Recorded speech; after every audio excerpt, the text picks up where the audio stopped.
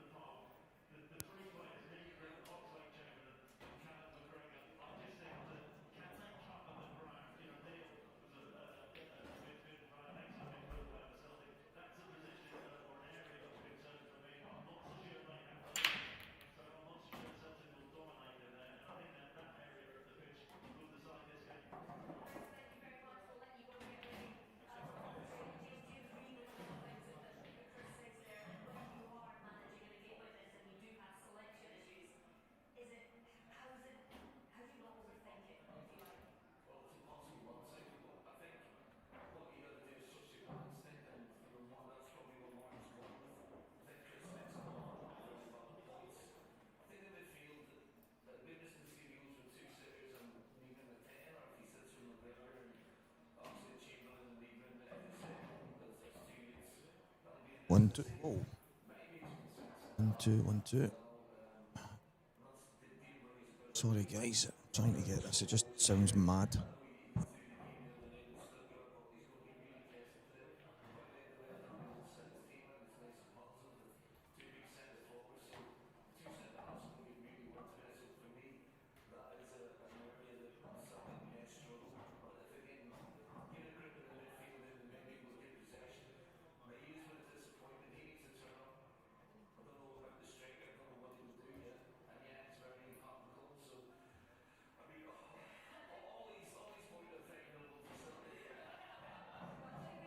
Brian Nuttall. Blah.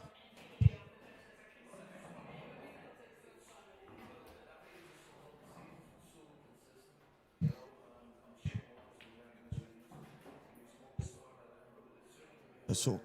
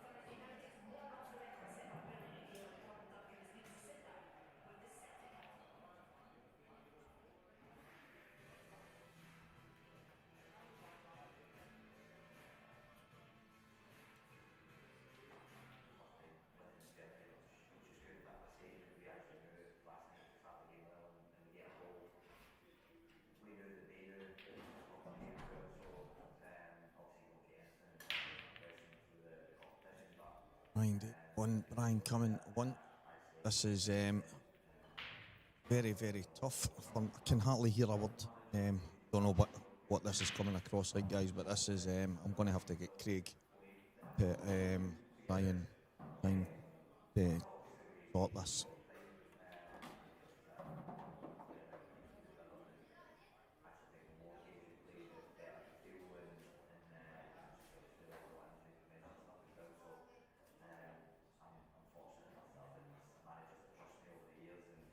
So, Brian David, Brian Cumming, 1 frame a piece here.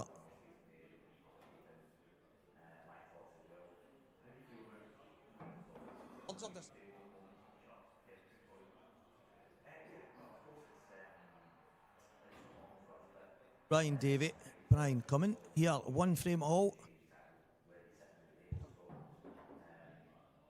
Brian Cumming and Ryan Davey, 1 frame apiece. All of that's better.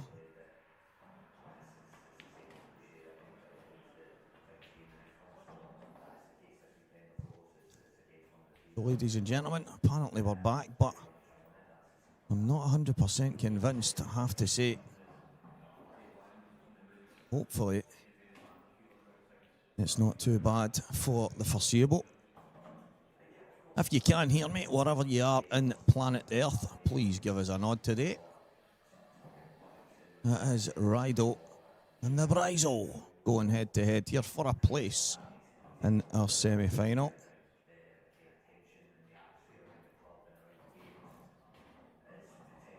A couple of wee issues there, guys, with the sound. Craig seems to think it was a volume issue. It might well have been. It might well have been. I can still hear the voice. The voice is kind of popping out here and there. So if you can, please let me know in the chat box if there's any time where you hear the kind of voices jump away. It's just it's kind of weird sounding in my ear sometimes, but it actually sounds okay right now. So maybe, just maybe, the Craigie boy has sorted it.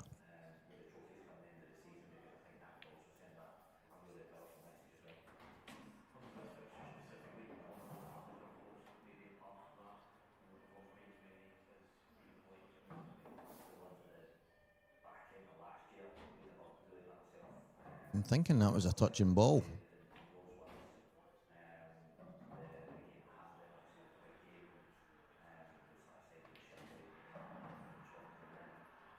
So the 4 quarter finalists, Robert Stephen 2, Andy Crosdale 2. They two played yesterday.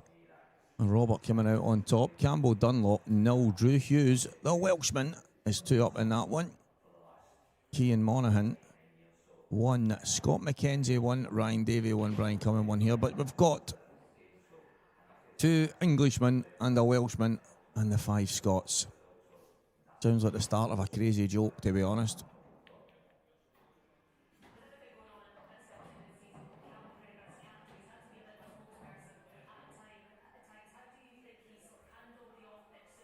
A very good hit there from Ryan. Keeping things pretty simple. Trying to get the half ball, and he got it. He got it in good fashion. So I wonder if that red, the 2 reds together, plant into the left middle. It looks to me like they might do. Looks makeable. He's obviously got a bit of work to do with the cue ball, and obviously when you jack up, put a little bit of spin on it, it can set the balls off in a slightly different direction. So I am not surprised at that shot from Brian.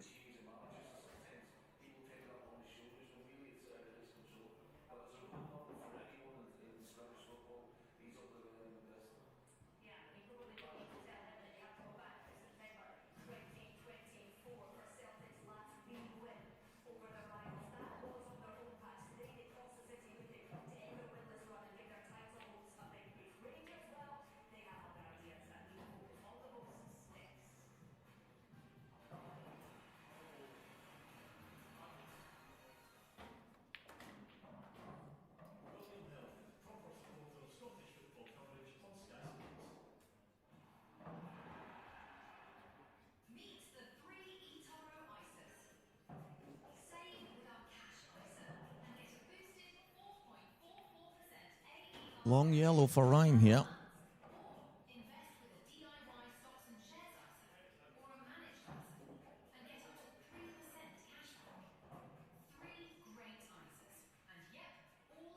Good thing is it's at the black pocket.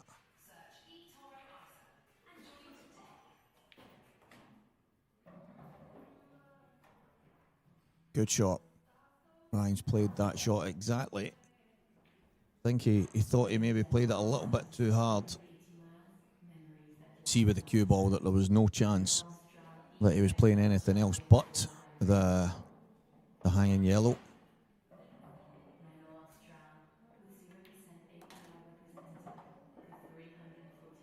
And the black goes in a few other pockets.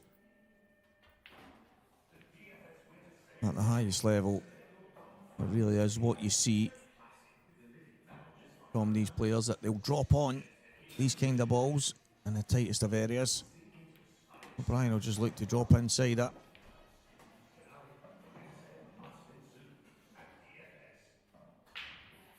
Scott McKenzie about to go 2-1 up against Cian Monaghan. Cian had a half a chance in that one. Snookered himself on his last ball after playing a cracking double.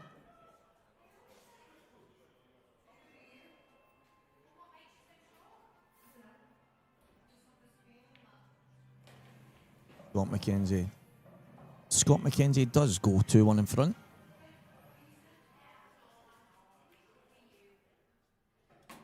Nice shot from Brian.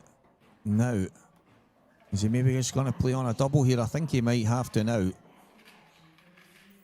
Of that, there's no doubt.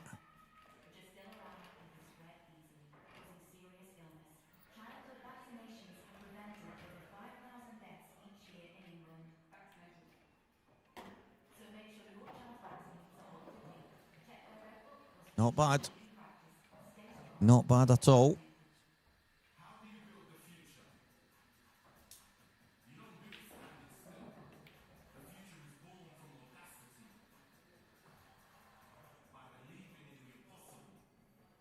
So Ryan Davey now, big favourite in this frame. 1 minute it sounds like everything sounds absolutely perfect, and then it feels like it jumps away again. It can be really frustrating in my ears, guys, but I'll try and be as professional as I can be throughout the course of a day. And if it does sound like my words are disappearing every now and again, it's because they are. Good morning, Vietnam. Nice double kiss snooker there from the Rido.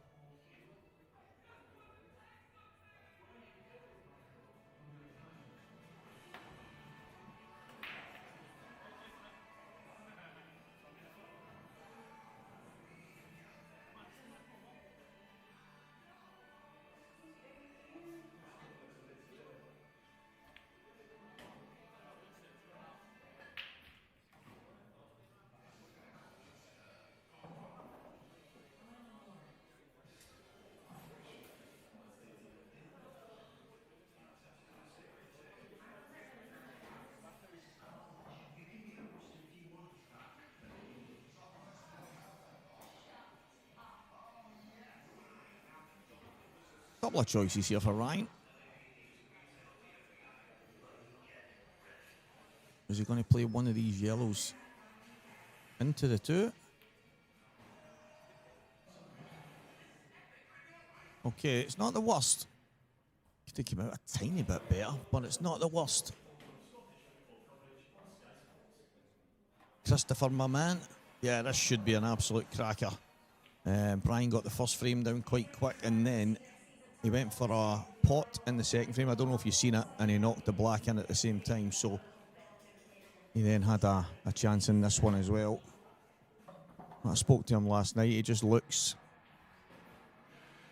He looks like he's back to... It looks like he's back to his best. Obviously, a lot of big changes in his life, family and stuff moving on, Brian Cumming. But that's the same for Ryan. Ryan's ended up with some twins, as if he's just went and collected them. But both of them, family men now,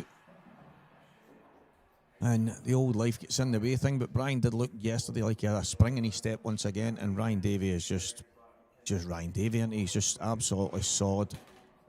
So much ability, so much class, So it should be an absolute belter.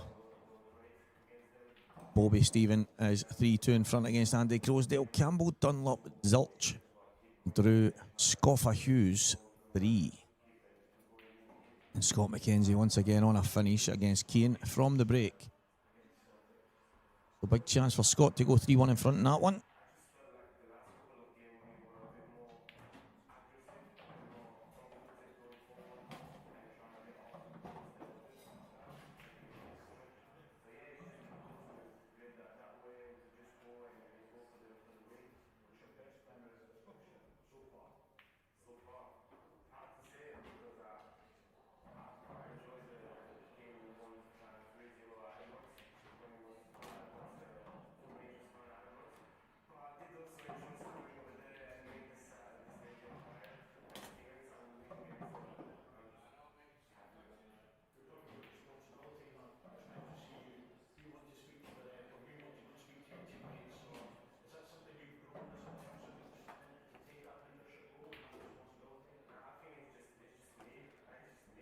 There you see the outside tables. Campbell Dunlop 4-0 down. Scoffer absolutely flying. And there was a couple of times yesterday, and I actually spoke to him. It looked like he was just throwing his arms at stuff. 1 minute he was right zoned in, and then he was just doing mad Scoffer stuff. But here he is. Quarter-finals of the High Roller here in McGoldrick, brought to you by Coors, Scottish Q Sports live streaming, and Walker the Talker.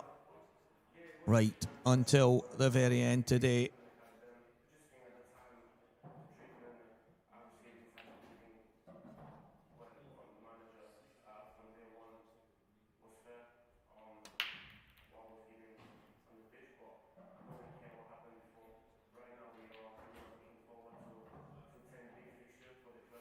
Yeah, Chris Scott came from not the Robert Stevens school, I thought, but he came in this. I think him and Robert played a lot of snooker together in the lower ends of it, and I don't think Scott ever really considered pool, to be honest. And I heard maybe about a year ago or something, obviously still playing a lot of snooker, he had said, you know what, I'm going to give that game a go. And I know he's been putting a lot of time in on the pool table. He's been entering a lot of things. He's had some unbelievable wins, and he's obviously had a few batterns along the way as well when he's running certain players and he's not getting the big finishes when he's going for them. But there is no doubt, and he's a cracking cueist. He's got potential to be right up there if he continues to do exactly as he's doing. But yeah, Scott McKenzie, he's definitely a player. Probably similar to the guys that come from snooker when they slowly but surely start to add the kind of pool shots to their arsenal. Then they've obviously got serious cueing ability and don't miss many pots. So yeah, he's a good player, mate. He really is, and he's 2-1 up on Keane right now. Keane's another one. If you're going to beat Keane in a race to 11, you're going to have to do something right. And the fact that Keane's been putting in a lot of time lately, it should be a good match. But Scott, same idea. I know he practices with Jack Park and Mark Owens and guys like that. They're all kind of pushing each other, so it's no surprise to me that he's made it this far.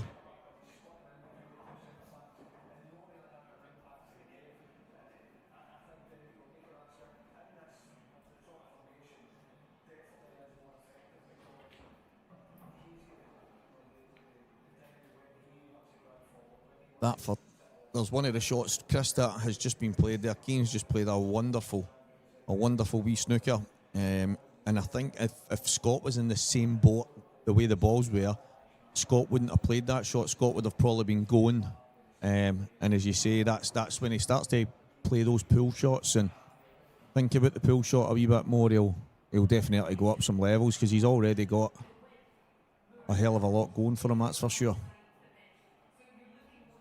And you look at the two guys on my screen right now. If there was ever two guys that's got a lot going for them, it's these two. These two guys, Brian and Ryan, you could argue that these two could get to the very top of the game. Like elite level stuff. But family men, life gets in the road sometimes, but two absolute diamonds, two phenomenal players.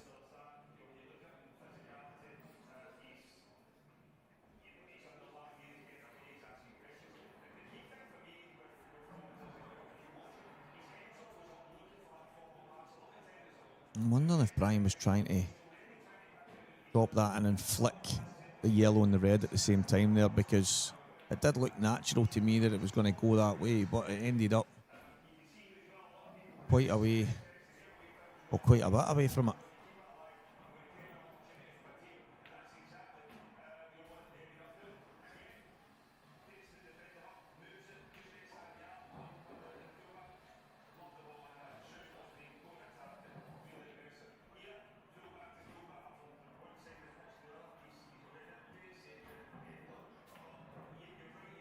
Through the gap, play the plant. He's just drifting it up over the pocket. The fact that he's got the yellow and red at the top left tied up. Trying to keep it as simple as he can.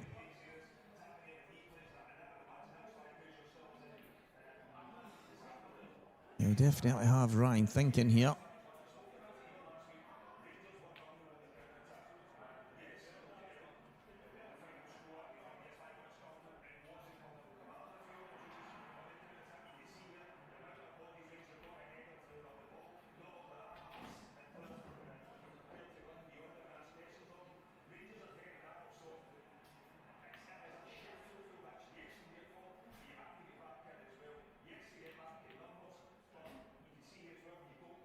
Yeah, not bad. Just keeping it simple, Ryan.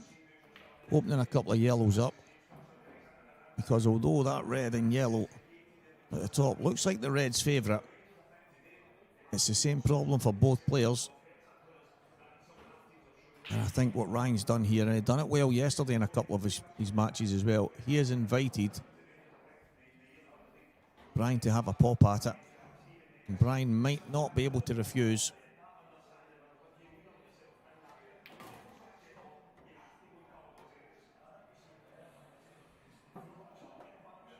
He might have a second chance at this. A couple of balls. I don't know if he's on the one to the middle, one to the left middle furthest towards it, and then into it, or even the one cutting it back to the top right.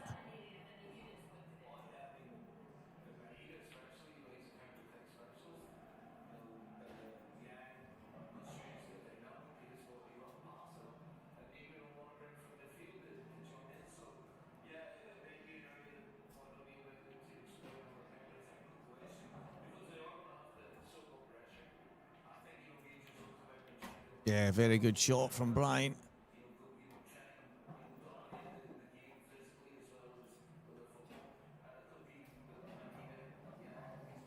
We had a second bite of the cherry. He's managed to get it. That red will fly in, but he has to get to that side. Anywhere just below the line of the middle pocket on the right-hand side should be ideal.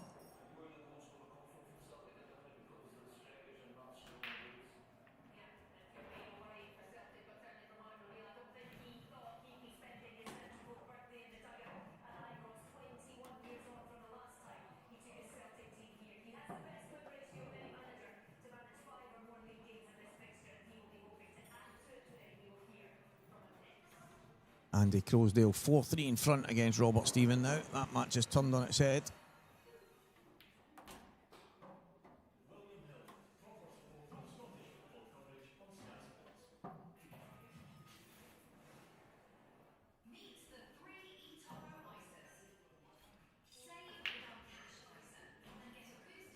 A little drag through, just below. That's nice. That is nice. Just below the line. He's landed just on it.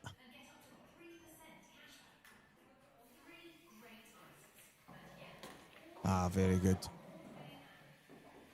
Very good stuff from Brian Cumming. It is 2 frames apiece here.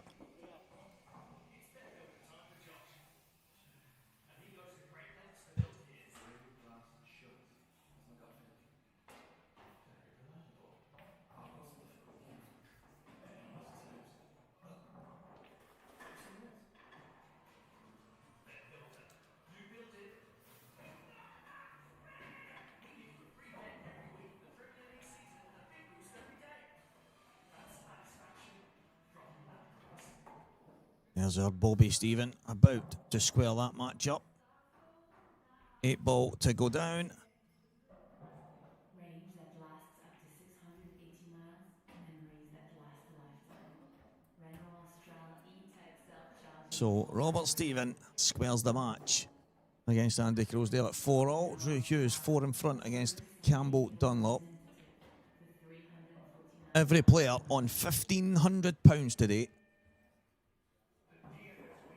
of guys that get to the semi-final will be on minimum 2.5 G's.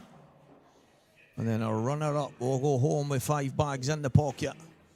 And the winner of the Coors High Roller here in McGoldrick's will get a wonderful little boost of £8,000. Not a bad weekend's work.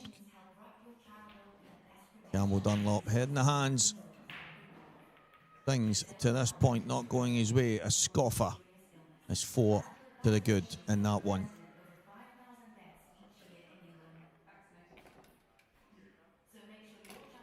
Cian Monaghan still fighting away against Scott McKenzie in frame number 4. Cian has snookered Scott about 50 times, but Scott keeps getting a hit and leaving Cian slightly awkward, and he's just done it again. Cian taps the table. I know you guys can't see it, but it's one of these. Cian's played some phenomenal pull shots, but Scott's angles have been first class. And although Cian's balls are not bad, there's one red that's awkward, and that's where the yellow is, and Scott just keeps touching it. Here you can see it now. Cian having to try and kind of hide the cue ball again as we come back to the Ryan Davey Brian Cumming match. Brian Cumming to break. Cue ball is gone. Oh, cue ball is not gone. It tried to go once, twice, 3 times a lady, but it's still on the table.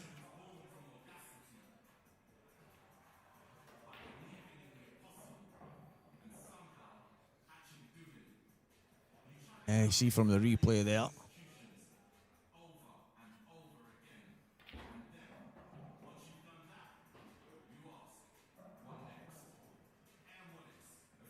So if Brian can get through to the red at the top, he's got a good chance here. The black ball slightly tied up just because of the yellow. But it does go in the opposite bottom corner. There is options there.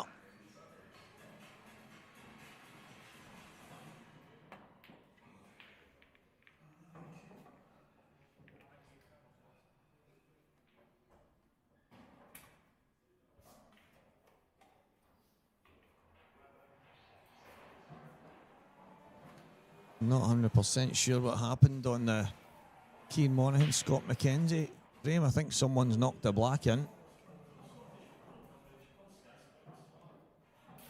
It must have been Scott, because Scott was trying to do something with that yellow, so I'm going to guess that Scott popped the black in, so it's going to be 1-all, 2-all. And that's my assumption. We'll find out once Cian comes back. He's away. Dab a little bit of moisture on his cute towel. So Brian not making it count there on the red. Ryan Davey now back to the table. There'll be upper chance to take advantage. Drew Hughes 5-0 in front now against Campbell Dunlop as Robert Stephen flips the score line again. It's 5-4 to Robert now against Andy Croasdale. And a massive happy birthday to Martin O'Neill today. 74 years old and takes in a football match. Incredible. Ryan Davies missed the red. Now,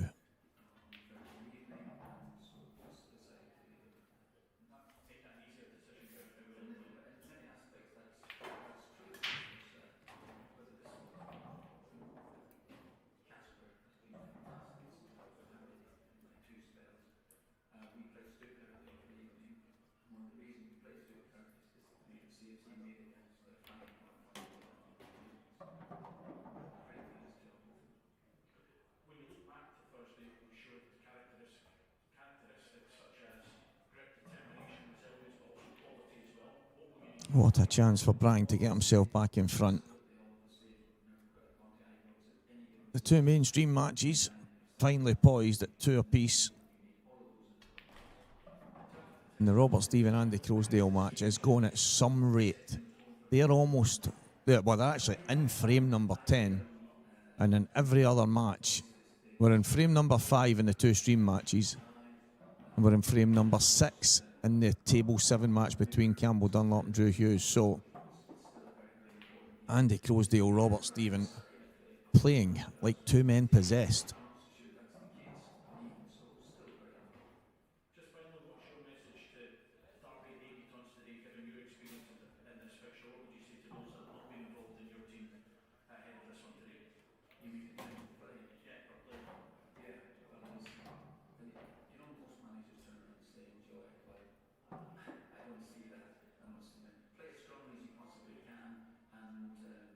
I think he should just be able to control this little delicate drag. And he's overcooked that. But you've seen the pace the red went in at. He more slid off it than gave it that little nip. Someone actually says to me a few weeks back, "What's it to do, Stevie? Just nip it." The thing is, it's not a phrase that I came up with. It's all these pro guys down at the IPA that go, "Yeah, Stevie, I think you can just nip this." Double. Oh, it's hit the crossbar or the 2 posts even.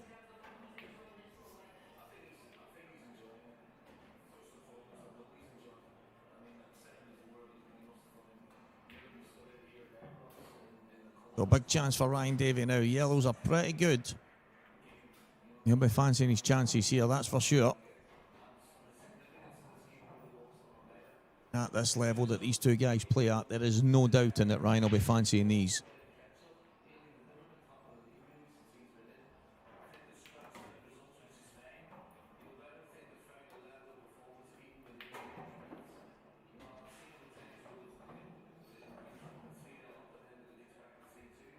So, on the other table, Scott McKenzie rolled a red into the middle and left a 4-ball plant. Red onto yellow, onto red. Probably the wee things that we're talking about with the pull shot and the snooker shot. Here it is here. This. Unbelievable, this, if he gets it. Oh! Scott McKenzie, take a bow.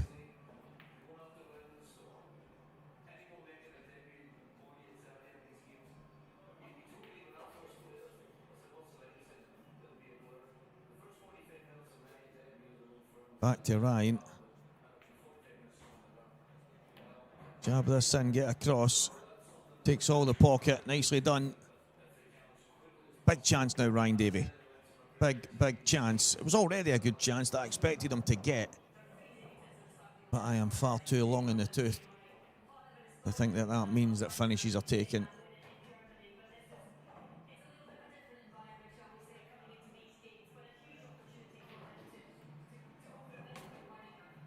Nicely played.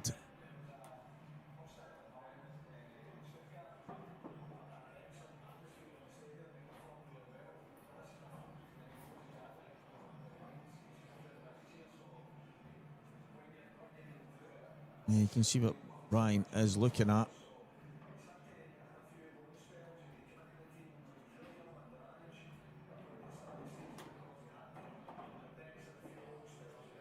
Nicely done.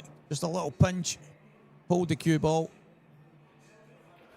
But Scott McKenzie has taken an absolute monster on the other stream table. That was absolutely phenomenal.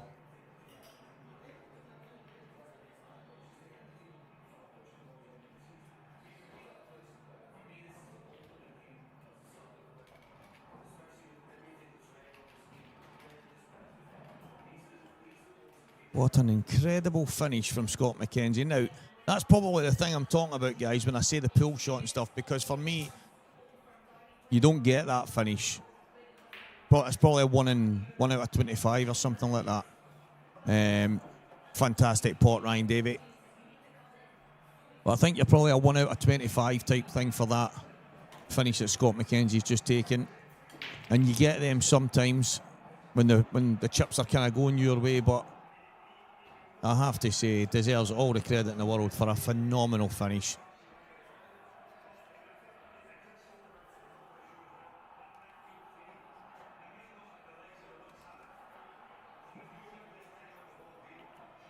Ryan Davey goes in front once again. Robert Stephen. I don't know if I thought Robert was 6'4" up, and I saw him through the commentary box taking another frame, but maybe that was to go 6. I don't know, but 6'4" it's saying, so 6'4" Robert Stephen, 5'1" Drew Hughes. Campbell gets one back. 3-2 Scott McKenzie, 3-2 Ryan Davey. Ryan Davey to break. Cue ball, hits the crossbar. It's not a crossbar, it's a post, isn't it? Hits a post.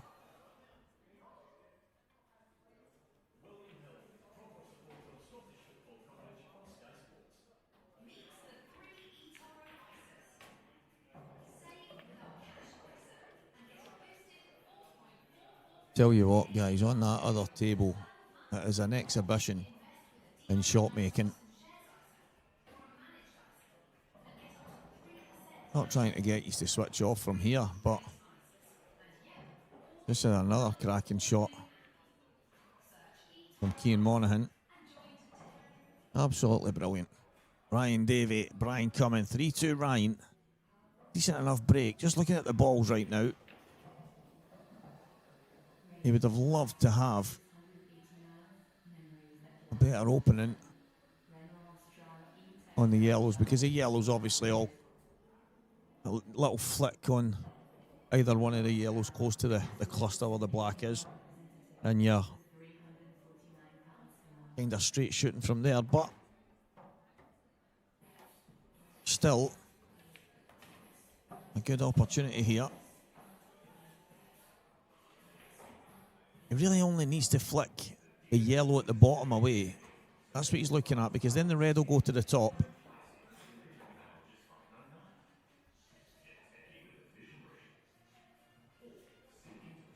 So he needs to make some kind of contact on the yellow.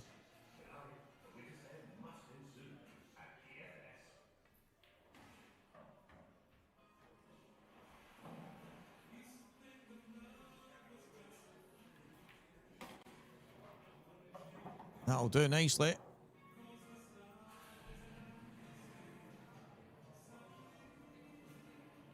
Opens everything up nice now for that red.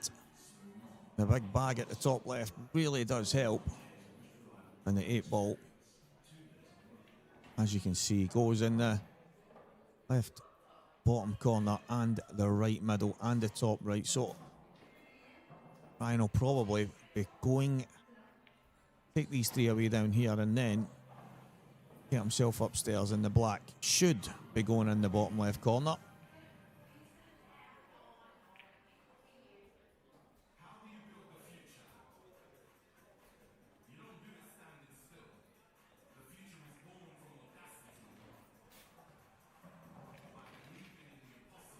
Just a drop in.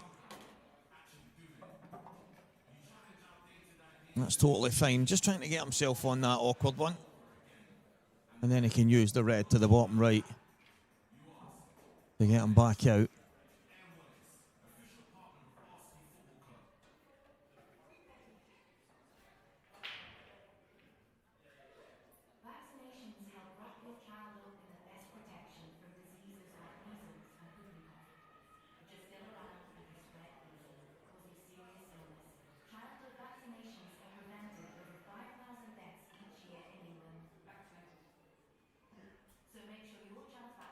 Big shot.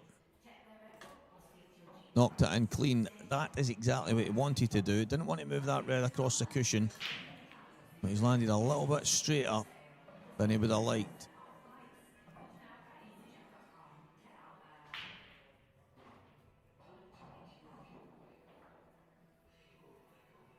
So Ryan might actually, wonder if he can stun through the gap. Bit of a power stun.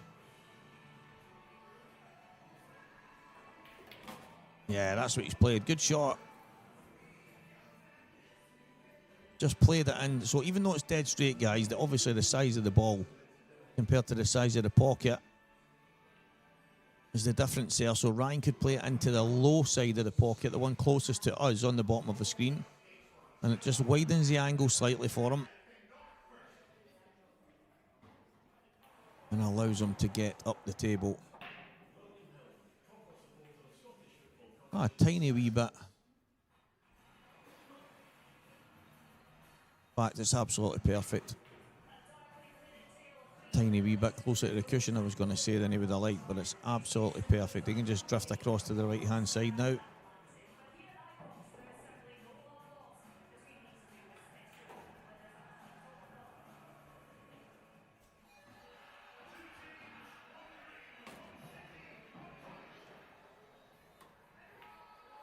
And it slows up. Bit of a dangerous line, but it's absolutely perfect.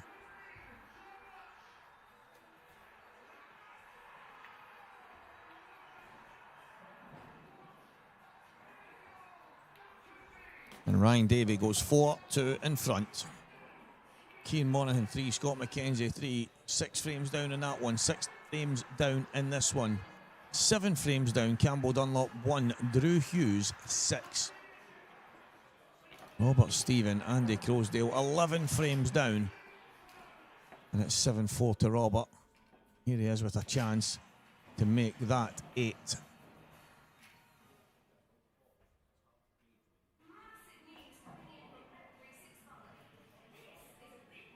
See Drew Hughes at the table as well against Campbell Dunlop. He's played a slightly poor shot, Drew, but Robert Stephen gets his down. Will Drew get the black down? Let's see. Let's see Drew's black here.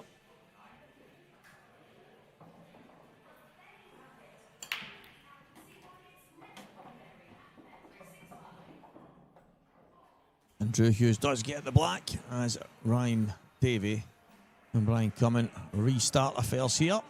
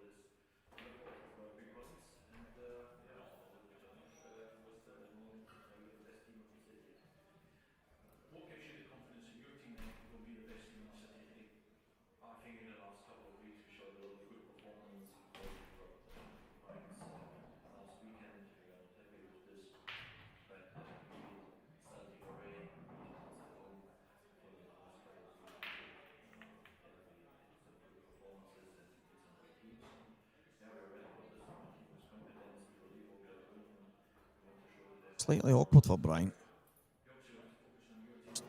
Digging down a wee bit. He's played it well. Played it extremely well. It looks like the yellow and red are touching each other. So that yellow might not pass to the top right. Maybe just jab onto it right now. You can see there. Oh, nice. Didn't even think about that, Brian. Nicely done, son. It goes in the middle. Goes in the middle.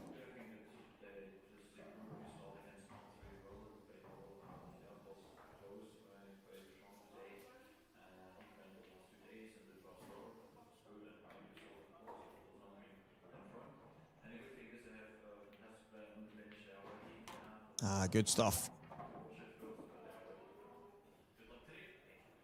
A wee bit straighter than he would have liked, but I think he can maybe screw on and off the cushion here. Get himself a wee bit closer.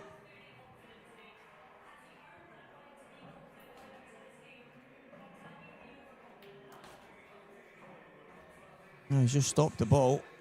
He's going to trust his cue in here. Brian Cumming to try and get back within one.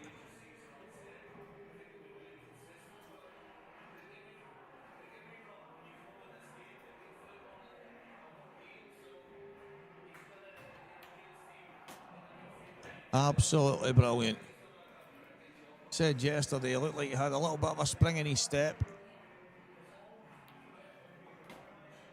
What a finish. Brian Cumming Gets his third frame on the board. 4-3 Ryan Davey. Scott McKenzie goes 4-3 in front against Cian Monaghan. Good finish again. One of these kind of snooker player type finishes. Few balls awkward here and there, just managing to get the cannons and the flicks.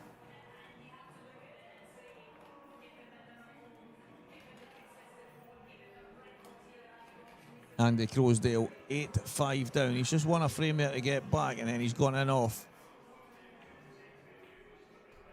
7-2 Drew Hughes against Campbell Dunlop. Campbell digging in, but it's a long way back. Drew Hughes 4 away, Robert Stephen 3 away. Or 2 stream games. Still quite a bit to go.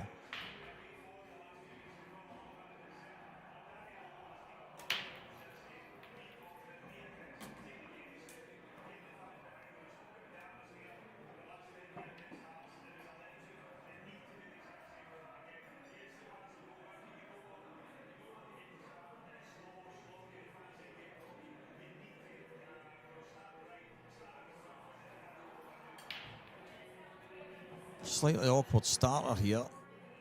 Even if he can get past to the yellow at the bottom right, I don't think it gives any major advantage.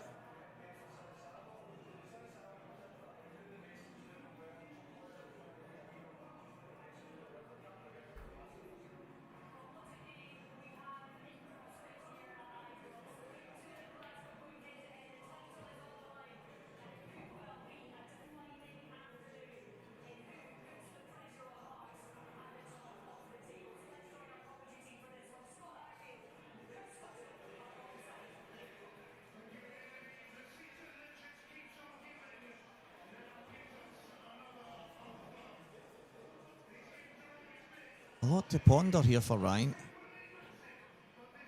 I think if he drops the yellow in the bottom corner, then the one to the bottom left, I think the one that's close to the red, just above the bottom yellow, I think that will go as well into the right middle and the bottom left. I think there's a chance here. There's definitely a chance here for Ryan. That yellow's a bit more awkward now. However, he can just drop in behind it, play it to the bottom right. Drop in behind it right now, play it to the bottom right. And I wonder if the red and yellow close to the middle pocket, the yellow goes in the right middle. I wonder if it goes in the top right at the same time through the gap of reds.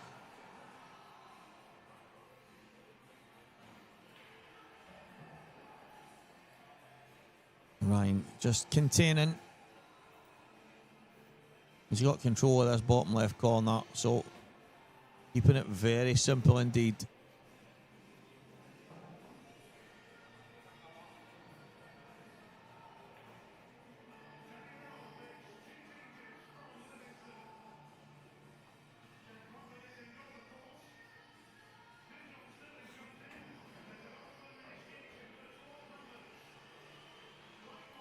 Scott McKenzie on the other table.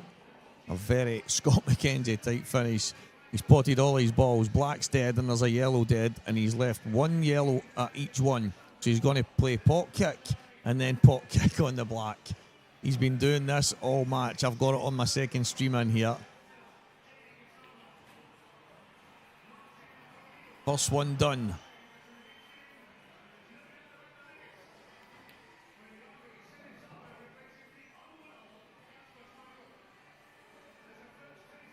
Robert Stephen, what a thin cut this is going to be. Oh my word. And the cue ball flies round the angles 100 miles an hour and follows the black in. So it's 8-6 in that one.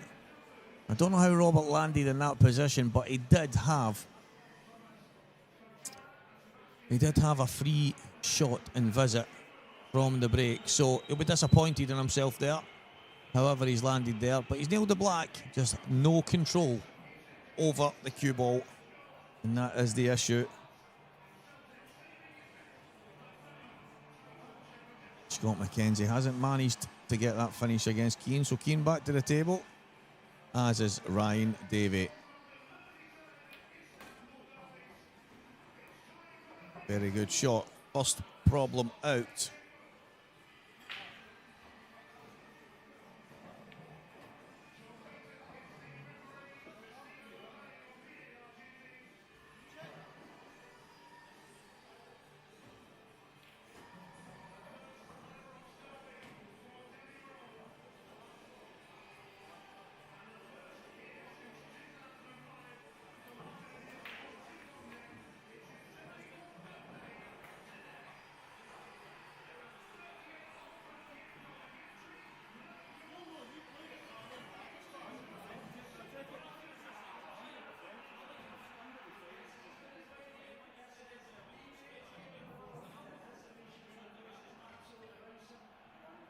I don't know what's happened.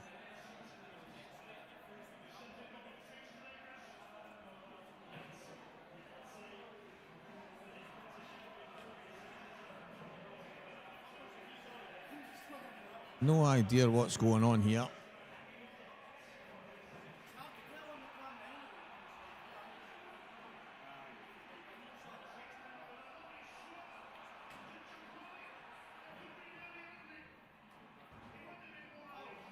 No idea what is going on. Too busy watching Keane taking a cracking finish against Scott. He's on his last ball, but they must be looking at some video footage of something that's happened.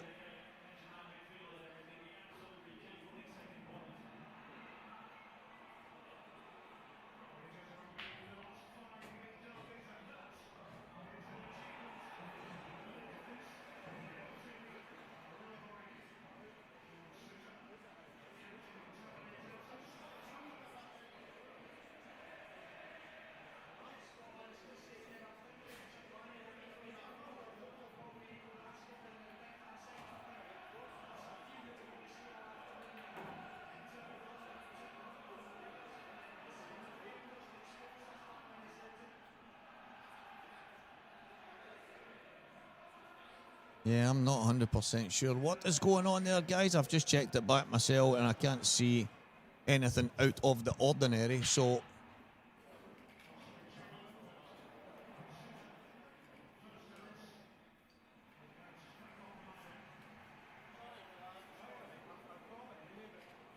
Ryan now back at the table. After the frame, I will be going to find out what I have missed.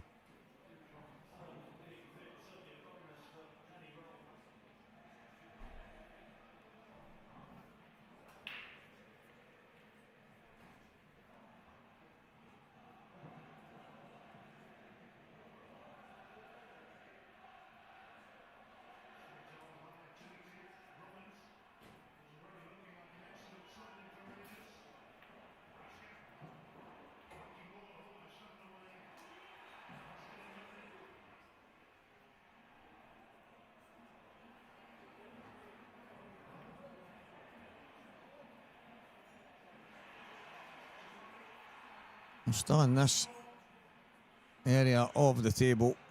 Ryan just resettling himself.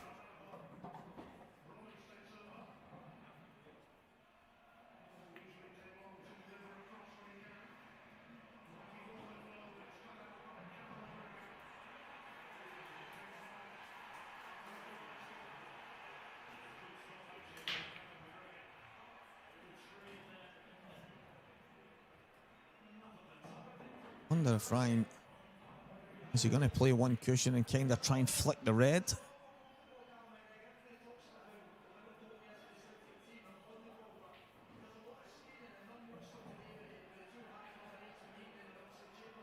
Big shot here. Doesn't want to knock the red over the other yellow at the same time, so there is a bit of uncertainty on this. Big shot, Ryan.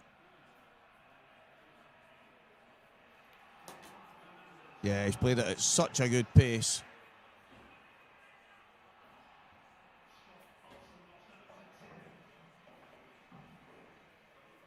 Absolutely brilliant pace to play that up. Make sure it's out the way. Campbell Dunlop back to 7-4. So he's batting away. Robert Stephen 9-6.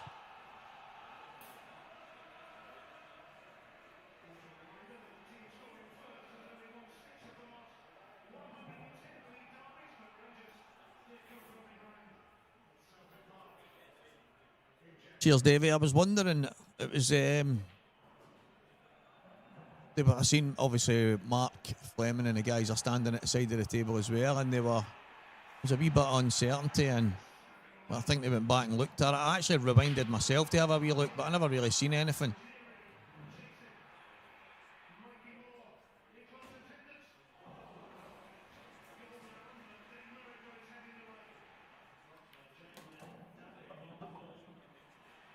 He's not got back as far as he would have liked there.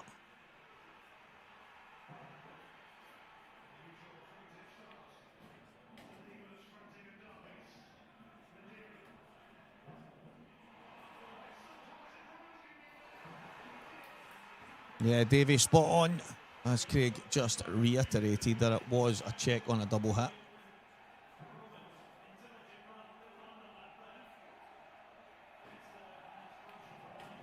And Ryan's got a shot to play here. I think he's going to have to try and cushion this red. Try and cushion the red, and then it gives him a better chance on the black. Tough shot, not easy.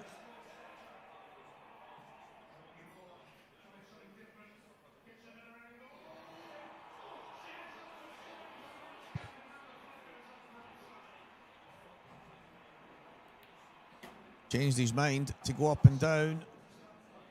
How's your luck? It's not there. It's not come out the way Ryan would have liked. And big chance, more than likely now, for Brian Cumming. A couple more of the Dundonian persuasion have showed up today.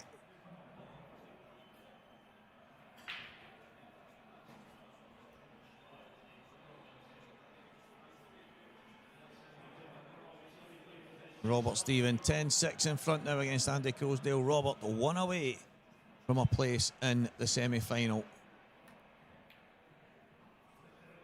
Ryan gets the hit. Where's the cue ball going?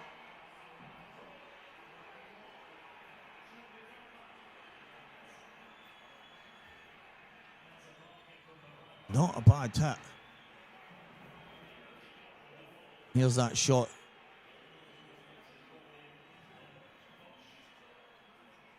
Hard to see anything from that angle, but I don't think there was ever any issues in that.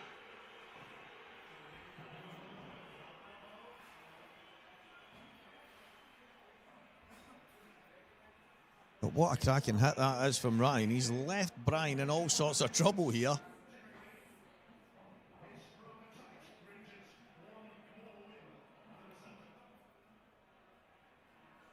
Ah, what a shot.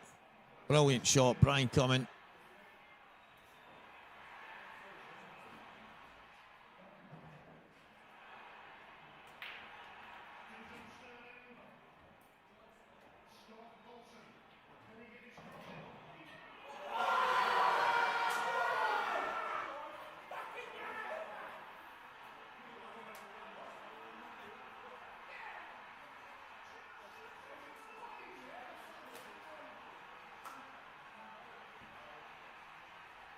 Big chance for Ryan if he can get close. This black might be in the vicinity of that top left bag. He's not far away. That was tough. But he almost got it. It wasn't far away.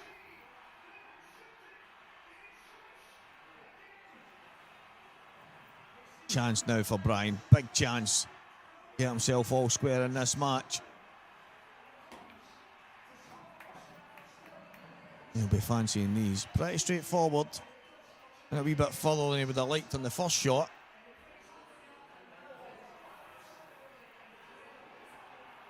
Well, two cushions. They're on the same ball. Well, not the same ball, the ball to the same bag. Go down for the one now at the bottom left.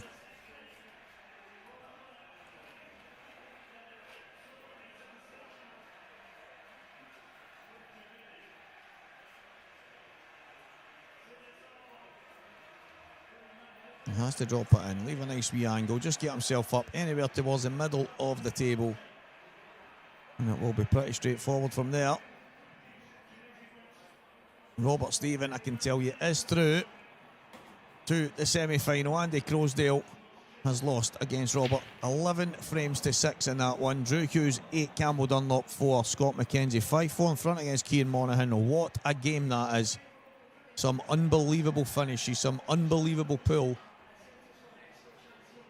That is no more than I expect from two guys that play the game the way they do.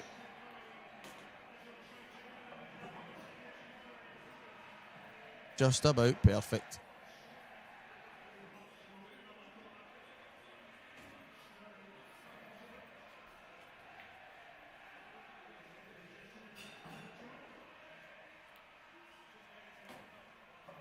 Nicely done.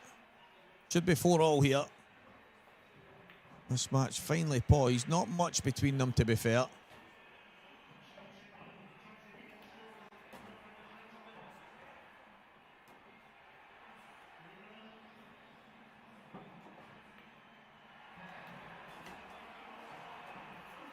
So Brian Cumming to square the match. 4 frames apiece.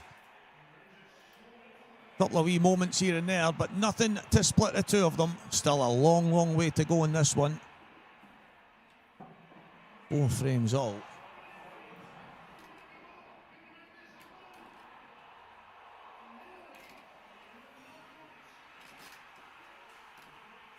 Trying to break it. You can see Drew Hughes on your screen there.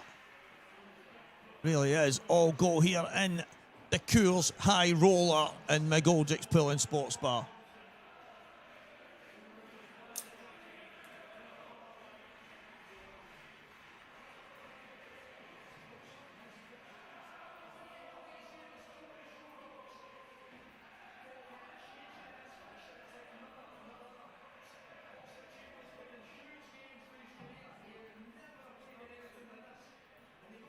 So Brian coming to break.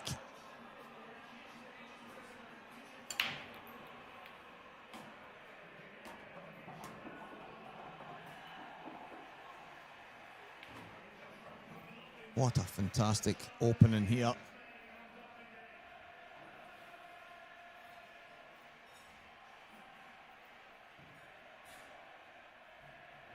Balls flying everywhere.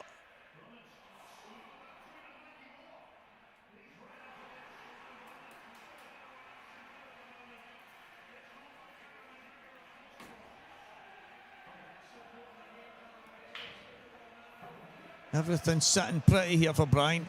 Fancy him to get these. Drew Hughes is 9-4 in front, guys. So it is all go in McGoldrick's. Not bad.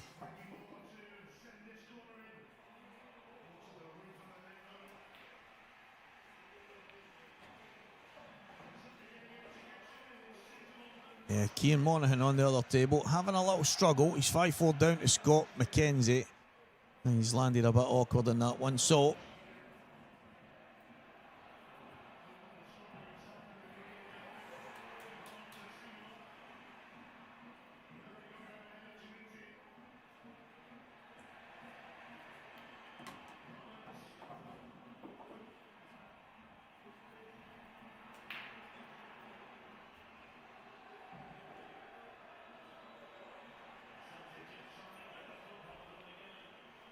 he's got to take the one to the bottom right just now.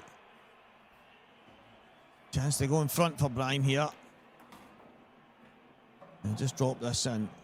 Maybe even flick off the cushion with a little trace. I wonder if he can play it to the bottom side. If he can, then he's got a chance to get a little bit higher. Yeah, could go higher. Nice shot. Now just kind of stunned down the right-hand side. For the black to the bottom left.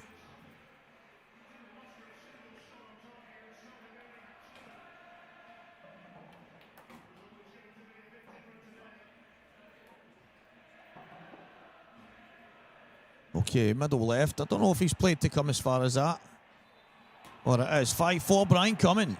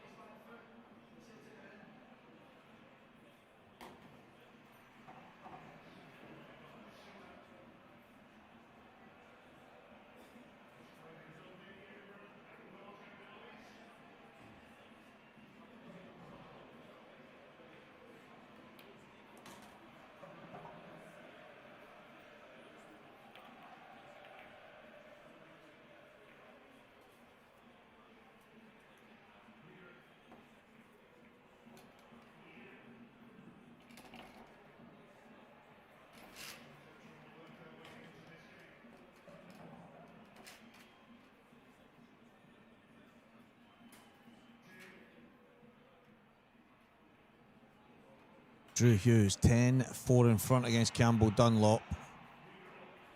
Campbell's played a good shot there.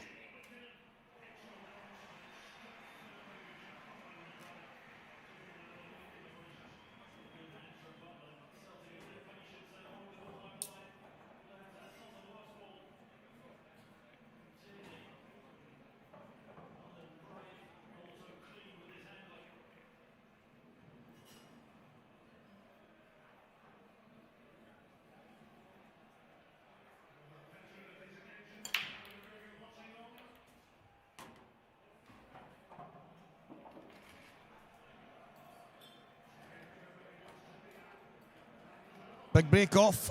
Ball's going in. And an opportunity has arisen. Brian and Ryan, nothing between them. Scott McKenzie is in front against Cian Monaghan. Drew Hughes only one away, 10-5 in front, and Robert Stephen is chilling out right now as he awaits the winner of this match that we are watching right now.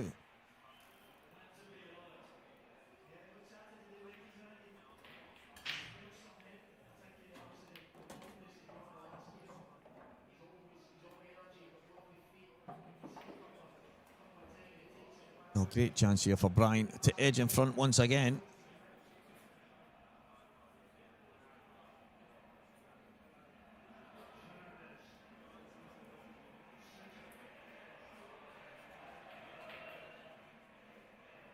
"58 people. There's been in around 50 tuning in early on a Sunday, but I think there's other stuff going on. People might be watching just now.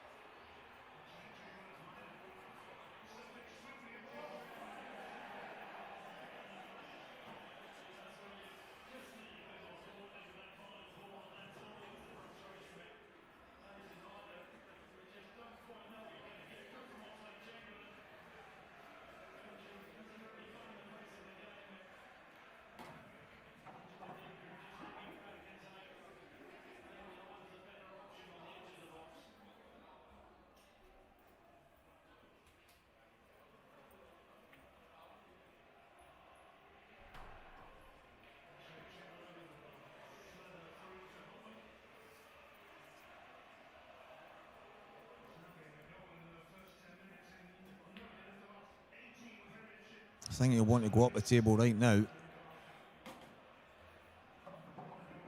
Slightly short, but he's okay. Can pop this in and just come around the angles. Straightforward enough. Side cushion, top cushion, and then it's just a drop in at the bottom right. And Brian will be in front in this one.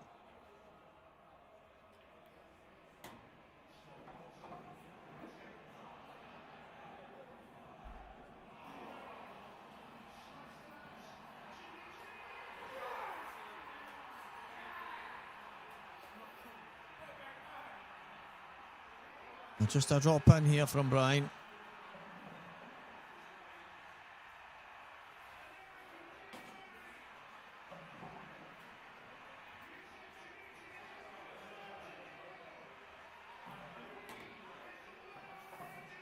Brian Cumming goes in front. 6 frames to 5. This one looking likely like it's going to go all the way. 6-5 in the other one on the second stream table as well. It really is.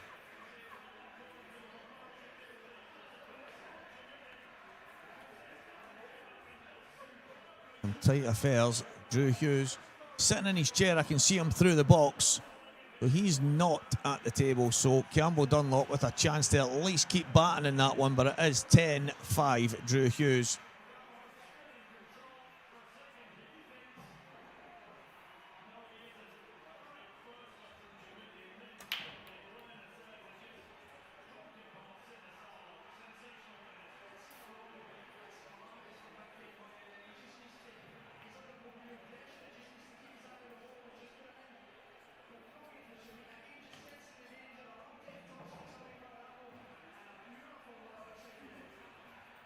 There's Campbell Dunlop was at your table there. You could see him a moment ago. He's in there batting. That's all he can do. Chipping a chair. Keep Drew Hughes sitting. Keep him away from the table. That is as much as you can do at this stage of the match, of any match. And spoke about Campbell yesterday and some of the stuff he's done over probably I would say a short period of time in the last few years. He's played some big matches. He's won some big things. Oh, Brian Davey out his chair now with an opportunity to keep this frame alive.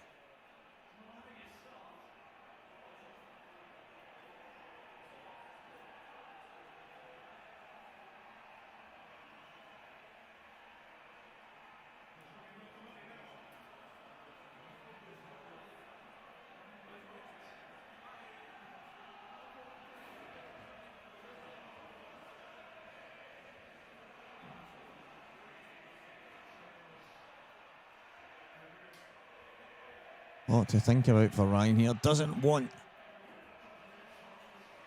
to make any kind of unforced error and allow Brian to gain a bit of momentum in this match.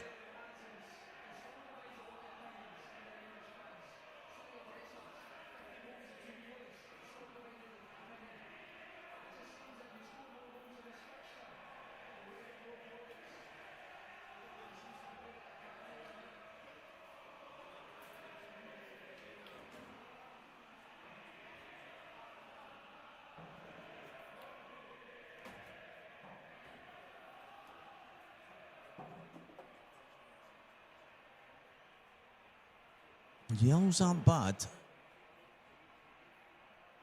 Slightly awkward the way they're all surrounding the black there.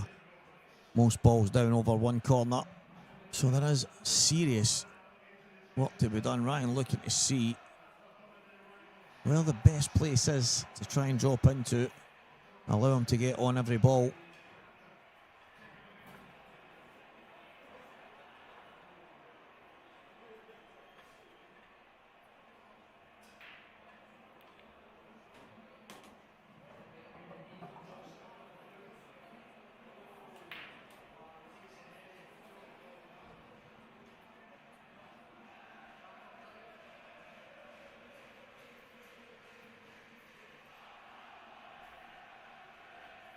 Landed in the best position he probably could have. Fantastic shot, just sliding through the gap. Doesn't make many poor decisions, Ryan, I'll say that much. Scott McKenzie about to go two in front. Cracking finish. 7 frames to 5. Scott McKenzie against Kieran Monaghan. Very good finish in that one. Where Ryan has landed, he's kind of, I know it sounds mad, he's in between everything, but he could have been doing with another wee half a roll. I think he would have liked to be better on the one to the right middle.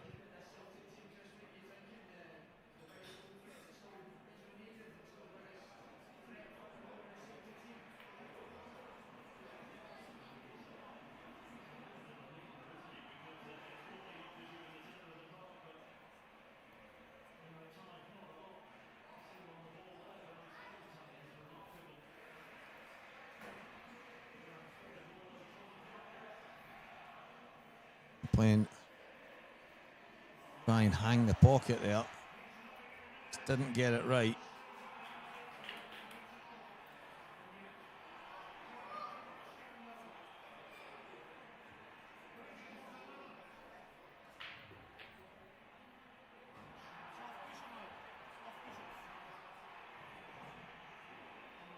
Brian just going to slide to the left-hand side here.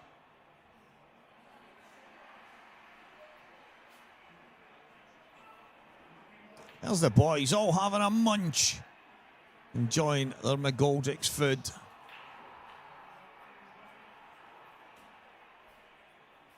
Definitely is a place worth dining. Food is absolutely fantastic.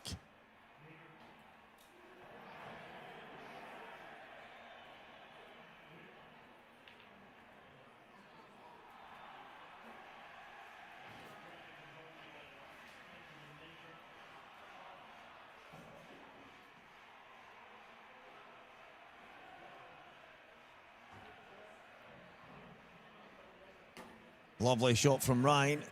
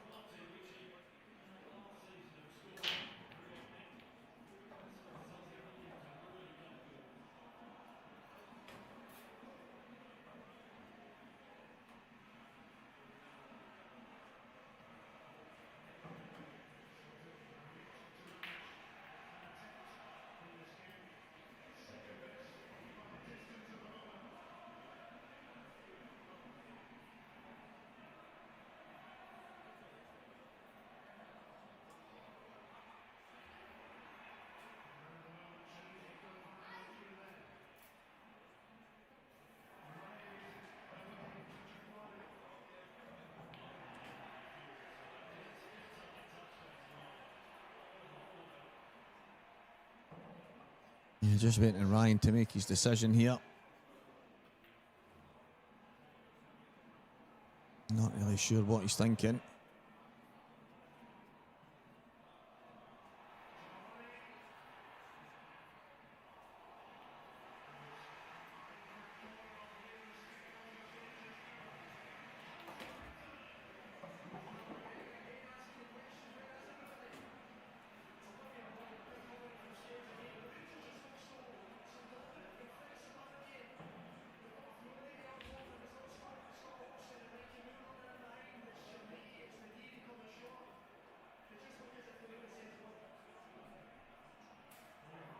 Don't know if the yellow passes to the bottom left here.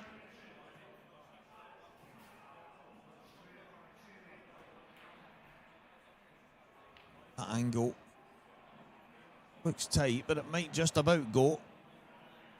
You can drop it in to the right middle and then play the one to the left middle and get on it. But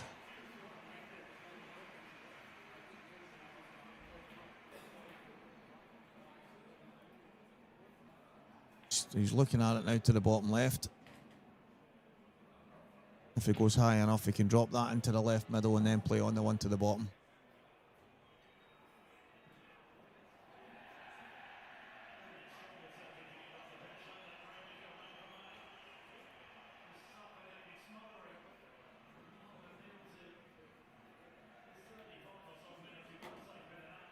Looks about perfect.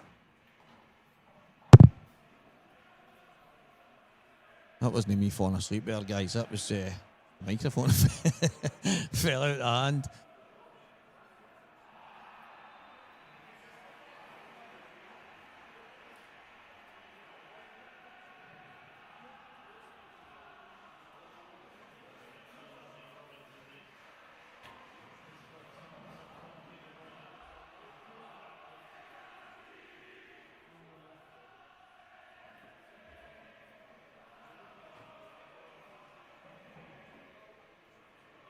Just a simple drop in.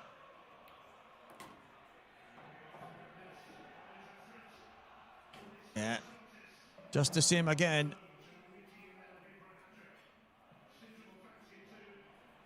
And this frame will reach its conclusion.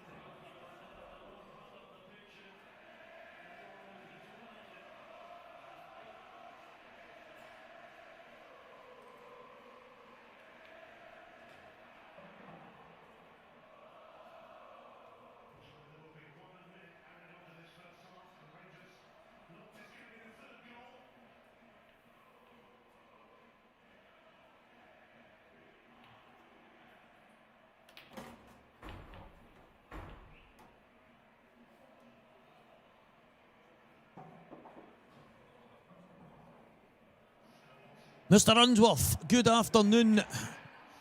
It's been a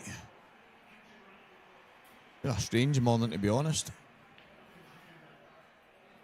Scott McKenzie 9-5 up on Cian Monaghan. Scott has basically gone for everything in that match. Everything. He's kicked out balls left, right and centre and he keeps getting them. He's 2 away from beating Cian Monaghan. It's funny because I kind of say at times, like, you can do the finishes every now and again, but eventually they catch you out. But Scott, he's been fantastic. Some of the finishes are absolutely highlight reel stuff. So fair play to him. He's been going for them. He's been getting them. That doesn't always happen. Normally you end up getting caught out, but fair play to Scott. He's heading towards a semi-final in such a big tournament. And a wee bit of an unknown for some of the guys. Drew Hughes awaits the winner of that one. Robert Stephen awaits the winner of this one. And it's kind of just my luck. This is one of them where I think to myself, this game gets finished, I can get on a lunch break. Good afternoon, mate, from a cold, windy and wet Ireland.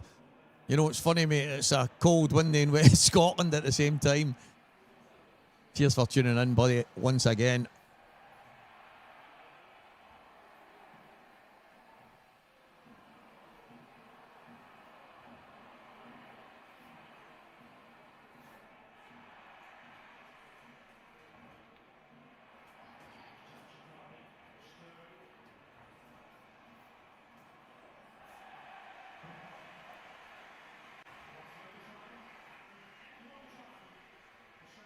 It's been a funny game, this. Nothing between the two of them.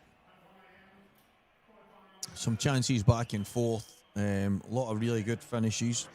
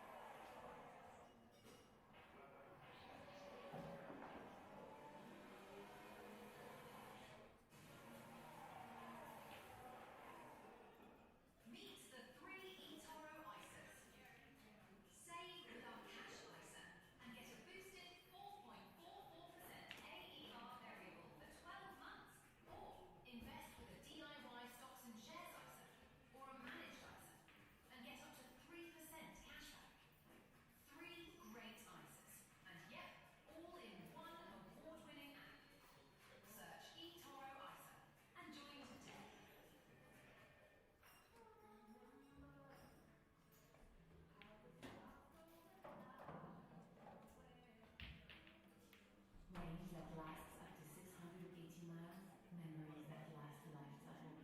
Renault Austral E-Tech self-charging full hybrid.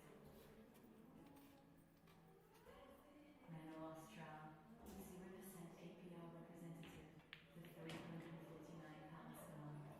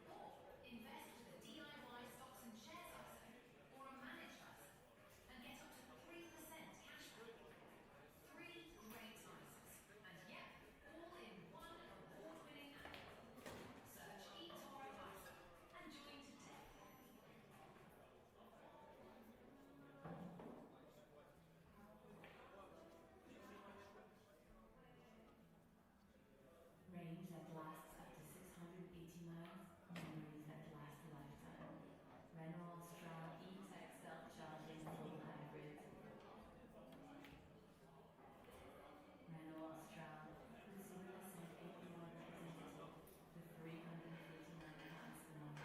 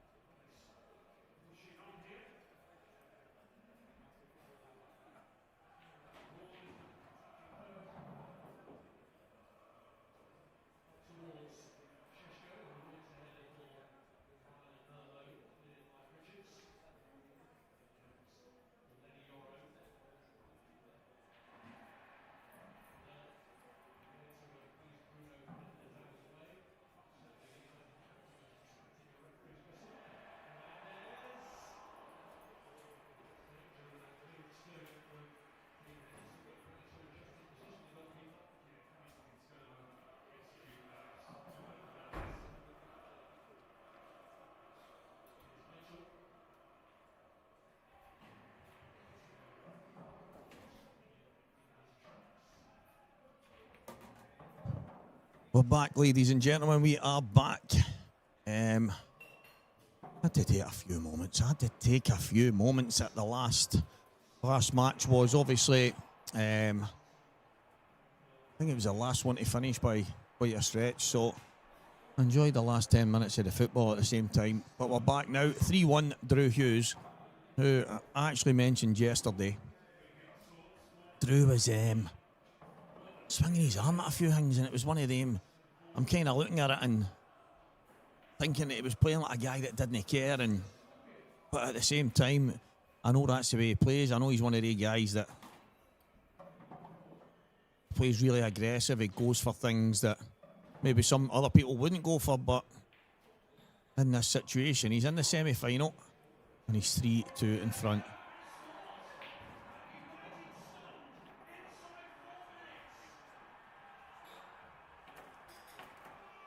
Scott McKenzie, what a weekend for him. Having a great run, I mentioned earlier he was on the other stream, but some of the finishes he took were just ridiculous. Yeah, he was needing to be quite fortunate on a lot of pot kicks and stuff like that. They were having to fall for him, and that doesn't always happen. In fact, it's very rare that you get that kind of run. But here he is, semi-final, and he's beat a couple of real top operators to get himself in this situation. So fair play to Scott McKenzie, and he's still in with a shout. 3-2 down here against Drew Hughes. Could Scott go all the way? What a statement that would be.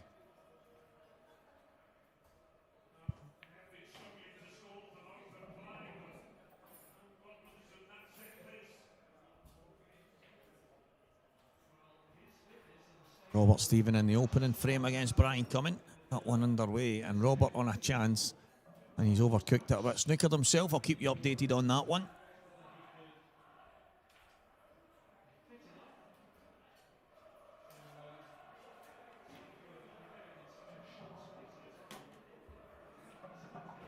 So Scoffer, Drew Hughes with a chance here on these Reds. Opportunities are plenty. Andy Neal all the way from the Isle of Man, the Manxman himself, a legend and the best one-handed player in all of pool. Hope you're well, my friend. Hope the Isle of Man is treating you as good as it should.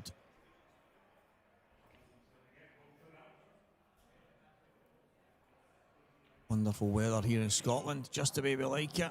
Wet, windy, and absolutely battering down. Cold at the same time. It's actually freezing. It was actually quite frosty last night, which was strange considering the amount of rain that was coming down, but that is bonny Scotland for you. We've got a Welshman and 3 Scots left in the tournament. Good to see the likes of Andy Crosdale, Pete Fisher, Cian Monaghan, Greg Davis all coming up for this event. Absolutely fantastic to see it supported in that way. There was a ton more players that were coming from down south, but then they were told they weren't allowed to play in it after that, so it's a strange one. The powers that be, from whatever tour that they're on, told them they weren't allowed to come up here and play in the event. So quite sad that. A really sad state of affairs, but here we are. This is the situation.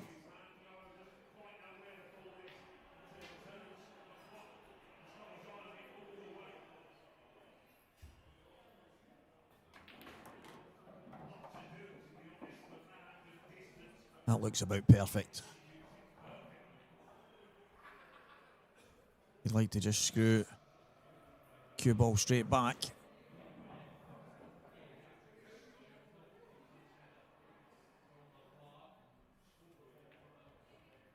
Oh, he's had to play it with a little trace aside. He wasn't bang on it.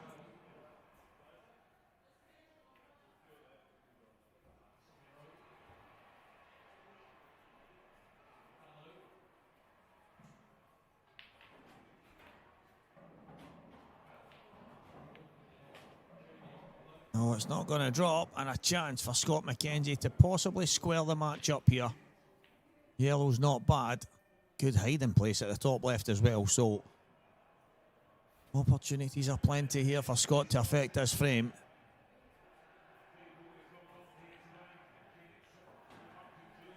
Very much an attacking player, Scott. Looking at ways that he can open things up, but he's also clever enough to know that there's a time to go.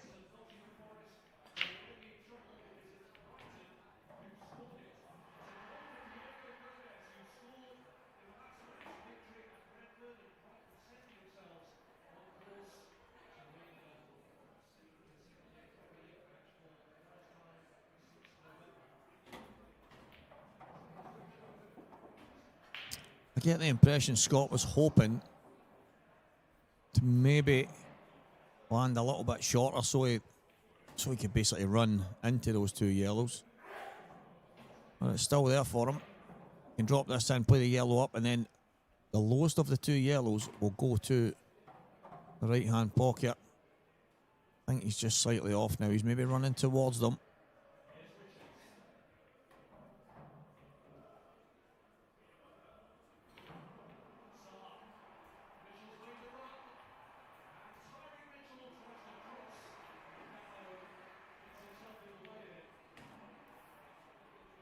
He has landed just off. What kind of changes how he plays it.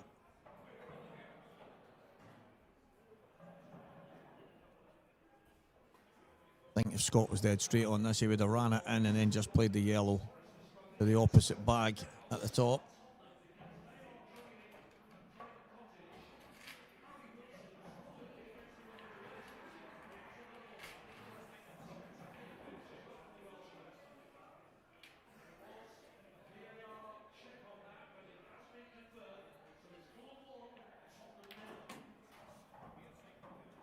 He's played the nudge, not come out great.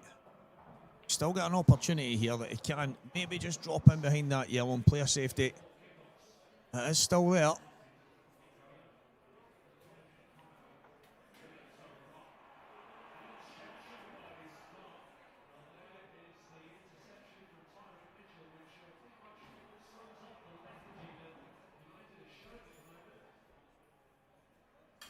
Just to touch it. Just a little touch. Oh, he's going to play the plant. Is he maybe playing the double at the opposite side? Yeah, he is going for the double. Absolutely brilliant. Guys, this is the kind of finishes he's been taking all day. He just can't help himself but go for something. He likes to attack. He likes to go for things. He likes to be aggressive. For some reason today, they just keep dropping. We've all been there, potting them off the lampshades, and then it kind of dries up and the finishes that we're going for you don't. But Scott McKenzie has been exceptional this weekend. Some incredible highlight reel moments. And this would be some finish once again if he can get this over the line.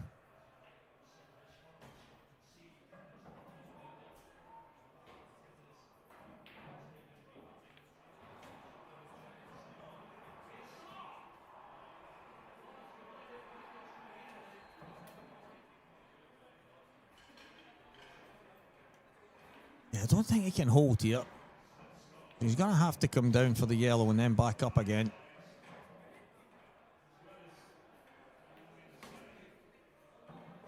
Very good shot.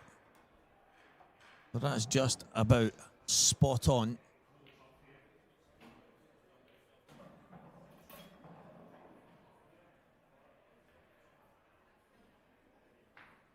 I think he's actually good enough to screw to the right-hand side if he wants to. But he needs a right angle now to get on the 8-ball. Anywhere low will give him a shot at least. But if he can get low on the right-hand side, he's going to have a great opportunity to get this match all square. A little bit straighter than he would have liked, but I think he can still get there. Just needs to put a bit more on it.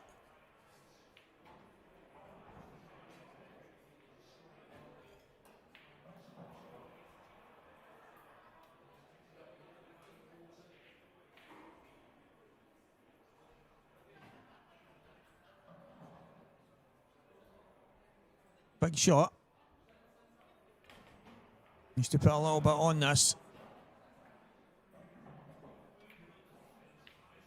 Yeah, that little bit of extra power that he had to play on it has ended up causing him the issue. He wanted to be on that in such a way that he could just run it in nice and easy, come to the right hand side. He had to put a wee bit more on it there, and even getting the cue ball. You see where it's landed. Didn't exactly get to where Scott was hoping for. But that would have been some finish. And as I say, guys, he's been doing it all weekend. In his previous match before this against Keane, some of the finishes were just ridiculous. Absolutely ridiculous.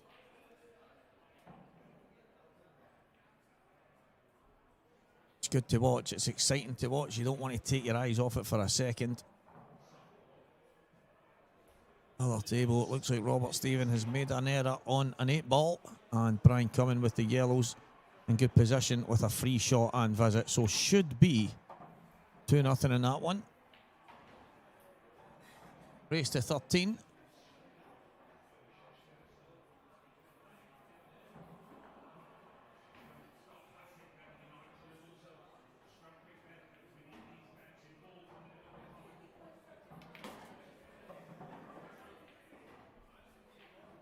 Drew Scoffer Hughes.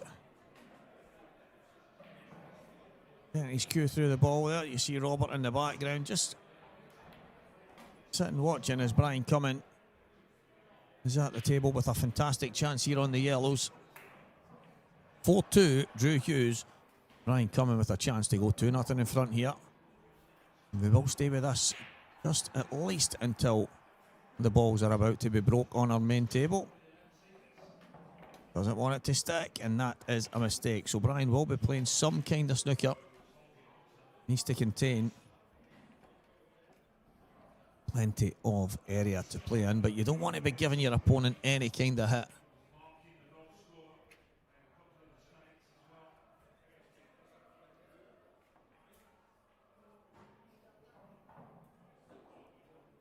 Scott McKenzie will break off in the next frame on our main TV table.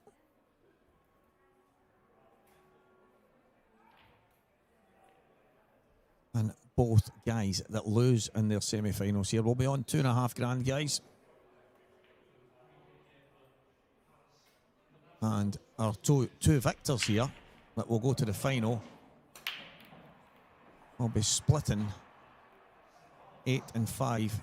Well, saying splitting, they're obviously 13 grand in the pot. 8 to the winner and 5 to the runner-up. Not a bad weekend's work, I have to say.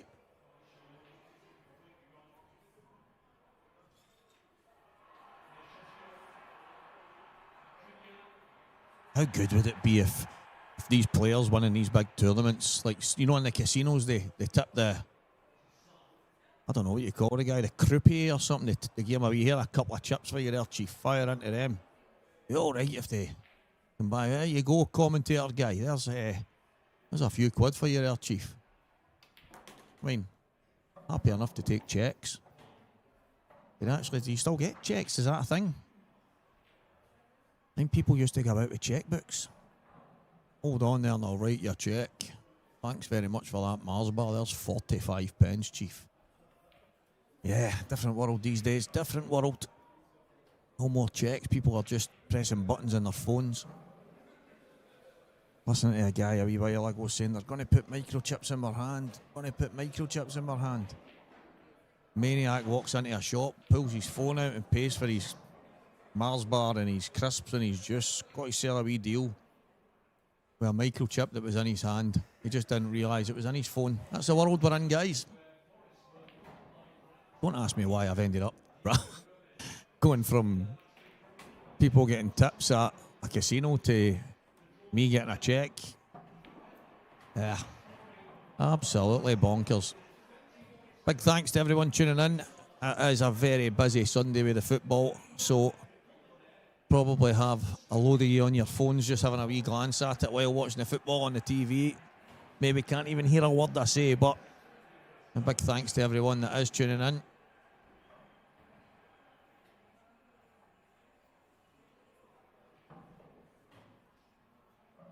Drew Hughes 4-2 in front. The Welshman He's been pretty far travelled to get here. He's actually at least guaranteed 2.5 in the bin. Sure. Backers and sponsors will be delighted that he's done well. Going to be good to see Drew if he continues this form in the 2026 season in the IPA Pro ranks. He's been there for a while. He's always been a top player. International level for many a moon. But he is most definitely a big, big talent. Exciting player. The Welsh, all the Welsh guys are kind of like that. I don't know how many people out there watch droves and droves of pool, but when you go to international events, the Welsh have got that attacking, call it flair, call it mad crash bang wallop type stuff, but they are aggressive. And it's weird why the Scottish kind of get a reputation for being fudgers. I don't believe that the Scottish are fudgers. I believe the Scottish are just willing to fight, battle and scratch and claw to try and win a frame of pool. So Drew Hughes, he's done it in style this week, guys. He has been absolutely excellent. As I say, I done one of his matches yesterday and there was one or two shots he played. I was actually convinced at one point that he wasn't, as if he was in a hurry to get home. And I said to him after it, and he went, I just felt as if I was low in confidence. So I just wanted to kind of swing my arm and hope a couple of things went my way, and then that would give him a wee boost. So fair enough, if that's what it takes. And here he is, semi-final, 4-2 in front. It's not bad.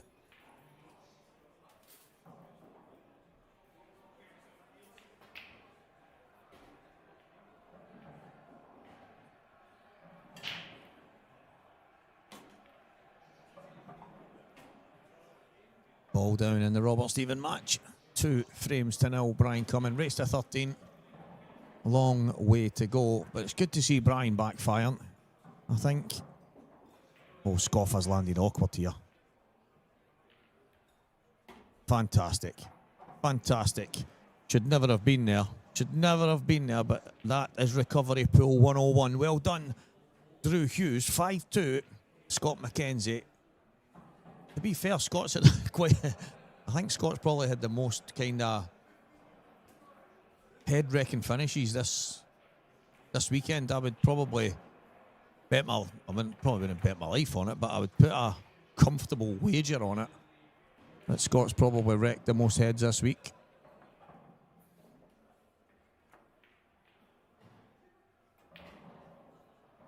It's okay not to be okay. Sporting the mental health top is Drew Hughes. He's had his real tough times. And I have to say, I've had loads of long chats with him at the IPA and stuff like that, and he is an absolute diamond of a guy. Good to see him fighting, good to see him sporting the mental health top. It is okay not to be okay, and it's okay to ask for help, people. So anyone out there that is ever having any issues, don't be shy. Always plenty of people willing to listen, including myself. Anybody out there, fire on, give me a message. It is not an issue. I'll always get back to you. Well done, Drew, for that. Ryan Hopkinson, my very good friend. How are you, mate? Not long to the first tour, mate. We get you back in the comms box. Another absolute legend, and what an addition to the IPA Pro ranks. Absolutely buzzing to see you in action, mate. Robert Stephen gets one back against Brian Cumming. Drew going to play the kind of billiard, and it's not going to draw. Really, really aggressive. These two guys. That is just the style of pool that they play.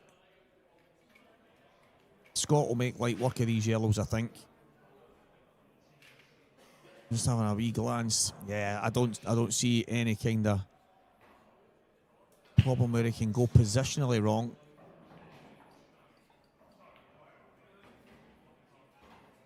So that red at the top right, you have a look at the yellow he's about to drop in. Maybe another half a roll forward there, and he's absolutely spot on.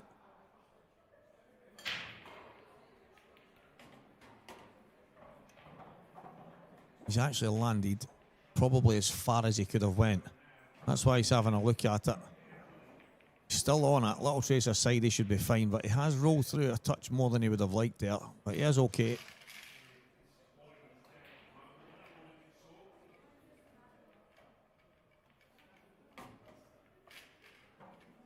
Not bad. Not bad at all. I actually loved the bravery in the Drew Hughes shot. Kind of play the cannon. Bouncing one yellow out, potting the other one, and the yellows landed absolutely great. He just did not get the pot. It was never easy. Those shots are never easy, but here we are.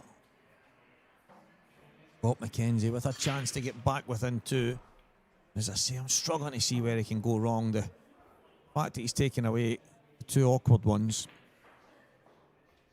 giving himself a fantastic chance here.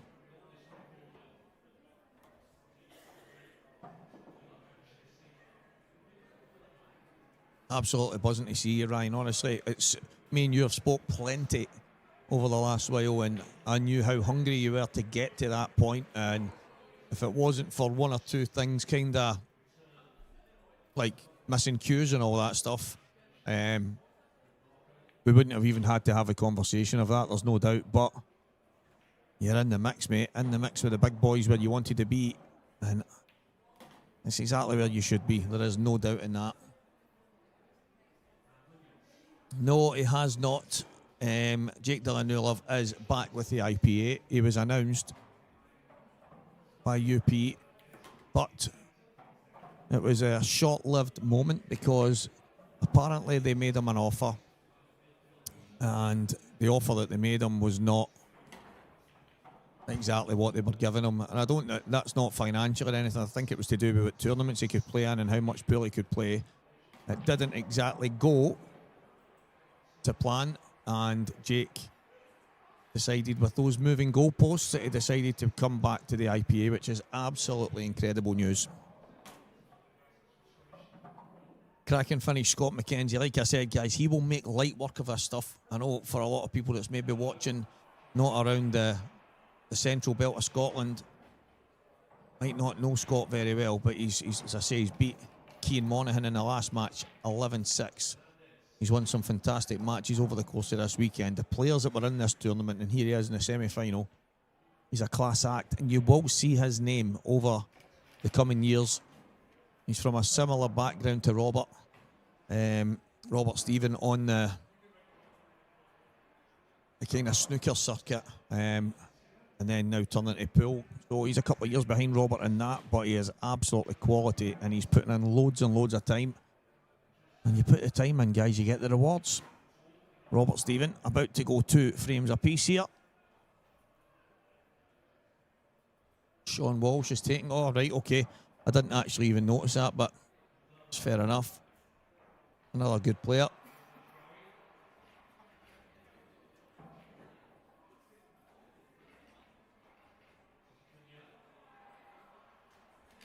Hoodie, I will put it on a plate for you, mate. Yeah, IPA doesn't stop players playing. It's just not something that they do. Obviously, there's a rule that UP have got that if you are, I think it is if you're a pro with another body or something, you can't play in their tournaments. If you're in UP, you're not allowed to play in, I think you're not allowed to play in anything that they don't sanction. You're not allowed to play a money match. That's not the rules that they...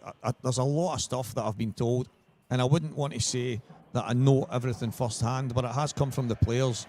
So there's loads of rules on their side, and they've got to sign these contracts in black and white that prohibits them from playing in loads and loads of different stuff. And I think in Jake's case, Jake just wanted to play more pool, and that was kind of promised to him, and then it ended up that it wasn't really going to happen. It was going to be limiting what he could play in. So, yeah, the goalposts were moved, and Jake basically called. I don't know who he spoke to, but I think the story goes that he asked a question and it didn't go the way he was kind of hoping. So Jake's back at the IPA, and I'm absolutely delighted with that because he is some player. Absolutely fantastic player.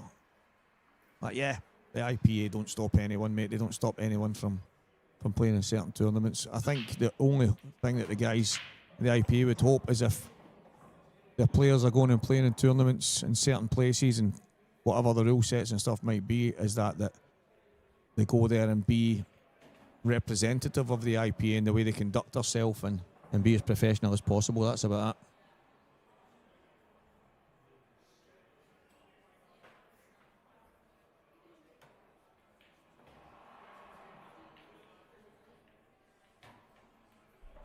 This is another guy here who we're going to see tons of as he's upped his game, mentally getting better. Drew Hughes. Scoffat is just an absolute legend of a man, but what a player. And Ryan, that's one of the big things that stands out for me. Stands out to me is that Jake is just a class act. He just wants to play more pool. Yeah, that's bang on, Graham. The ladies can. They've opened it up so that the ladies can play, which is great. Danielle Rando has come back with John McAllister. Thanks to that, it made their decision a bit more straightforward in that aspect.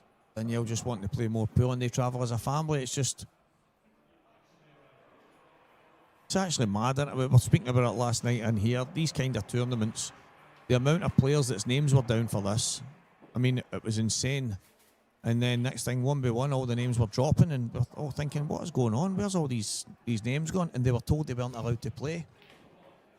So loads and loads of guys had put their names in to come up and play in this. There was 32 good names, and it ended up down to 24 because they were told they weren't allowed. Big cutback. Oh, that was thin. He's not happy with himself there, but it's the shot before. Just a little bit too hard running around the angles. Probably a slight bit unlucky. I would say he is slightly unlucky there. As if it goes another few rolls, he's got the black in the bottom right. It slows down at a roll and a half. He's got it in both bags. I wouldn't be beating yourself up there, Drew, that's for sure. Robert Stephen has come from 2-0 down to 3-2 in front against Brian Cumming. Not missing much, Robert.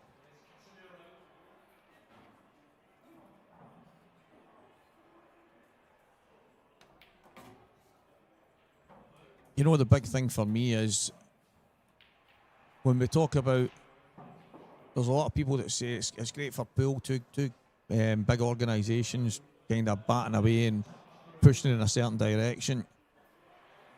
For me, it shouldn't be a competition.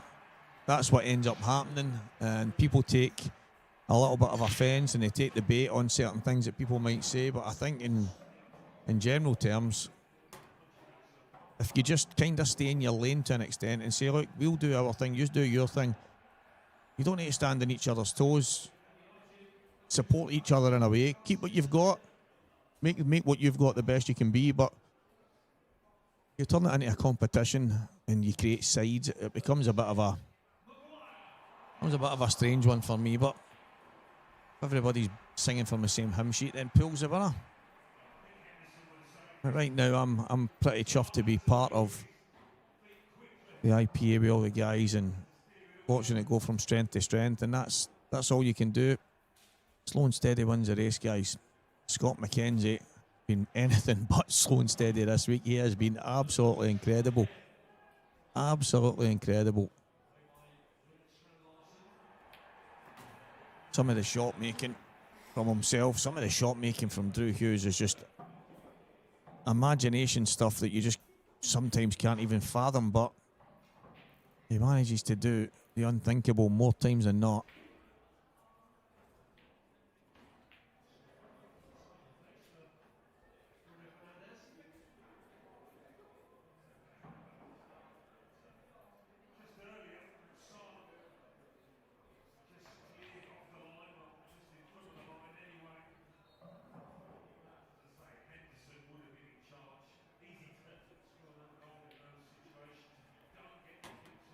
That's not bad.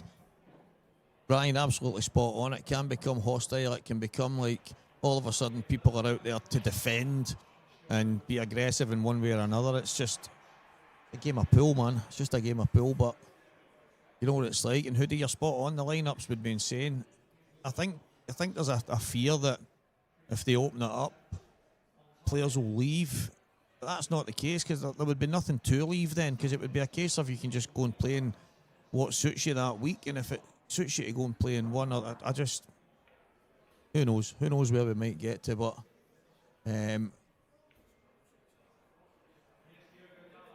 with regards to the IPA Worlds, guys, I hope you enjoyed it. It was absolutely exceptional to be involved in. The High Vis media team, first class, them and Craig working together, putting on numerous streams and all the things that went along with it. Just sensational. And that's the thing, Paul, when we're trying to get big production and TV and stuff like that involved, obviously we can have a wee bit of back and forth, certain events and things, but we're trying to win some kind of TV deal, or trying to convince people to look at the production and say, you know what, we want that on our channel. Then unfortunately an event like the World Championships has to be kind of limited in that, but we've obviously still got tons of events that can be a part of, and it's probably one of the things that makes the IPA so good, is that the interaction with the people that watch. Because for me, I've watched it, I've seen it with my own eyes, when there's that lack of interaction, the numbers drop really, really low. I've been in here with Renzi and had numbers up in the region of thousands of people non-stop talking, and you can switch off for half an hour between a match, and or maybe someone's took a break, or you need to nick away for it, you come back in and the numbers have dropped 300-400. It's just, a lot of people like a wee bit of interaction, they like to feel part of it. So yeah, it's just, but we are hoping for big things at the IPA, guys. We're trying to get there as a team. So well, there's loads of events like what we've got here, and obviously some future ones in the Saltires, and there'll be certain IPA ones as well that will get loads of interaction. The World Championships had to be as professional as possible, and I do think there's a massive place for it, and I think it's something that we would probably be daft to ignore, because a lot of the people seem to love it. They seem to absolutely love it. So long may it continue.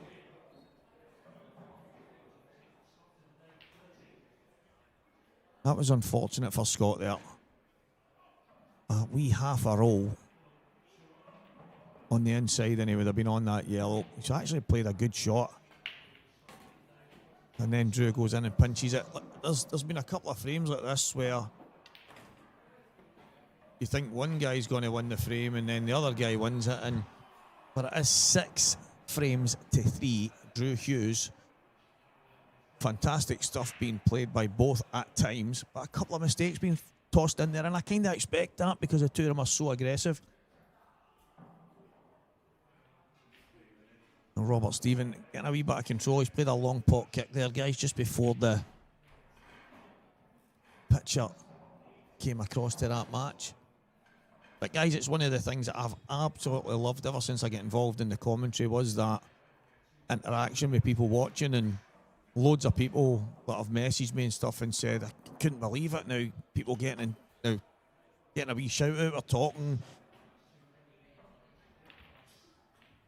But it can be a long drawn out affair when you're just in staring at some frames that maybe drag on a wee bit. So Hoodie, it's looking that way, mate. Best thing you could have got today was that result.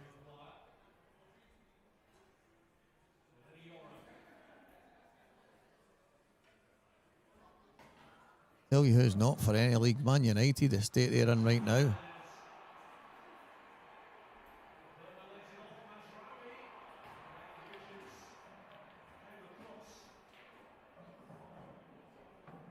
That was super aggressive from Brian.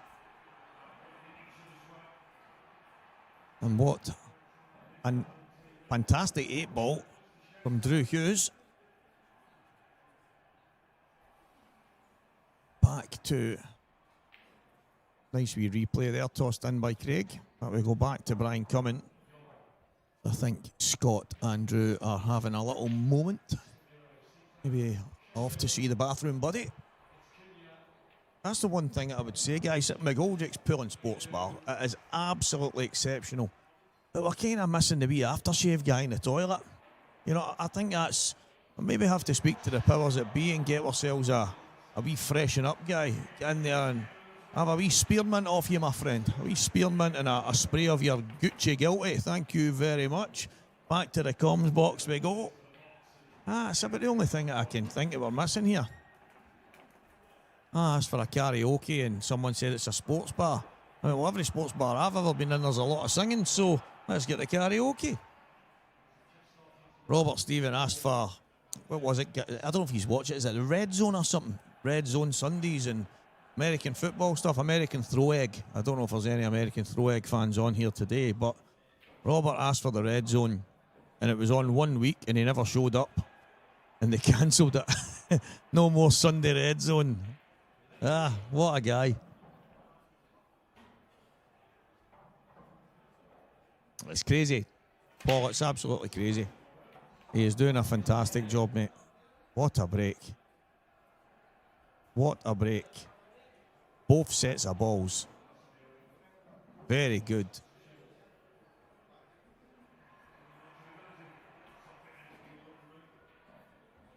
He's got an opener on both, yellow to the left middle, but I think reds are the balls. One awkward ball on reds and it's the black, and it's only awkward because I think it only goes in two pockets, right middle and bottom right. So chance here for Drew to extend his lead. This will be some shot if Brian nails this. Brian Cumming looking to go. Side cushion on the other table, guys. This will be a highlight reel moment. I will keep yous up to date on that, but I've just clocked it out the side of my eye on the other table. He tried it. Fair enough, he tried it. He didn't get it. Chance for Robert Stephen on the other one.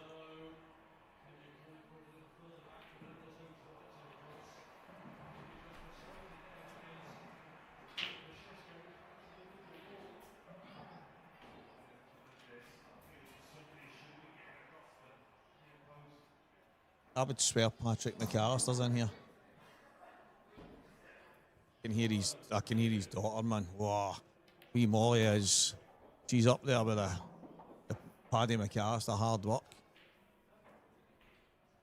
Telling you, she's here. I can hear that voice anywhere. She's my niece. Jamie Craig, go and drag her out the door, mate, before everybody's ears fall off burning.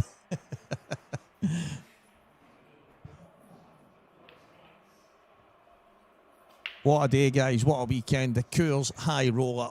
£1,000 a man tournament here in McGoldrick's Pool and Sports Bar. Craig at Scottish Q Sports Streaming giving us a fantastic stream once again. We've had some fantastic names come and drop.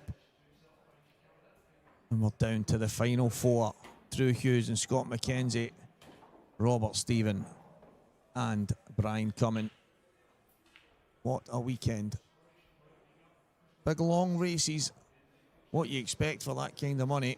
Double elimination, so 2 bites at the cherry. It has been.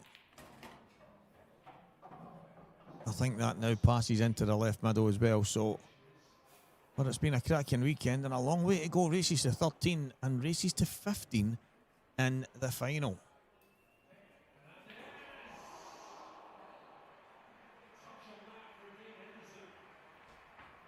Yeah, you can. The black looks tight to the left-hand side. Unfortunate to have a wee overhead. Craig might let you see the overhead, so it does look tight. You can see it there.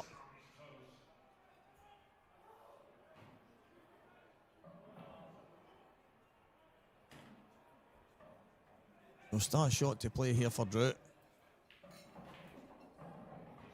Looking like he's gonna one cushion and a cross. Needs it to slow a bit. For me, I'm just dropping this in and then taking the black to the top left.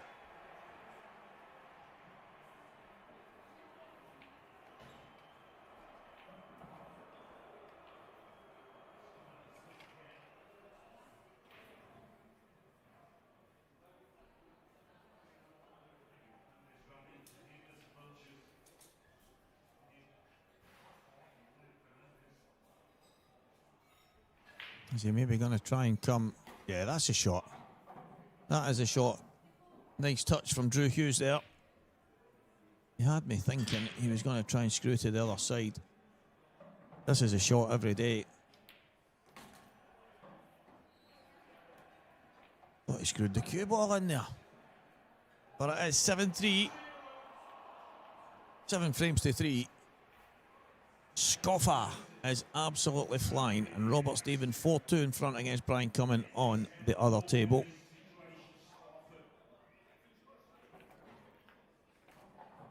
Chance for Bo Peer on the Reds.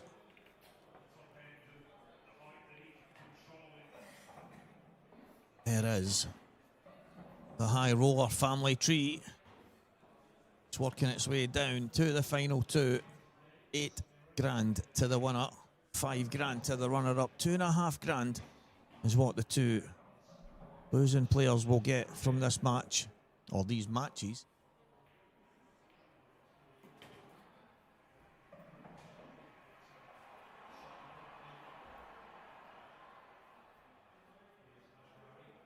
You'll have worse weekends, that's for sure.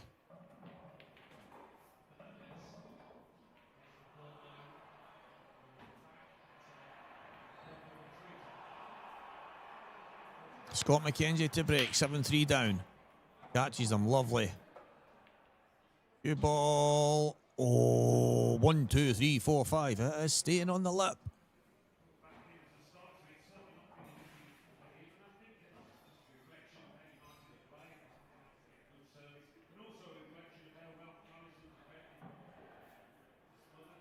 It's not exactly an ideal layout.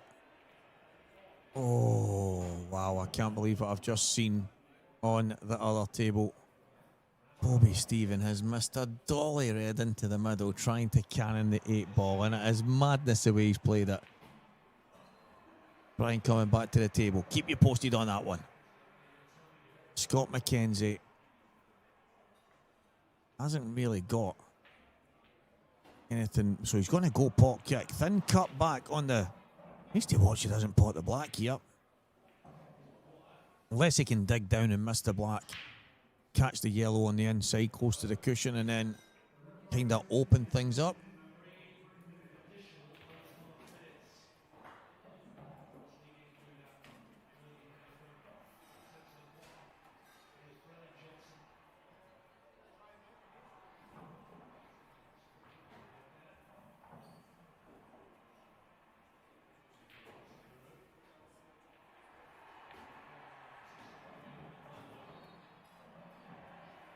He's changed his mind, and probably rightly so, because that 8 ball might have been in danger if he managed to just even nudge it. So he's had a few head wreckers, as I've mentioned, over the course of this weekend. And he's very aggressive, Scott. He'll be thinking about how he can pot all these balls. So, very unlikely that he'll be playing any kind of safety.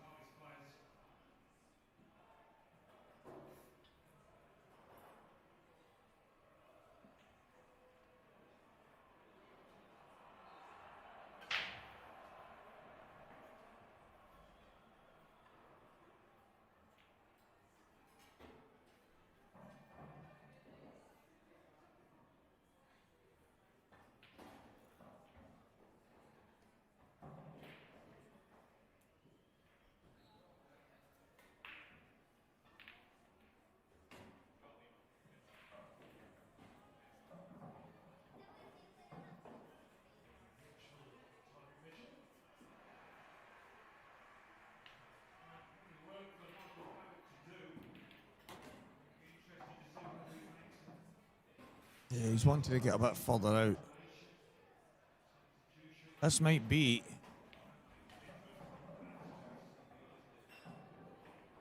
I don't know if he can get there. I think the yellow on the side cushion is in the road. If he could cut this red back and swing the angles. Just not 100% sure it's on, but we're about to find out. 4-3 Robert Stephen against Brian Cumming. Big mistake from Robert in that frame. Brian fires back with a cracking finish.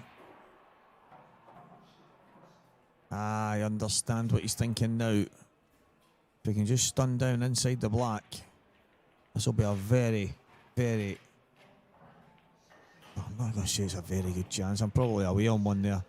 But it's a bigger chance than he had a moment ago. He's landed short on the last ball, but he's managed to still keep himself in there swinging. But it's as good an opportunity as you're going to get to play a pot kick. If he can be just inside the black here. Well, good shot. Now it requires a massive element of fortune.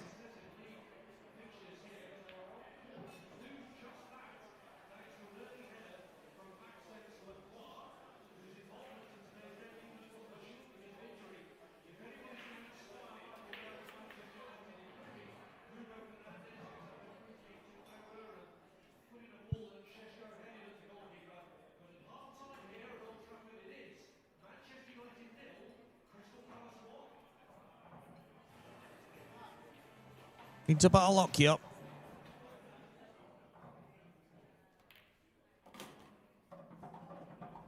He actually played that really well. Obviously, there's no guarantee the way it comes out, but he's gave it a chance by playing it nice and soft. Every single kick. It's got an element of fortune to it. I'm not really sure where the cue ball or where the object balls will all go. Well, he's given himself a chance here, Scott. Just doesn't really play any safeties. It is brilliant to watch. Absolutely fantastic.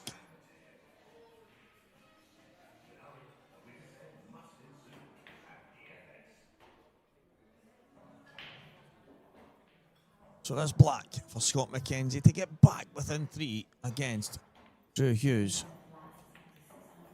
7 frames to 4. Cracking finish. As I say, a little element of fortune of where the ball's going to land, but he played it so controlled. He gave it a chance. He wasn't going to have balls flying all over the place. He gave it as big an opportunity as it could to leave him some kind of shot. And he maximised that opportunity. And I have to say, guys, he took a cracking finish. Absolutely he's been doing it all weekend, but that was fantastic. So Scott McKenzie still in there batting. He's 7-4 down, but no easy task for anyone right now, Scott.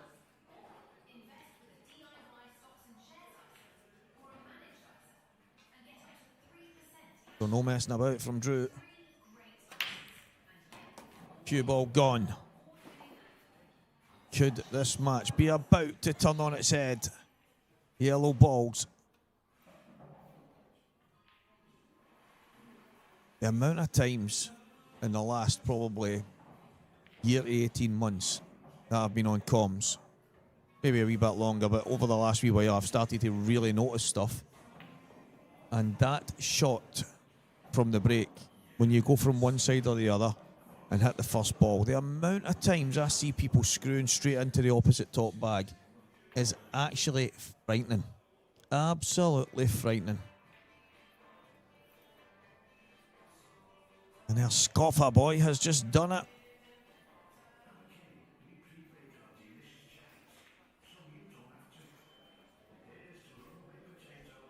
Kev, if he wins this, mate, he better be buying loads and loads of rolls and bacon. He's been absolutely brilliant all weekend. He's been a wee bit erratic at times, as everybody's probably watching. That's the way he plays the game. But he's been a joy to watch. Absolute joy to watch. But he did say if he won this that he was coming into some good money, so he was going to take us all out to the casino. So I don't know, mate. You'll need to check with him what his plans are, but I just said I would go along for the ride, you know. Long way to go, but he's in a good position. He's played fantastic. Always knew he was in there with a shout. I actually got a message the other day from one of my good mates, and he said, "Who's this guy that's playing Archie McCorkle?" I says, Drew's class, IPA pro, really, really good player. Just top international. He's got it all in the locker. And he's like, surely he's not that much better than Archie, that he's like 1-7 odds on. And I went, if Archie plays well, Archie can maybe get a result out of it. And if Scoffer obviously drops his level, I said, there's definitely hope there. And he went, okay, I'm going to stick a tenner on that. And Scoffer 111-1. That's pool for you.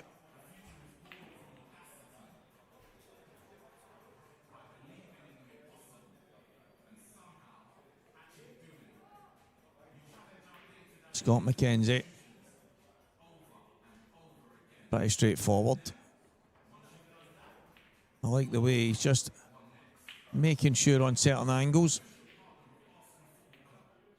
That is a snooker background. And I know he's a real danger right now because he's playing some fantastic stuff and he's at the tail end of this tournament. I think once Scott starts to really get a feel for the pool type of shot, he's going to be a danger not only at this level but the level above. And it's not a million miles to get to that next level. It's just the hardest level to break into. I think they call it the elite. Your Boyles and Dunsters of the world.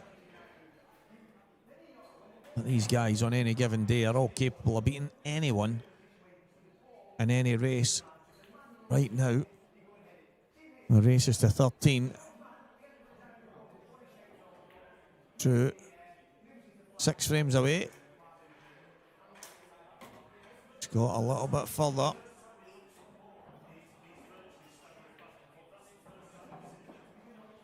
Four each, Robert, Stephen, Brian Cumming.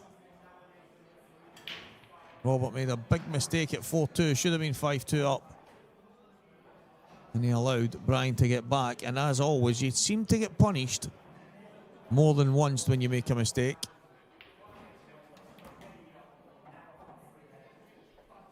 Very nicely done. Very nicely done. It's going to be 7-5 here. And Drew Hughes right now could be ruining my trip to the casino.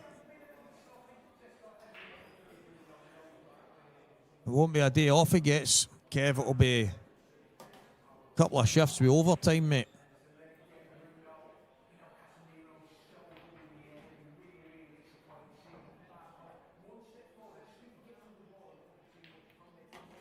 Well done, Scott McKenzie. 7 frames to 5.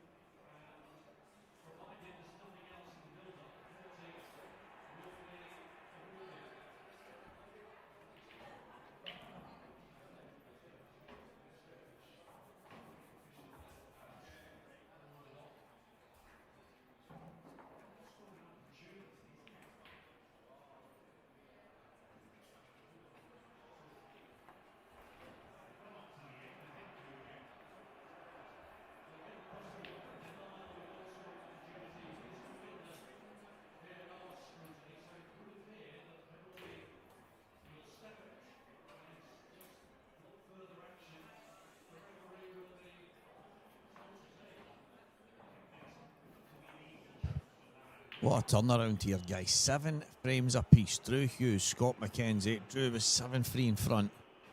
Couple of missed opportunities and bang, here we are. Same in this match. Robert Stephen, that's a very good shot. Robert could have gone 5-2 in front. And he's ended up giving away a few chances, and all of a sudden he's 6-5 down.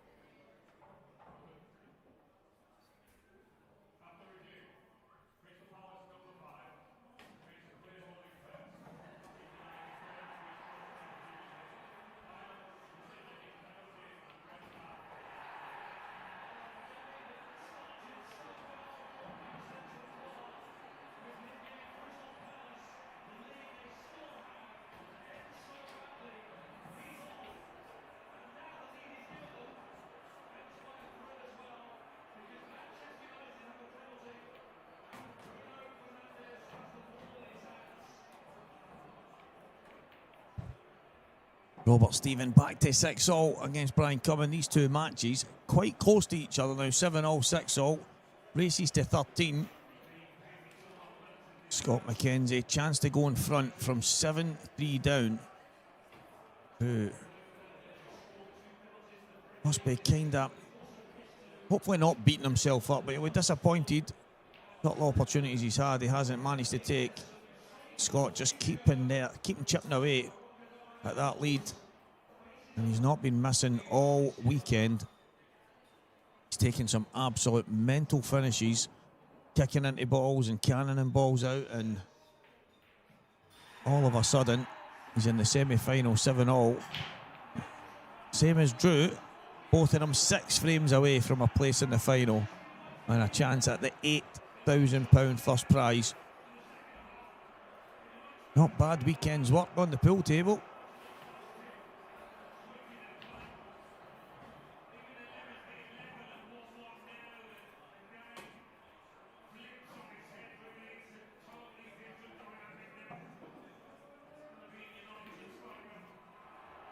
Can't see Scott making any mistakes here.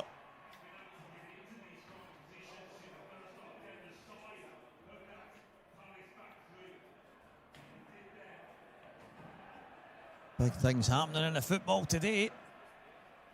Game of 2 halves in Glasgow, and it's looking the same at Old Trafford.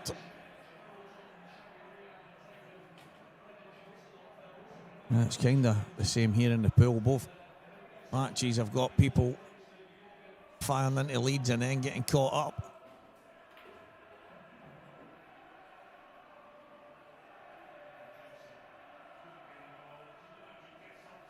Looks as if he's a bit straighter than he would have liked, but I think he can play this into the left-hand side of the pocket.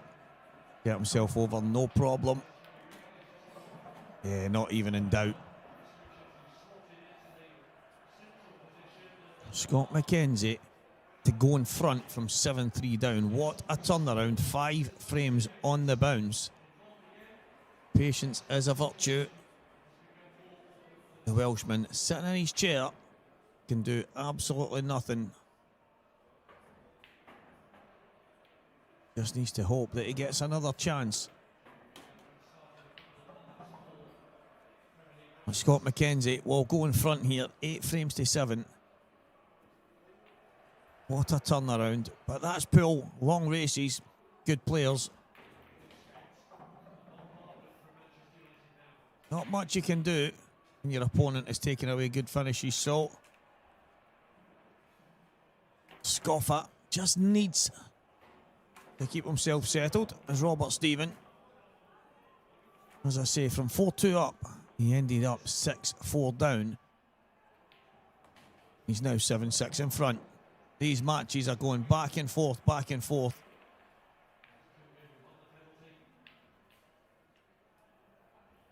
Long way to go in both matches, though. 8-7, 7-6. Drew Hughes to break.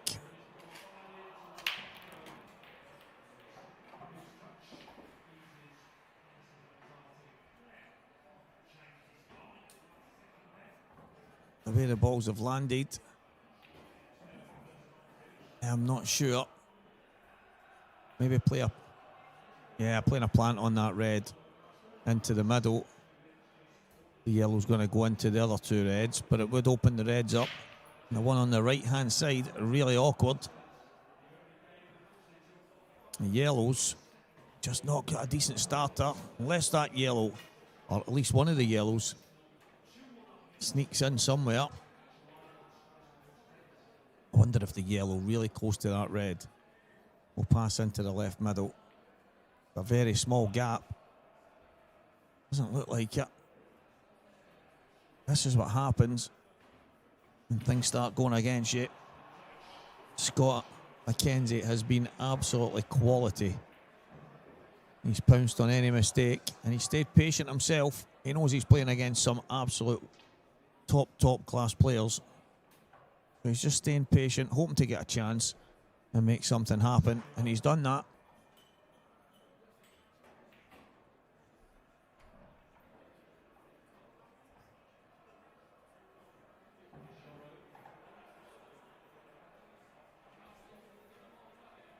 Brian Cumming has gone in off in his break on the other table, and Robert didn't play the best of first shots, but he's at the table with a chance. Keep you updated on it. So what is Drew thinking here? Is he going to play that yellow onto red? He is. And he's played it well. So just that red on the right-hand side. He's got a bit of working out to do for that, but that's it.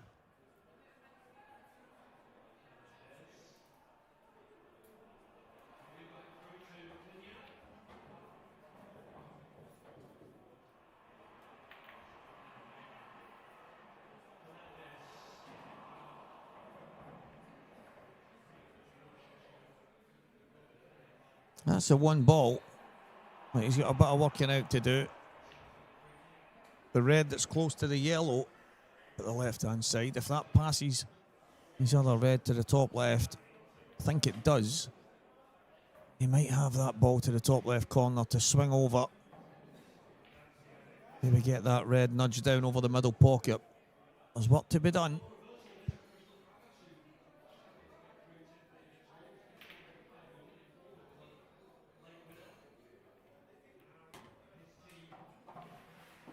So he's planning on doing it now.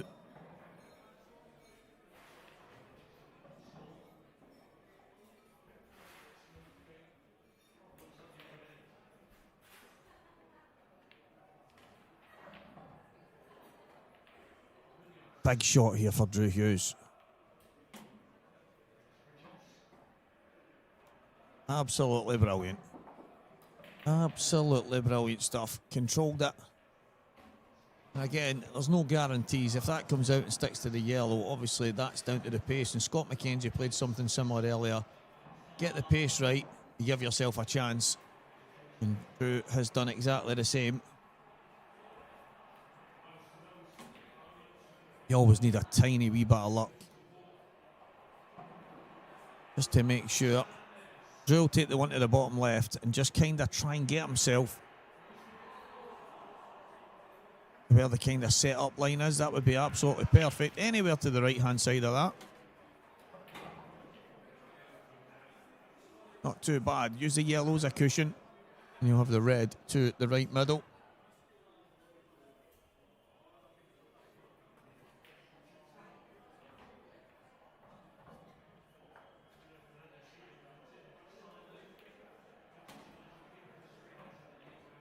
Drew Hughes with a chance now. He's made it happen, to be fair. Under pressure from Scott. came batting back.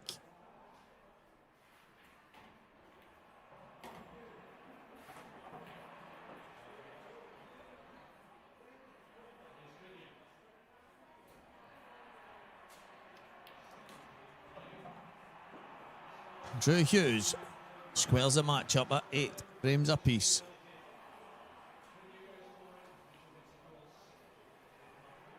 Scott McKenzie to break. That was a cracking finish. Benji!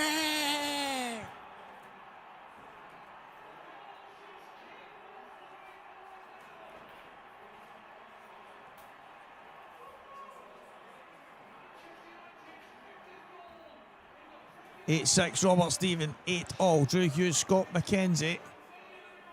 And it's Robert to break against Brian Cumming, who has been behind and in front a couple of times in that match, swinging back and forth.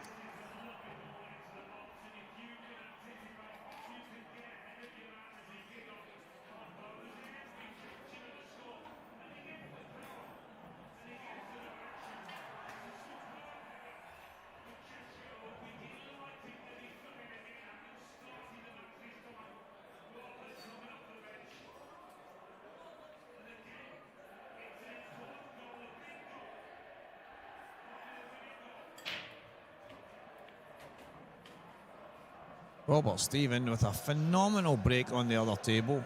Wow. Scott McKenzie, over to you. Yeah, that'll do nicely.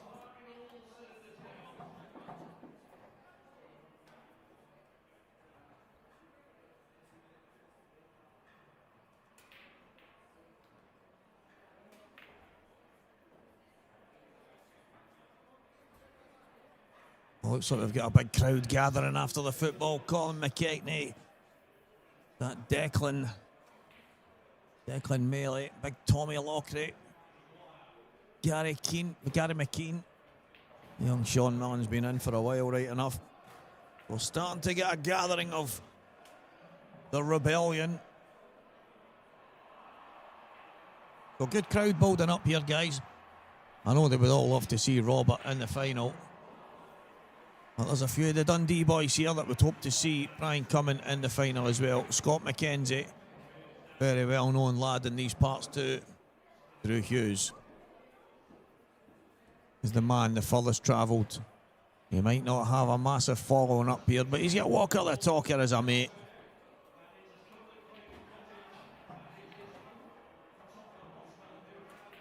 He's just got to stay patient because Scott has been absolutely fantastic these last 5-6 frames.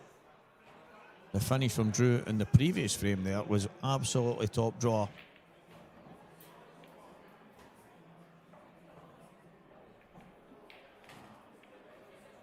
(9-6) Robert Stephen.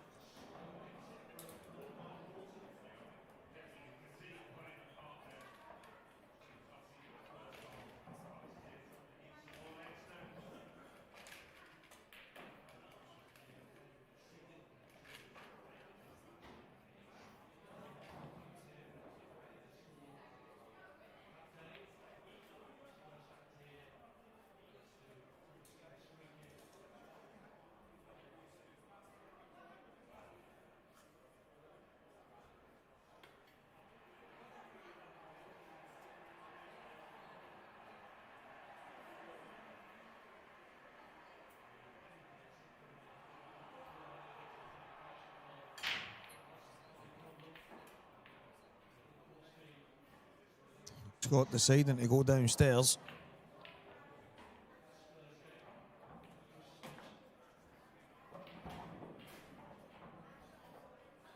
See the yellow to the right middle. Got a couple of options. He can slide it in off the red, but I think he wants to get to the left-hand side. So I think he'll just little jab across.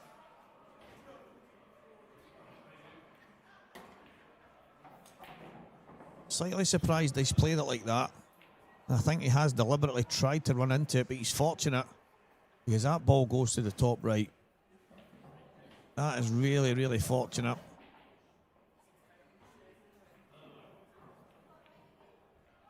That could have been such a big mistake. I don't know if he was trying to nudge it towards the left-hand side or maybe hold on the gap to the yellow at the bottom. I'm not really sure what Scott was thinking there. But I thought a little delicate screw to the left-hand side. And then he would have been able to drop the yellow to the right middle, play the gap, and then get on the one on the left-hand cushion. But he's still at the table, still got a chance. That's all you need.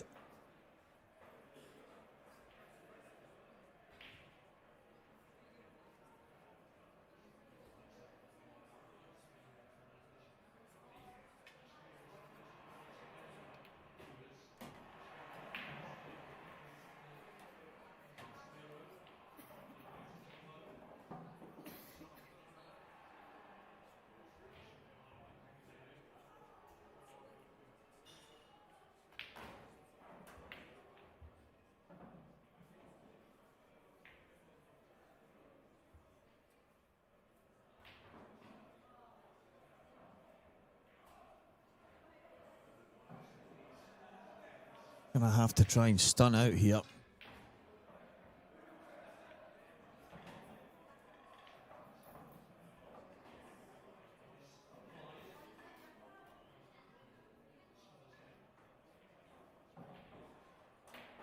A decent enough angle. I think he's gonna be okay. Oh, not happy with that. And obviously he's not get out as far as he would have liked either, so the cue ball would have been doing some travelling. But on the flip side, still got to make sure you pot the ball, and he's not done that there, Scott.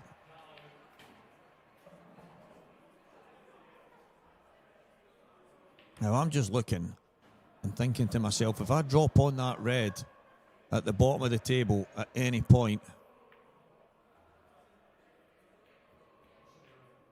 oh.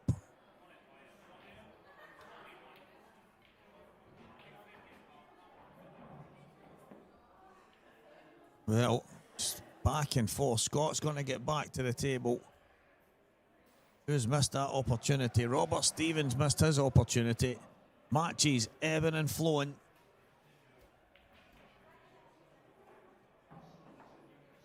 Thing for me with Drew there, I'd have just kept it nice and simple and started to work my way through, because all he has to do is drop to the bottom side behind that red. It goes to the top right corner, goes to the top left corner, and perfect connection for the 8-ball. I'm really surprised that he hasn't just tried to work on it last. Trying to get himself on it early, and I don't mind it, but it's a perfect ball to be on last.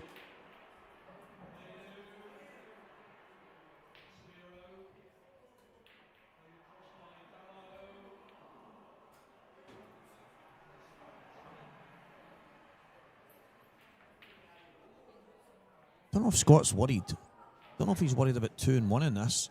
But if that black goes to the left middle, and it definitely goes to the top left, he's okay. He's played it well.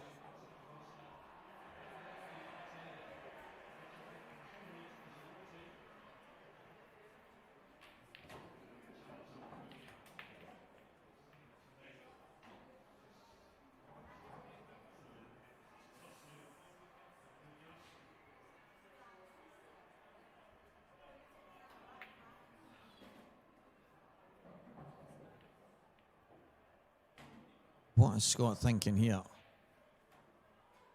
See from the angle there, the black doesn't go to the right middle, but it does go to the top left.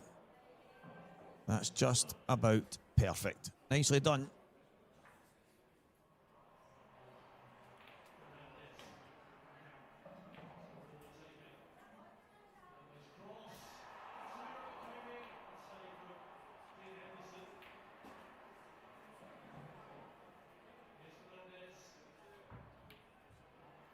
(9-8), Scott McKenzie.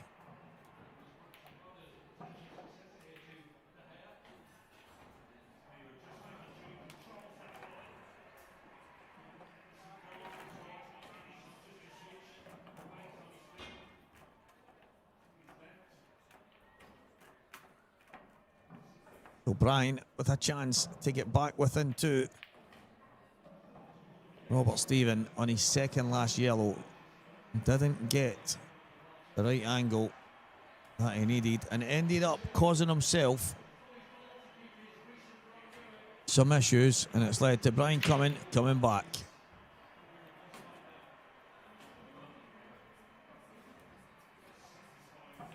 Picture seems a bit grey, Mr. Slater.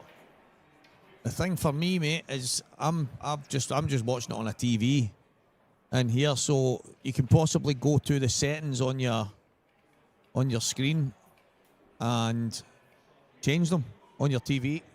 Might well be that you've got some HDR setting or something on, mate.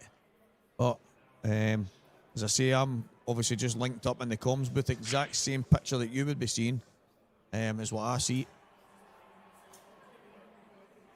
I don't know, mate. That's the only thing I can think of. Normally when the picture's a bit iffy when I'm watching something, I just go into my settings and change it. But Craig can see every single comment. I think that's the first one. Mentioned the picture, but maybe everyone else has just been keeping quiet. I do not know. Well, I do not know. Maybe there's two of us. You know me, baby. This looks like some sort of practice drill, the way these balls are set up.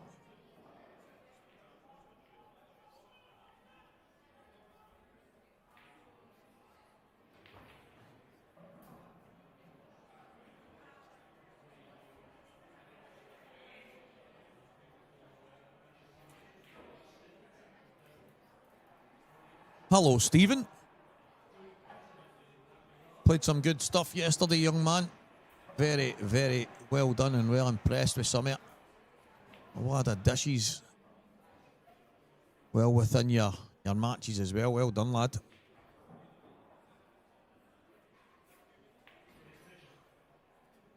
Maybe going to play into this red here.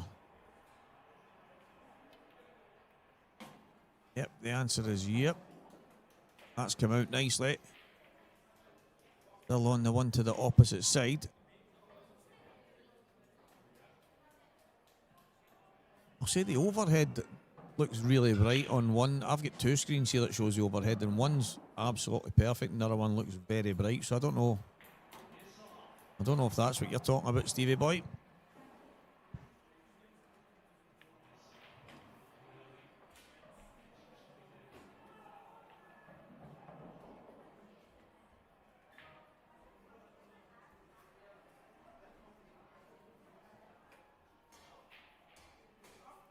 Right, surely you just drop the red in the middle. He's maybe complicating things a wee bit for himself here, because this is as straightforward as it comes. Just drop the ball in the middle and then just pop the top two balls in. That's it, nothing to think about. One to the top left, just come back just enough. Oh, well. That right there, where the issues come from. They only had to come back about 6 inches. Having to swerve round this a bit. Cracking shot, but he's got another one to play. Snookered again.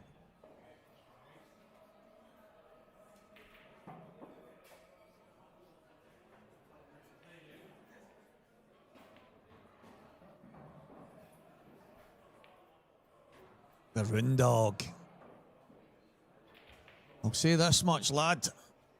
Tournaments like this are definitely a million times better when you see the name Davy Rooney in the draw. Let's get you back, Chief.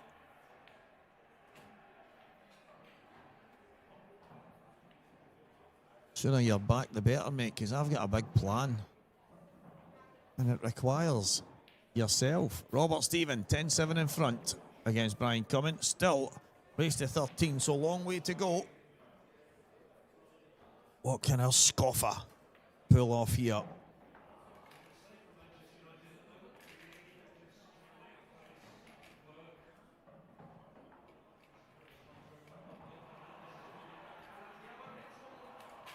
The big problem was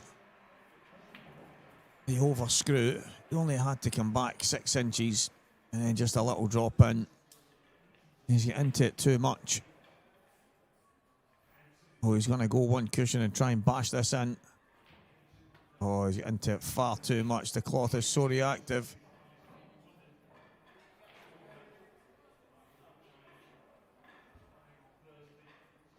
So with one free shot, one visit, Scott McKenzie, massive favourite now to get himself a little bit of daylight and go 10-8 in front.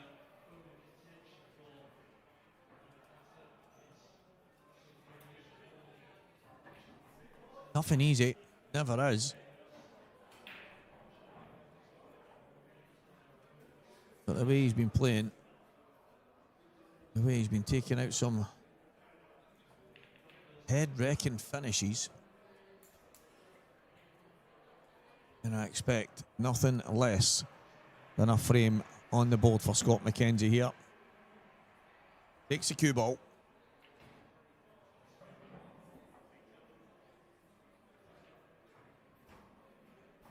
I don't mind them looking to see if there's a gap between them and stuff like that, but I don't know why. Maybe this is something new that I've not learned over the years of playing the game. But fair enough. Whether they were touching or not, he would have played the same shot there. But looks good on camera. Looks good on camera, Scott. I like that. Just don't let me see you doing it again.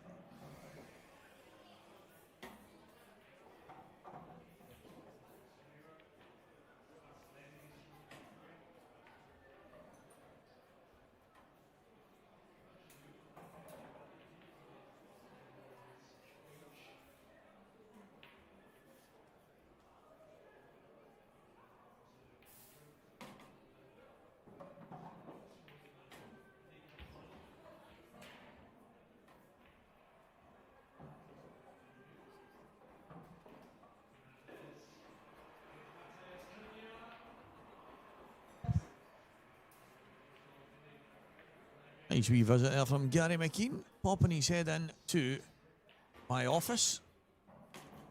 A wonderful comms booth here in McGoldrick's.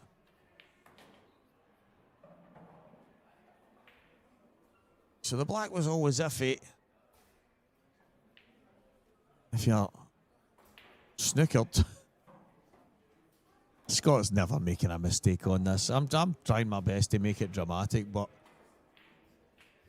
he's going to struggle to go on the black. That's the only issue. I think this black's awkward. So he's got a few shots to play to try and get close as he can to it to make the black easy. But if Scott McKenzie can't get close to this black, he might have some problems. This is a really tough finish. I'm only messing.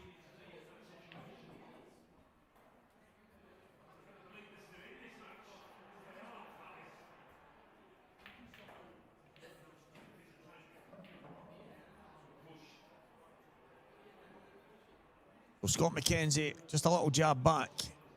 Bring the cue ball on line with a drop in the middle. And he will go 10-8 in front. Don't mind that, just a little top cushion bottom. 10-8, 3 frames away.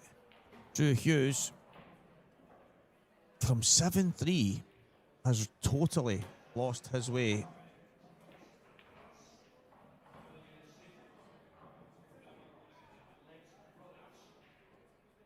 I have to give massive credit to Scott. He's been fantastic all weekend. Stayed patient in the match, and he is now 3 frames from a place in the high roller final here. Brought to you by Coors and McGoldrick's Pool and Sports Bar, live on Scottish Q Sports streaming with me, Walker the Talker, into the small hours on this wonderful Sunday afternoon. Brian Cumming cut back on the red. Robert Stephen missing again. It wasn't easy, guys. You've not got to see it on your screen. He had a tough yellow down the cushion and the black was dead, so he's tried to kick it out at the same time. Well, he's handed an opportunity back to Brian.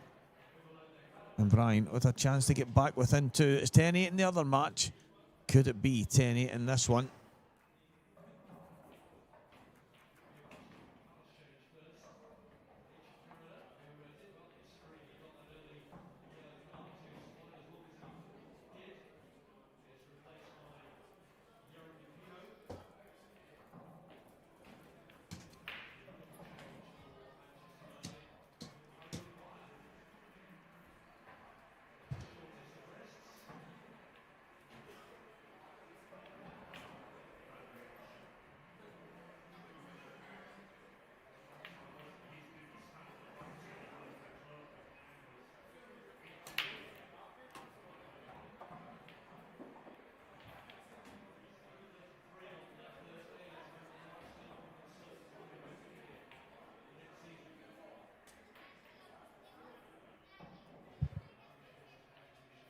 What a chance for Scott McKenzie to get even more daylight as Brian Cumming does punish Robert there and get back to 10 frames to 8.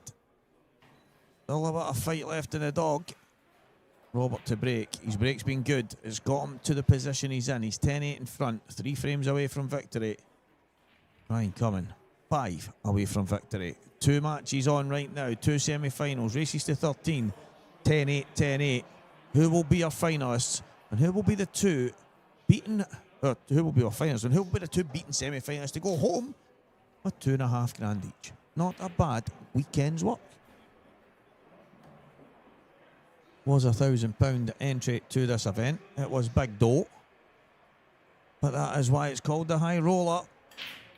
And also, guys, the winner of this event also gets a year's supply of Coors beverage. So you can get to enjoy a lovely Coors beer while celebrating your victory.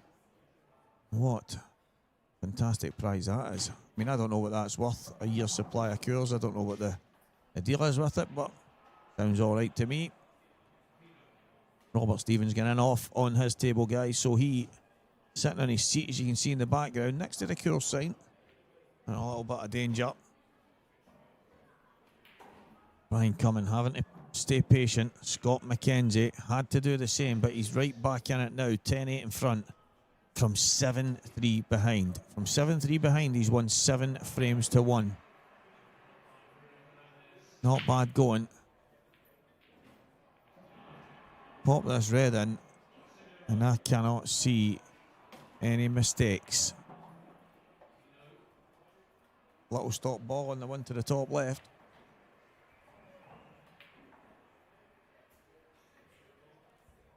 Little stop ball. I'll give him an option, red to the right middle and the reds to the top right pocket. He's giving himself a chance here. He's taking the one on the outside. Don't mind it, it is an easier pot. Now, I actually think he's pretty fortunate there, as it looks like he might be able to stun off the top cushion and back in behind. Play the 2 of them in that same pocket. Or maybe, no, you know what? I like what he's looking at here. He's going to pop it in and just come out, play the one on the left-hand side and then come back across. So he's still okay. But avoiding that yellow was a must. He's not managed it. So Scott's got a couple of shots to play now.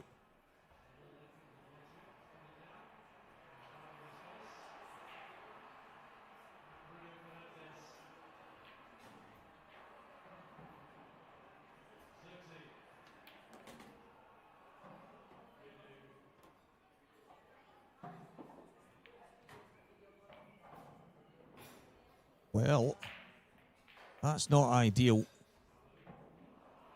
He's going to hope to try and get back up behind.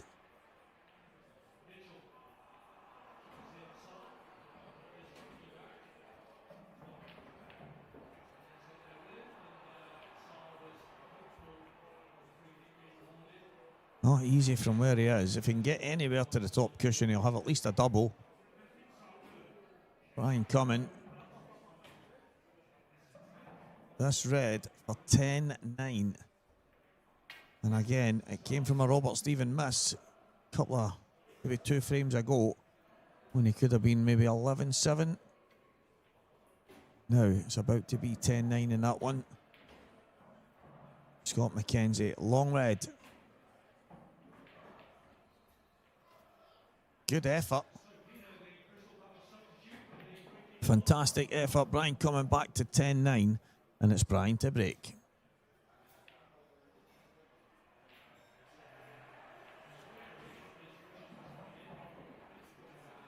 What can Drew Hughes muster here?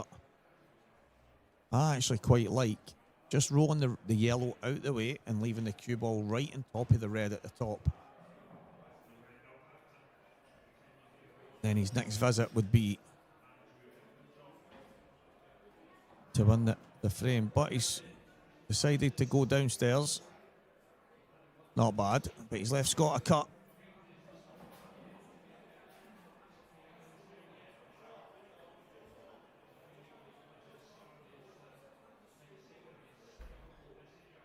Now this red goes.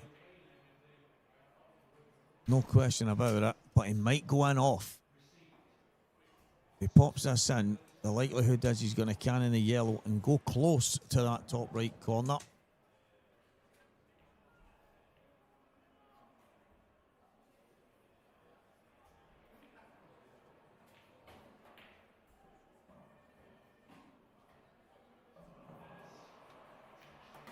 And that's what I said. They don't call me the talker for nothing, because I talk sense when I see it, and I knew that was going to be close. But what a fantastic cut. Fortunately, the spoils of war don't go Scott McKenzie's way, because Drew Hughes back at the table with a great chance. He got a frame on the board. Bring himself right back in this match. I always knew the cue ball was going to be close. I think probably everyone watching would have had that idea.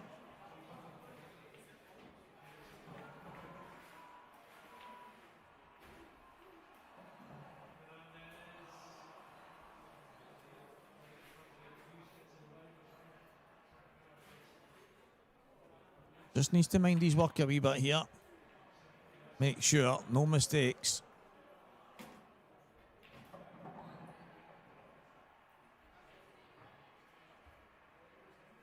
And just simple stuff here from Drew.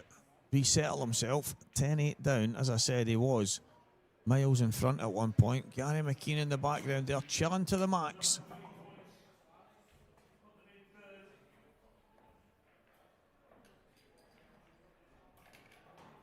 Ryan coming back on the other table now. He did take a wee moment after winning that frame. It's 10-9 in that one.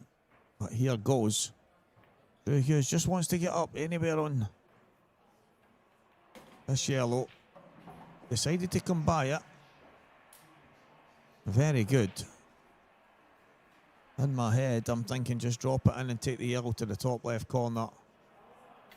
But that is nice stuff. Drew, the Welshman, known as Scoffer, doing some real damage in that frame, and he needed that one. He needed that. Cheers, Mr. Unsworth. Much appreciated, mate. Very much appreciated, and cheers for tuning in again, as always, mate. Almost 150 as the football starts to come to an end. Not too bad going. Hopefully the numbers as we get to the final will skyrocket.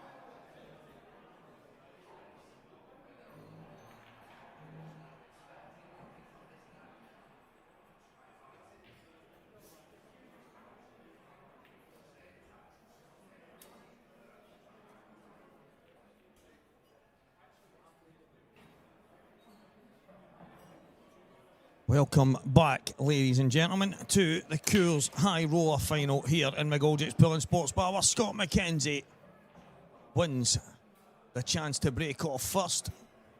He goes head to head with his old snooker partner in crime, Robert Stephen.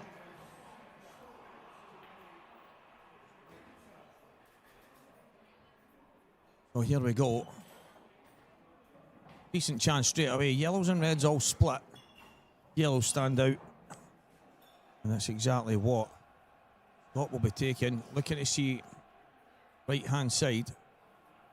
Even on line with it, I think above the baulk line should be okay.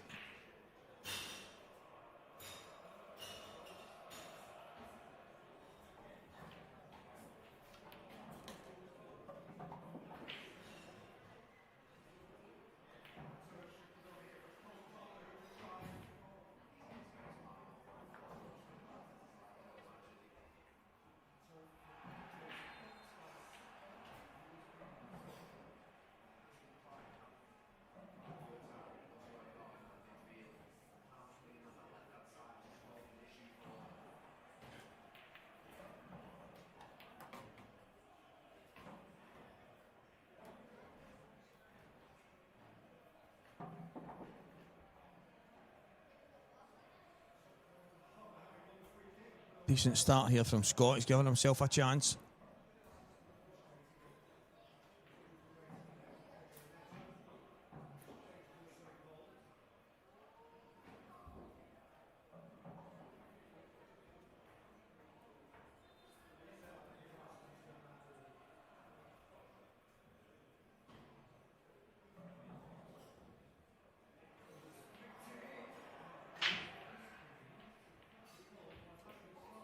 Just going to try and drift the gap, I feel, here, because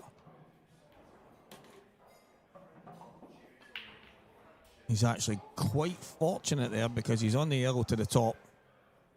I was talking to him there just before he came on, and I was saying Scott McHeadwrecker, because he has pulled off some unbelievable head-wrecking finishes this weekend. Right now, he's got a chance to take one out early doors. And he actually said to me, no, Stevie, not McHeadwrecker, I'm the towel. Tell people I'm the towel. There's apparently a rumour that when he goes on holiday that he is first down to put a towel on the loungers, and he does battle with every single person that's charging there. So fair dues to the towel.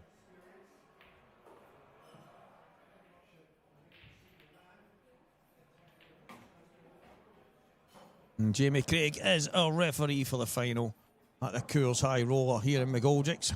Walker the Talker, taking you through to the very end. Race to 15 in this final. Young Leyland, come on, Rab. Come on, the kebab.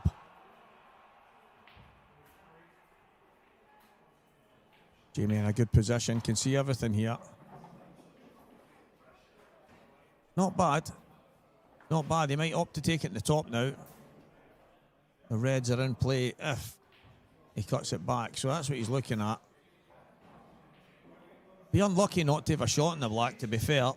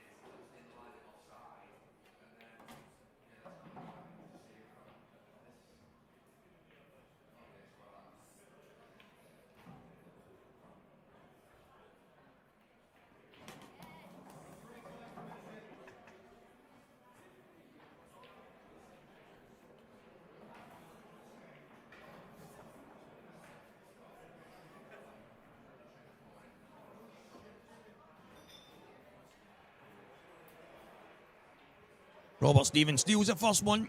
Scott McKenzie missing a black. Like I said, when you thin nick them into the middles and you're losing a wee bit of control, made the black a bit tougher, but I still expected Scott to get it. You see it on your screen there, but then going in off was probably the worst nightmare part of it. Robert then opted to play pool against him and got the first frame. 1-0 Robert Stephen, race to 15, long way to go.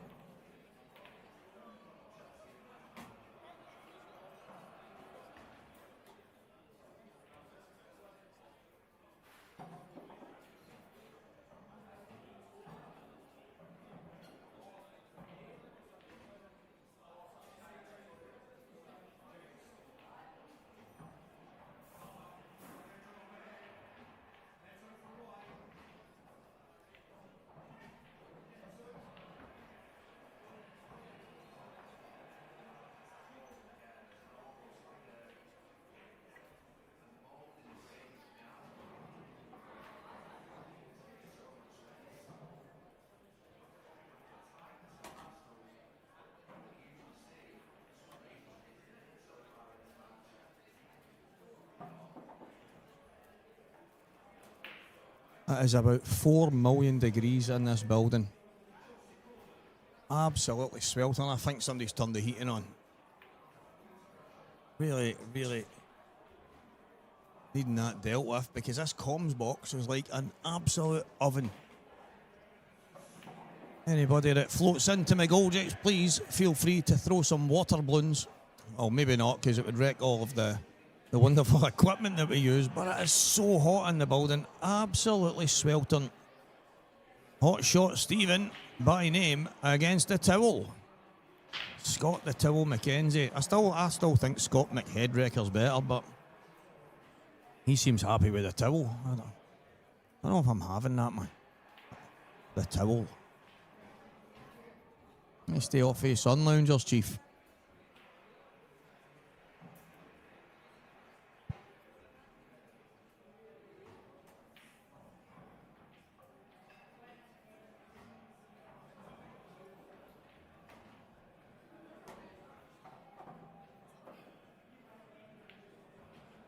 Is he going to try and check this in? Or does that red go straight to the top? No, it definitely doesn't. So he's going to have to run this in. He's either got to check it or come through the gap. Yeah, he's checked it in. He'll just top the cue ball through, leave the black to the top right.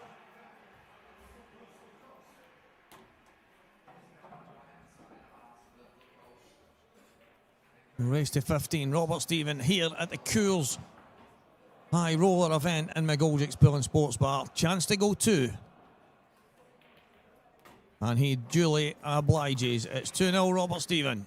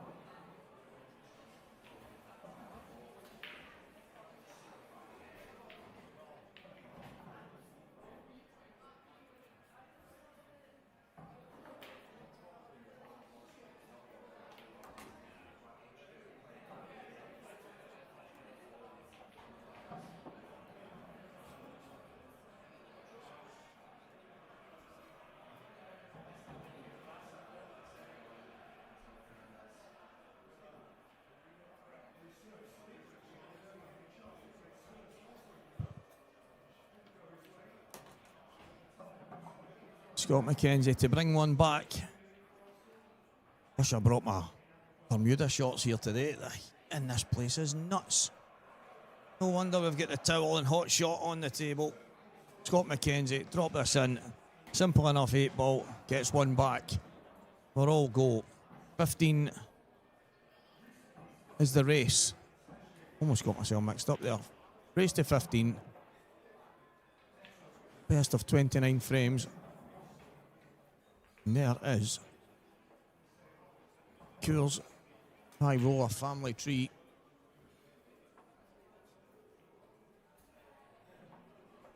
Scott McKenzie, who lost to Campbell Dunlop, then went on a bit of a run. Beat some good players along the way with a lot of dishes to his name. A lot of head wreckers, a lot of mad ones. Spoke to him, as I mentioned, and he saying to me, went, Stevie, I just don't see the patterns. He says, in my head, it seems like the right shot. He says, and I kind of know in the back of my mind that it's not maybe going to come out perfect, that I might have more work to do. He's like, but at that time, I have to basically just follow through with what I'm thinking and commit to it. And it's exactly what he's done. Robert Stephen hasn't needed 2 bites at the cherry. He's come through the winner's side, beating Andy Crosdale twice along the way. Along with Brian Cumming. He's beat Brian Cumming twice, Andy Crosdale twice, and now he's got Scott McKenzie in the final. That is absolutely nuts.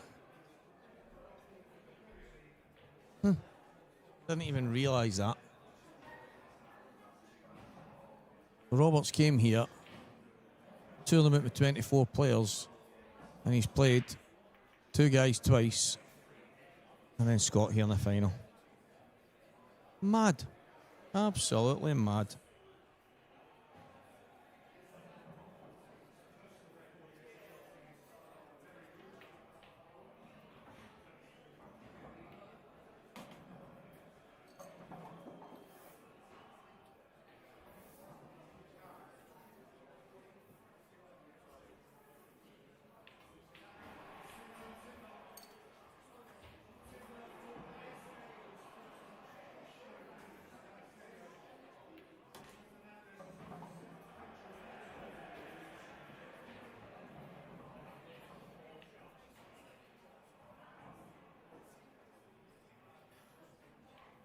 The overhead gives you a great angle at what you can and can't see.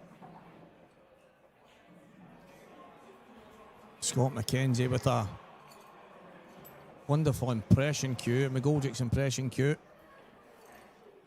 down at EBS. He's been using the EBS breaker as well. There's a kind of battle of the 2 guys. Using very tasty break cues from what I've seen. Not a wee impression breaker myself. Nice cue, very nice cue. Robert Stephen and uses the exquisite cue from Raymond Cohen, who's taught Grant Finnegan. He's got his own brand of prestige cues, working out of the same kind of setup. Raymond teaching him well. Some fantastic bits of equipment all over. Now, such an array. I don't know what it was like years ago. I know we had all the kind of basic stuff. I think most people around the world had a Riley cue at some point, or at least all over the UK.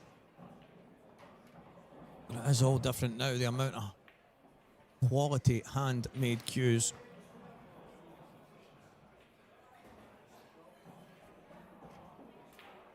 And you get them everywhere. You get them all over. Fair play to all these guys that are thinking outside the box, coming up with these designs, and you're seeing people making cues with resin and stuff like that, and they look absolutely fantastic. And I know there's people that go, yeah, but that won't last and that won't. I don't know whether I agree with it, because you don't know until you try, and nobody was making cues with resin years ago, so they've got no idea whether it will last or not. until they've done it. And they've only been doing them recently, so some absolutely wonderful designs out there. Scott with his ABS breaker. And a double kiss. Knocks the red in. Comes. Not a bad chance.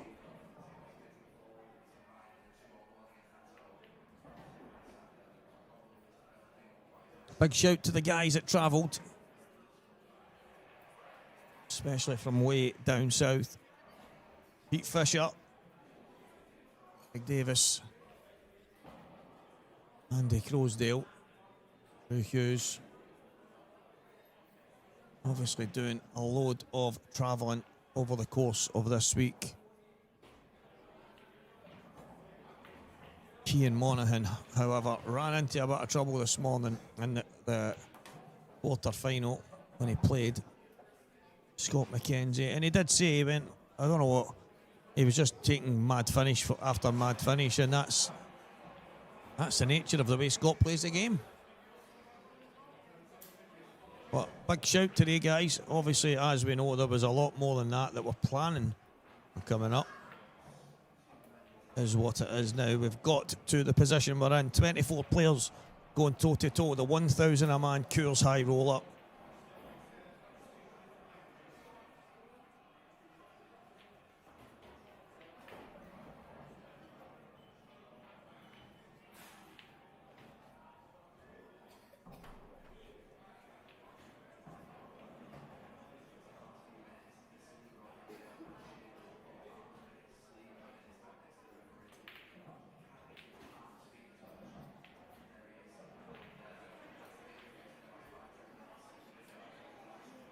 Two reds at the bottom. He just needs to get to the right-hand side. Should be okay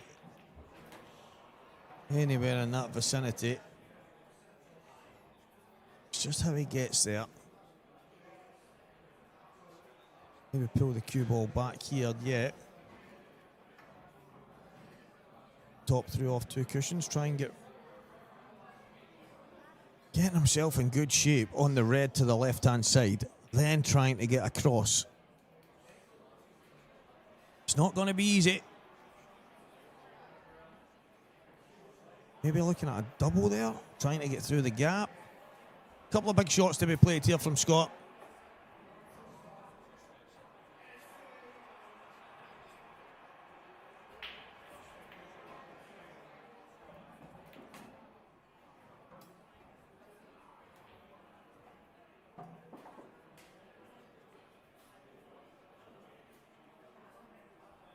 Landed okay. Just nicking inside. Scott Mack looking for the payouts. So $8,000 to the winner, 5 to the runner-up. 2.5 was to the beaten semi-finalists and the beaten quarter-finalists. 1,500 they all left with. And just for good measure, the winner of the event gets a year's supply of Coors. So if you enjoy a little beverage, then a year's supply of Coors will do you no harm at all.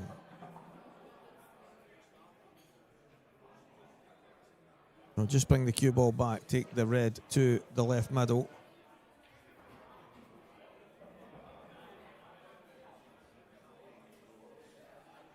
Playing the shot on the inside of that yellow, landing absolutely perfect to drift round the back and give himself a chance here. A little jab back. Red to the left middle.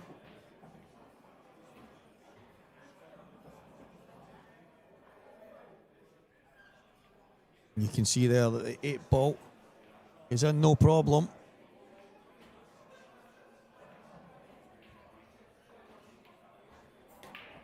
And he's deciding to take it into the same middle.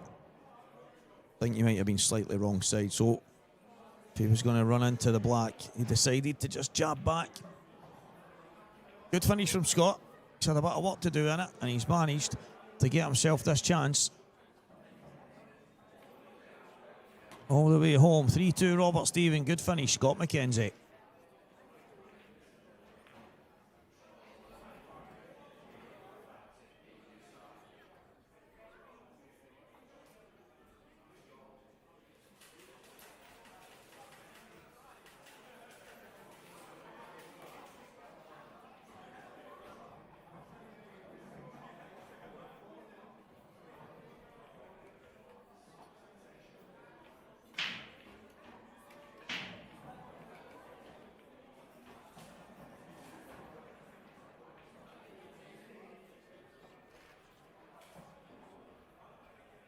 A little panoramic drift around this wonderful McGoldrick's venue. That is just a random Sunday. All the tables rocking and rolling. And there's John D with that big dodgy moustache he's got there. Oh, disappeared now. And a big shout once again to Jamie Craig, stepping up to do his first major final as a referee. Told me beforehand he was slightly nervous, and that is only natural.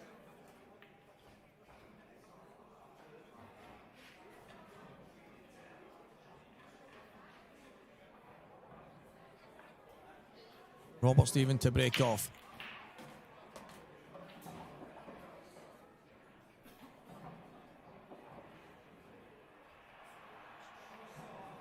Could have been better.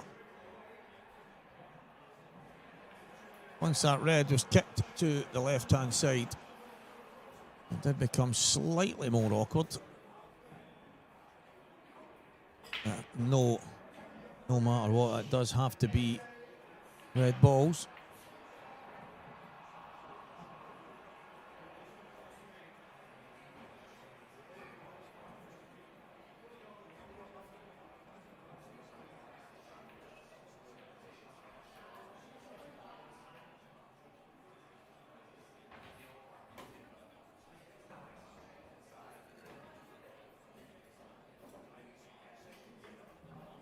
He's going to have to use the red closest to the left middle. There's a kick out shot.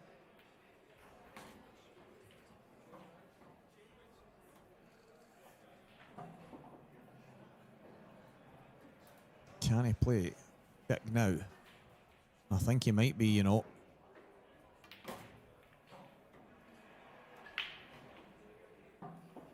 Oh, that'll do nicely. That'll do nicely. For Bobby Stephen.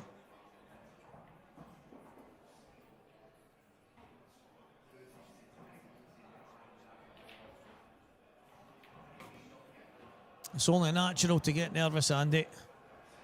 And people that say they don't get nervous doing stuff, I find it hard to believe.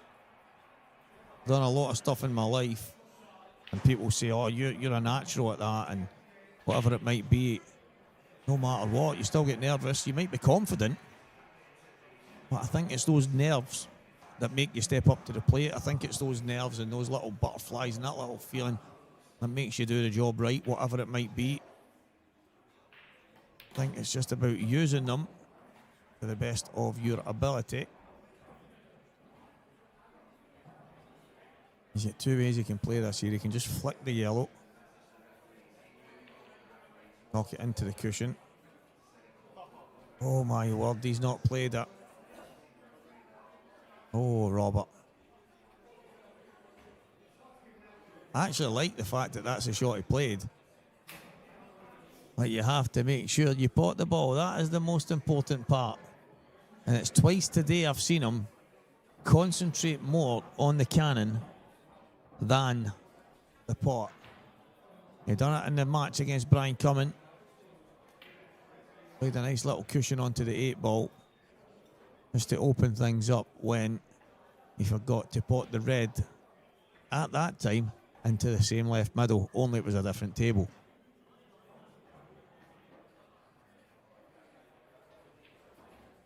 Andy Neal, nerves of steel. Andy Neal, nerves of steel. I like that, Andy boy. So, Scott McKenzie looking like going 4-2 behind. He's now major odds on to go 3 frames all here.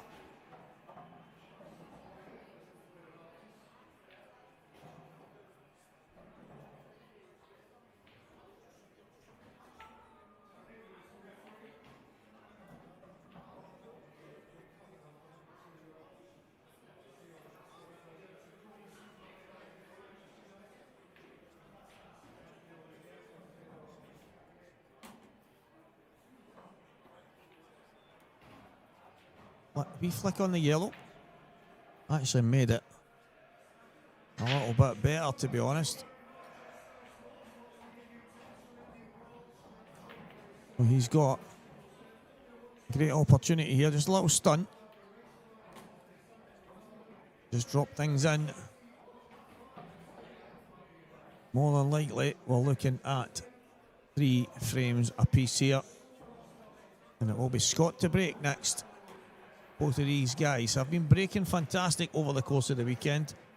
We often say those that break the best seem to go the furthest, but as much as that might be true in some quarters, it's been mentioned that the balls do not, in fact, pot themselves.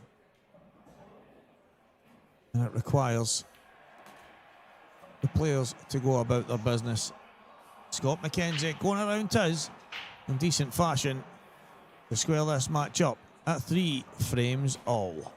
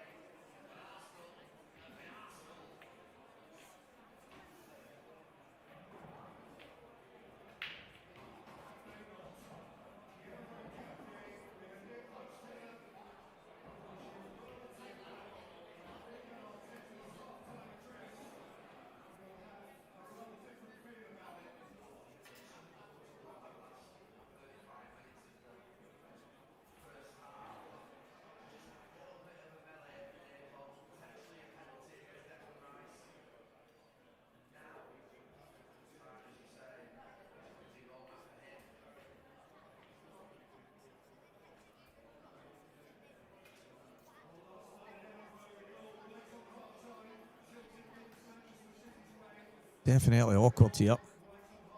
Robert made a wee bit of a mistake when he dropped the yellow in. I know he was trying to just flick it onto the knuckle. Scott, big favourite. He's got the yellow at the bottom left, in a bit of trouble. Problem with that shot of Roberts, does keep Scott upstairs, but those two yellows are now stone dead.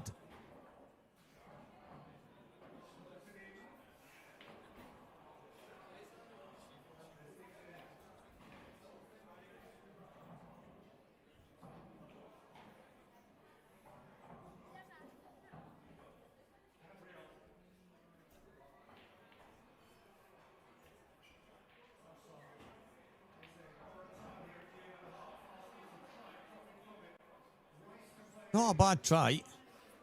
Not a bad try. Trying to just slide in behind the red. Not far away. It wasn't easy. Bridging over all the balls.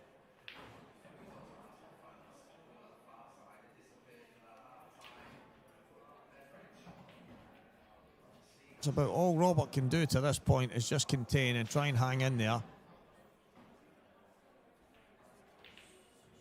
The only way Robert wins this frame and stays in front, or gets in front again, stopping Scott getting in front, is if Scott makes a mistake, because Scott's big favourite in this frame for me.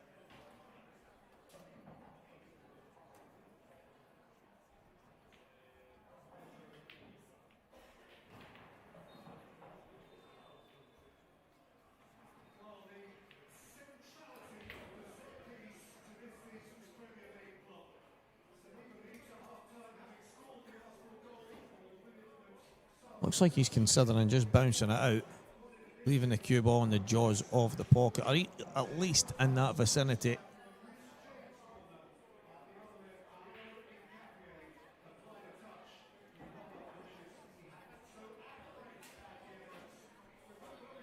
Reds are good.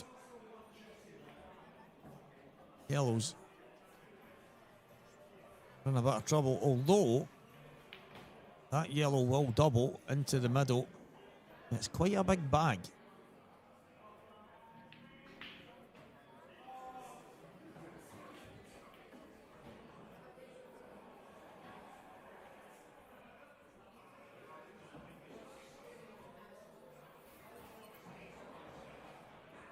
I actually thought Robert might have had a go at the yellow closest to the red at the top end of the table and cut that down. And if it went, might have had a shot to try and get to the bottom cushion, play the double, because I don't really see any way you win this frame from trying to play safe. Far too straightforward for Scott here.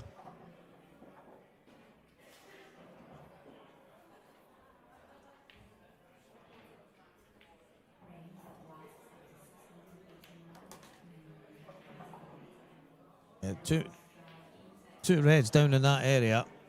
It was never going to be a tough one to knock out. The red over the left middle as well is always going to be pretty straightforward for Scott to get that red into play. Now, they don't pot themselves, so he's still got a bit of work to do. But what a chance for Scott McKenzie to get himself in front in this one.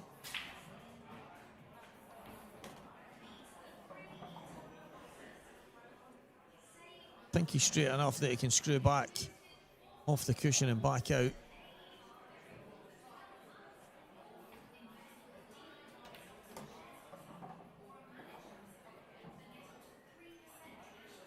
Not bad. Right, see him taking. Is he looking at one to the top left and coming round? I think.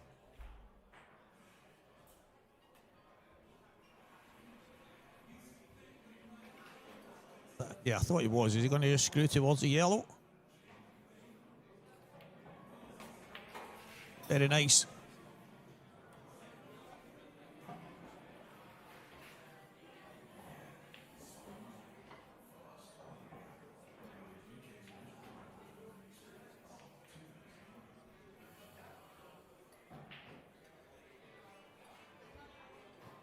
Well, just a couple of drop-ins. Scott McKenzie and Robert, either one of them could really come of age if they get over the line and win this year. A lot of very, very good players. And a little 2-minute disappearing act from both players. They will return. Well, it's 4 frames to 3. Scott McKenzie.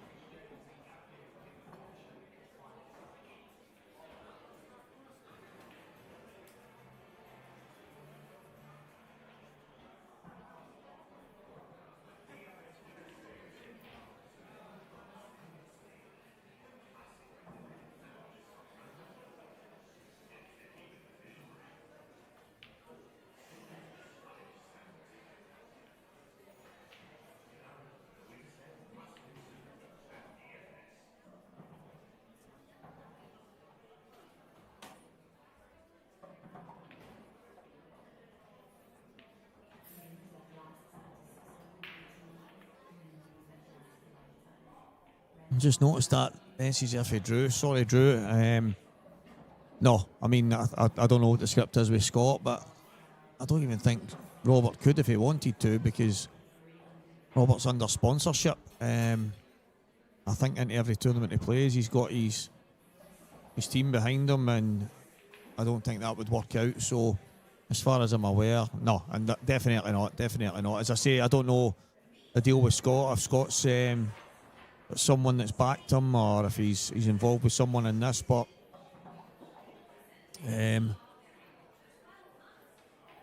the end of the day, it's 8 and 5. Decent money for both guys. It's probably one of the ones as well when I look at it and think, you could say, look, there's 13 in the pot, let's go 5 each and play for the 3. Not a bad weekend's work, so that's where it works out anyway in the end. But when sponsors and people that back you and support you come into the equation, when they put you in these things, they're putting you in with the premise that you're going to try and go and win it, and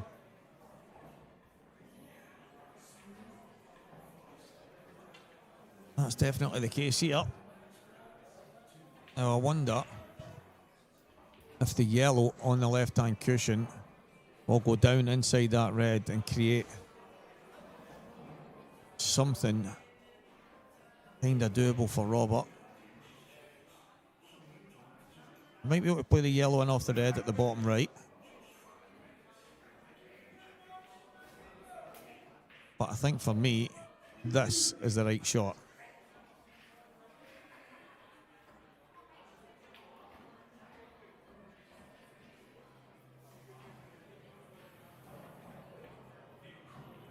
Scott. Robert needed to get that a little bit further over. Scott won't be able to get the back here, but might be able to get the yellow out enough.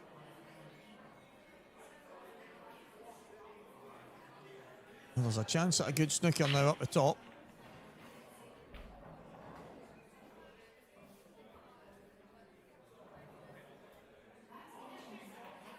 Oh, did he, James? Oh, he played the, was it the Pockets qualifier? The Pockets qualifier, I think Scott won. Is that right? Am I mixing it up? A different one, I think. I remember seeing something about that. So there you have it. There you have it. Scott actually played in a qualifier to get into the tournament. Oh, and a miss. That's 30 quid to qualify, and you're on a guaranteed 5 Gs. Not bad. Not bad at all, Scott McKenzie.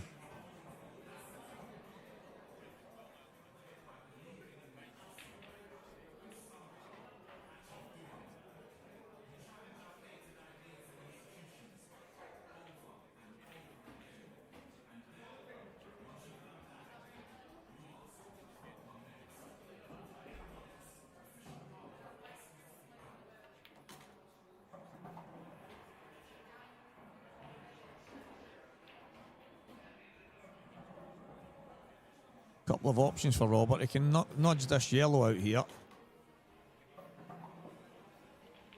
That'll do nicely. He would like to have the yellow at the right hand side, just at the cushion, and the yellow at the bottom left. He'd like those two to last. So for me, he has to screw right out here and get on the top yellows.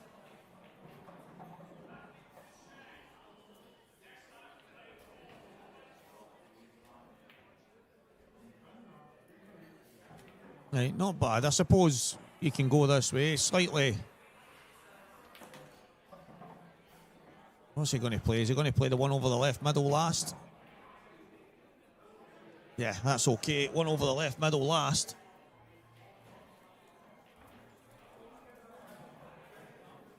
So he needs to pop this in then. Top left, left middle. And I actually don't mind it. I think in an ideal world you're leaving the two balls at the bottom to last. A lot more straightforward connector to the black, but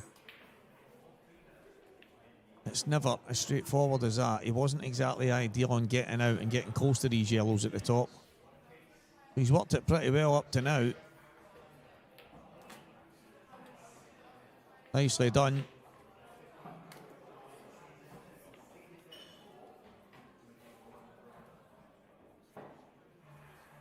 But what a fantastic story that is. Scott McKenzie, who is a qualifier for this event, has managed to get himself a guaranteed 5K in the final. And remember, there's another 3 in play. He can somehow win this match against Robert Stephen. Decent finish here from Robert to this point. And he gets the black, and it is 4 frames apiece. Robert Stephen, Scott McKenzie, nothing between them to this point. Drew, I can assure you there is no deal. 100% no deal. You can be surprised if you want, my friend, but there is no one's backer and sponsor going to accept their guy. And then what would Robert get out of that? He would be losing money. He wouldn't be on to guaranteeing any kind of money. So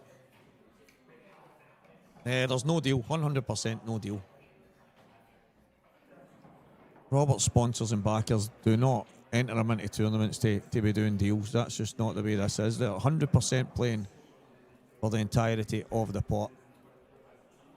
That much I can assure you all. James, that's incredible when you consider it, because he could have arguably sold his spot for 500 and someone's getting a good deal. They're getting into $1,000 a man for half the money. And Scott's quid's in because he's only paid 30 quid to win a qualifier, and winning that qualifier, basically banking him some cash straight off the bat if he decided to sell it. But what a decision to come and play, and to play as well as he has, book himself place in the final. Cracking story, absolutely cracking story.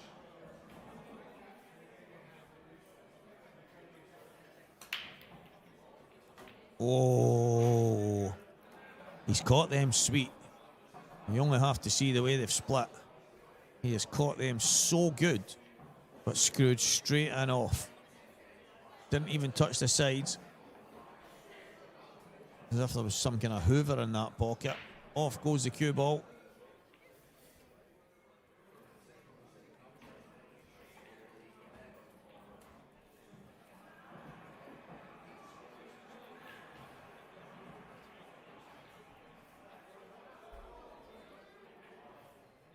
The strange thing is here, both sets of balls are okay.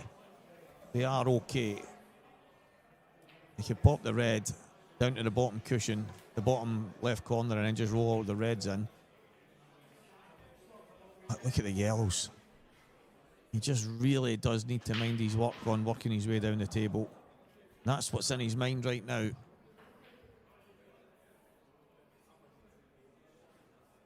I think Robert might be going to go reds. He's going to put the yellow on the top cushion.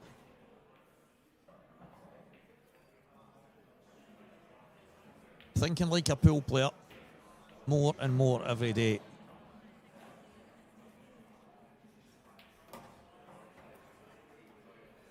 So you might be right there, Graham. I think Scott might have been 40s at the start. I do know at the start of today he was at 10-1. And I have to say, Stephen Santa Allison, talking to Santa earlier, and he said to Elliot and boys like that, listen, 10-1 is far too big a price on Scott leading into today.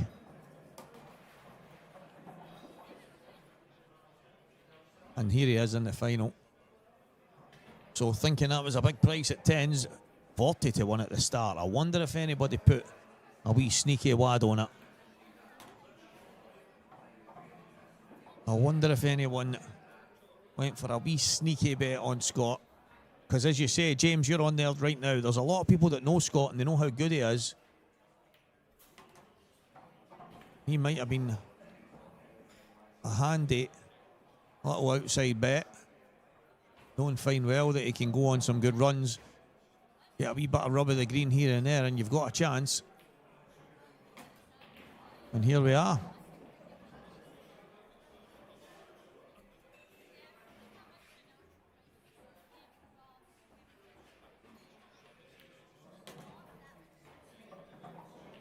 No, Robert Stephen, after Scott goes in off,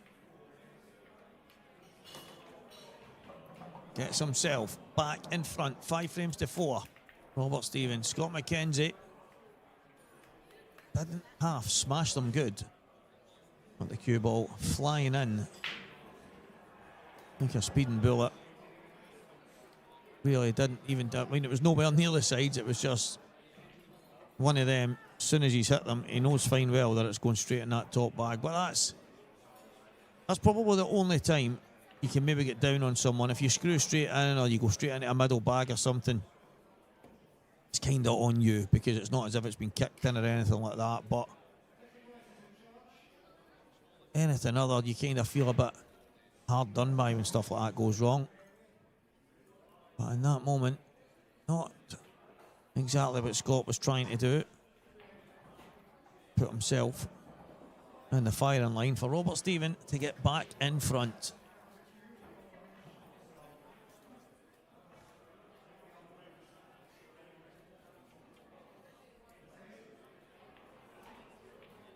Robert Stephen to break.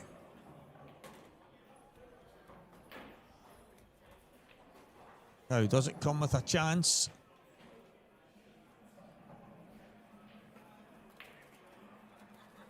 Couple of balls trying pockets. One ball does find one.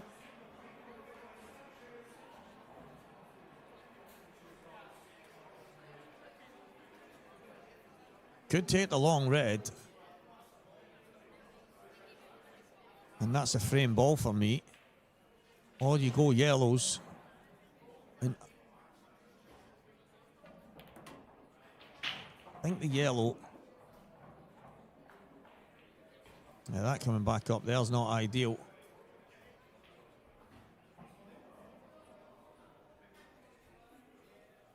I know that red wasn't easy, but I think that long red might have been the ball.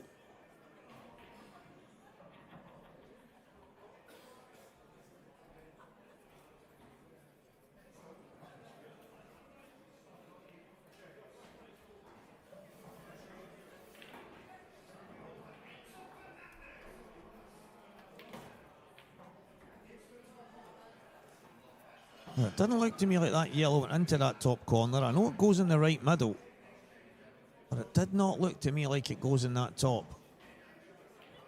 Even on the overhead, it's not very clear.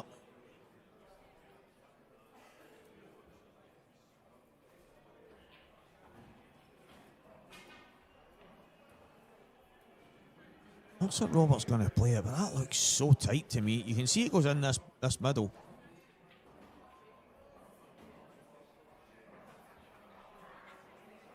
Maybe one of them, it just goes in off the top.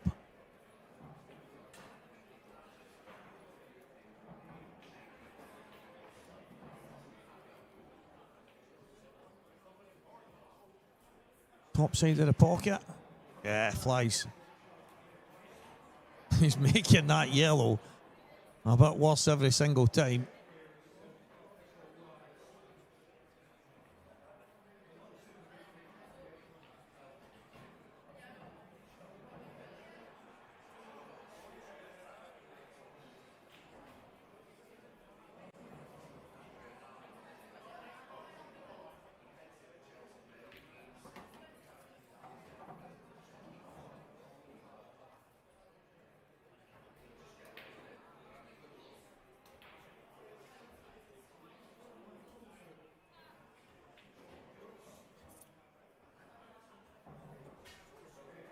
What's he thinking here?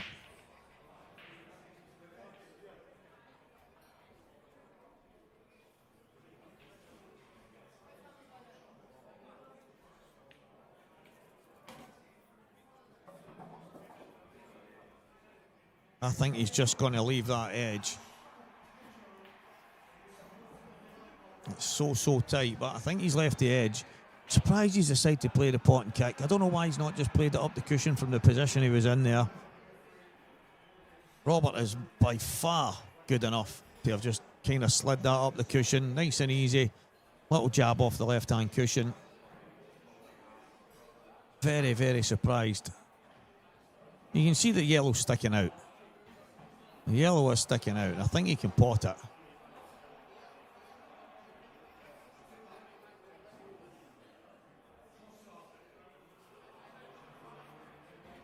Yeah, you can definitely pot it. I don't think the red goes, so Robert deciding to go the cushion first. Needs to watch a cue ball here.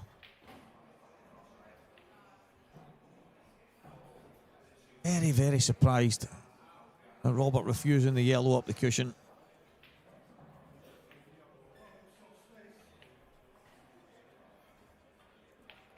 Well, I will say one thing. Scott has proven today that he can beat anyone because he's beaten some real good players just to get himself in this final. A couple of IPA pros along the way. And yeah, maybe on the laws of averages, if he was to play the guys 10 times over, they might beat him a lot more than he would beat them just now. But over the piece, Scott's a fantastic curist, and he's earned the right to be in this final.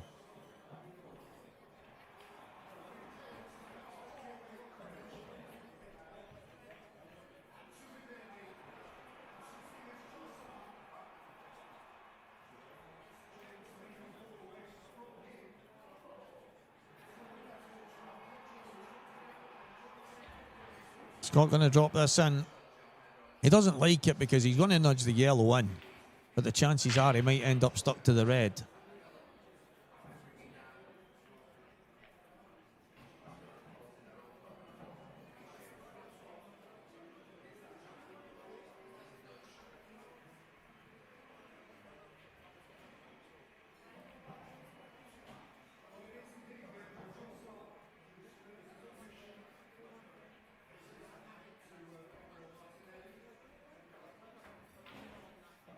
Good to see a nice crowd all around this table.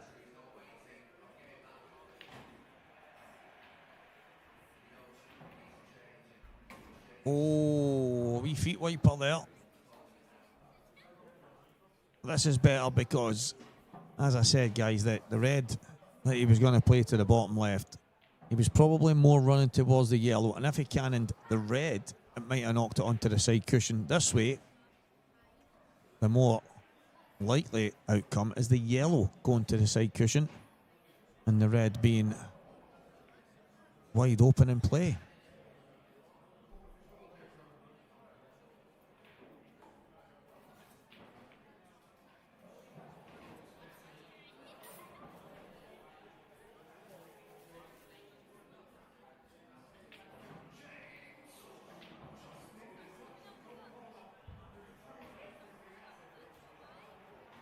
The only problem when you play a pot kick is trying to make sure that you get that pot. Unfortunately for Scott, he hasn't managed.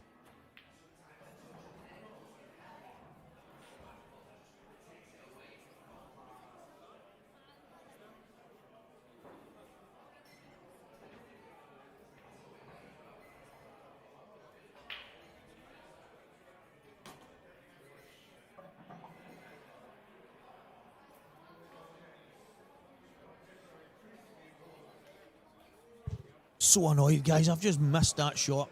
Oh, I've got a replay of it. Thank you very much on the slight delay. Big Rama comes over. Tries to break the commentary box door down just to collect an empty glass. That's professionalism for you. That is professionalism at its highest. Robert Stevens, 6-4 in front.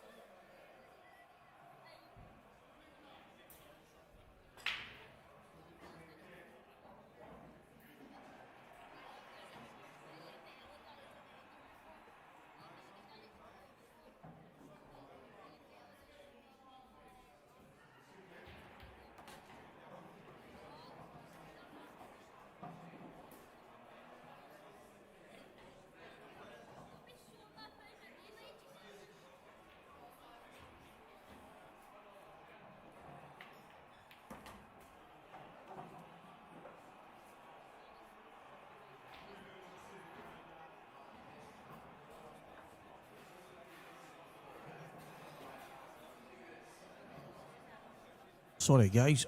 The fantastic bar staff, after taking my glass,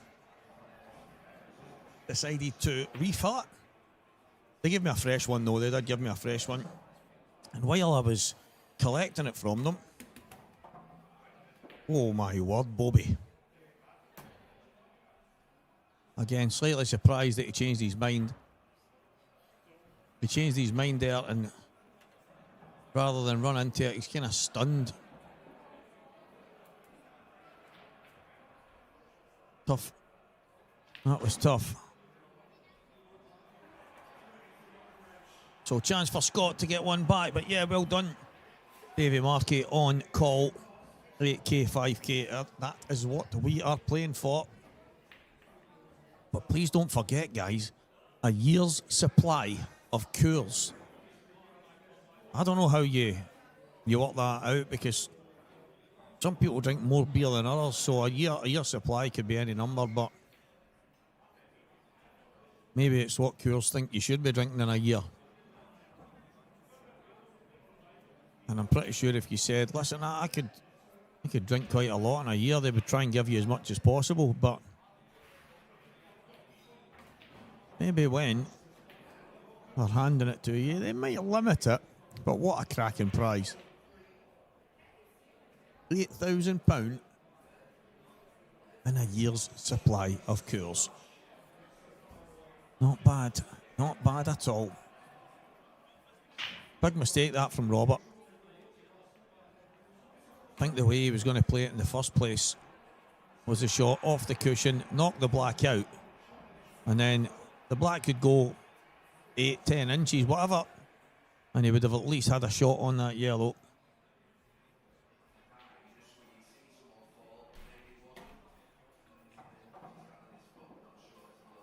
I like that, Andy Neil. Don't drink, and at the end of it, and drive.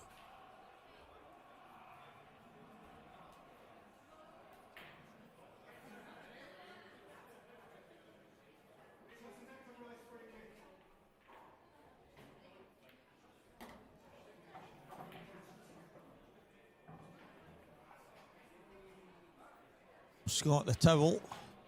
I'm just not having that. He actually told me to call him the towel. And he went, I know it might sound bad, but it's no for what you think. And the story I'm telling everyone is that he's the first guy down every holiday to get his towel on a sun lounger. So, Scott the towel on the sun lounger, Mackenzie.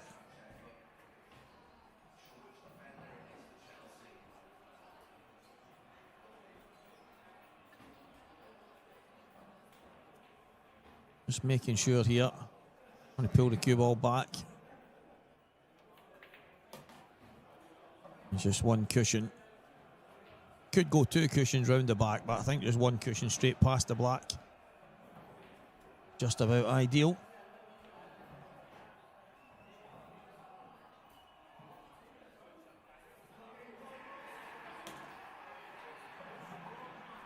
Yeah, one cushion and past it is.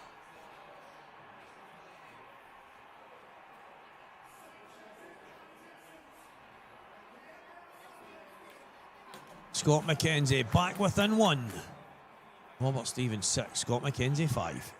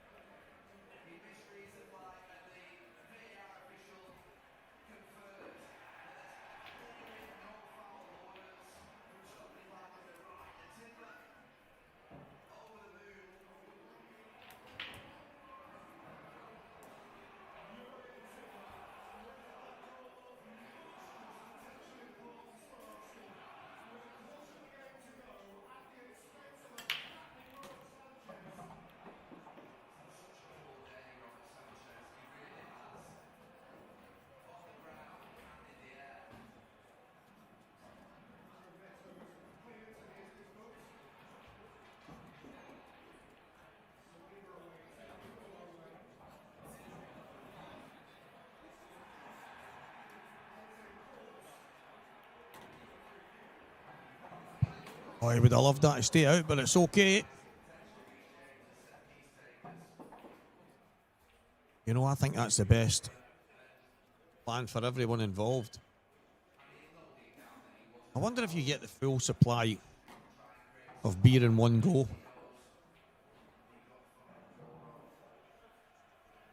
Wonder if they just turn up a big giant wagon and just start unloading beer at your front door.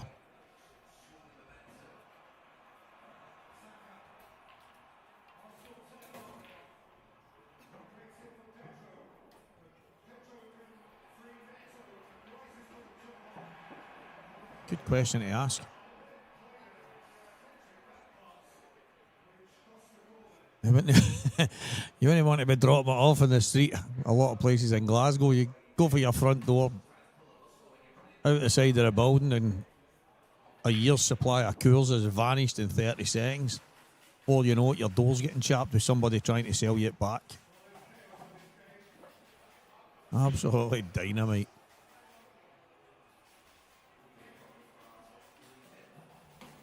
Robert Stephen back to 2 in front.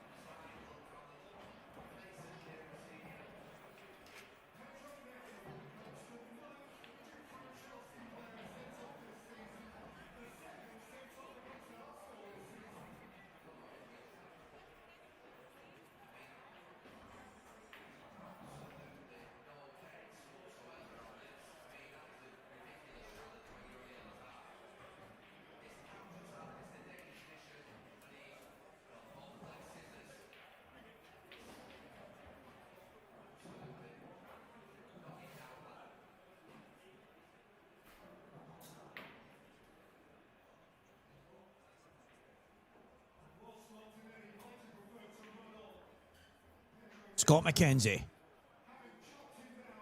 going for the cut break here. He's got the corner ball straight in. You know, it's quite funny, guys. Young Stephen Allison, I think it was him that mentioned to me, or there was someone else that mentioned to me, or someone. In fact, you know what? I seen, was it Scott on one of the outer tables, maybe against Stephen? Scott Coventry mentioned something as well, maybe, I can't even remember, but someone was breaking a cut break, but the corner ball was getting in, and I've seen it millions this week, millions. And I used to hear people saying that's not possible. In fact, someone said it to me once, that's not possible, you shouldn't be getting that ball. The laws of physics tell you that anything can happen. And just watching that ball fly straight in, it is mad, but that's just the points of contact that make the biggest of difference. But I've probably seen it more this weekend than I've ever seen it. Brand new balls, brand new cloth. Must have something to do with it. I have never seen it happen as much as I have here.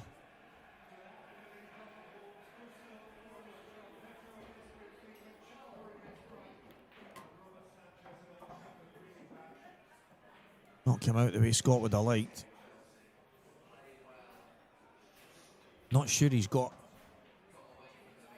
much of a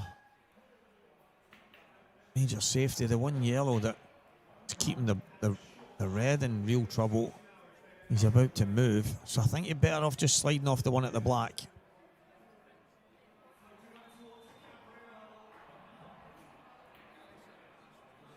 Don't really want to be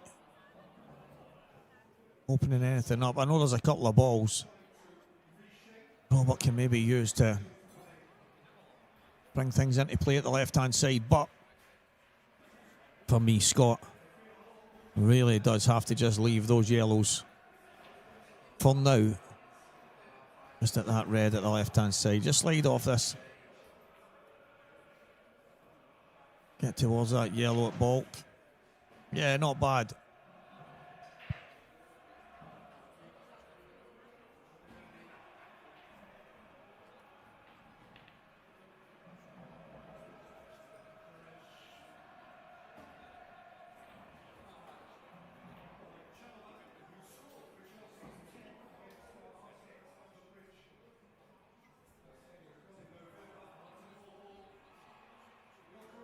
Just needs to get this down over the bottom bag. Keep it simple. Would have loved that to stay. But I loved it to stay a bit wider. But it's in that area as well. There's a possible kick out. So Scott, really,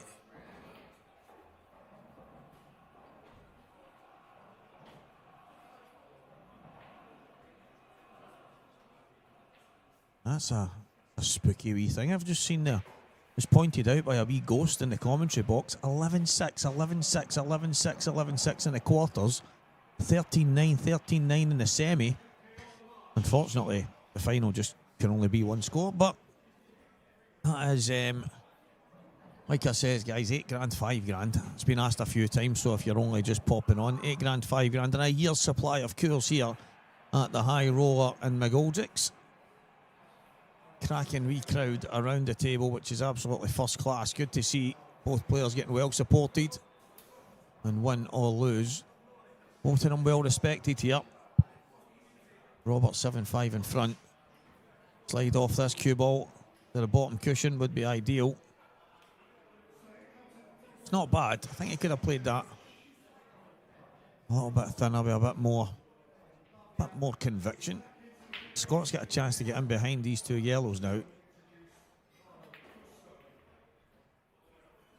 Well, you like that from Scott. He's tried to play a kind of pull shot, and as I say, I spoke to Scott before the final, and he says he has struggled a wee bit with playing the pull stuff.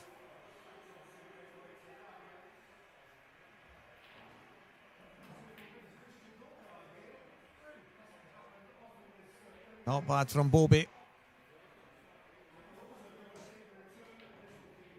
Not bad at all.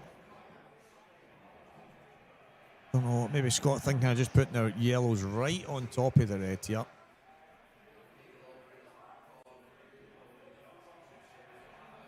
Just dawned on me there that I've got a new wee dog in the family, guys. Just came to me there, I'm thinking if these two would hurry up, I got home to see my new wee puppy. But then these two guys are saying, hey Stevie, $8 grand here. $8 grand to the winner. I'll buy you a new one if I win. Nah, they're not really saying that. Maybe get me a bag of dog food or something. That's about it.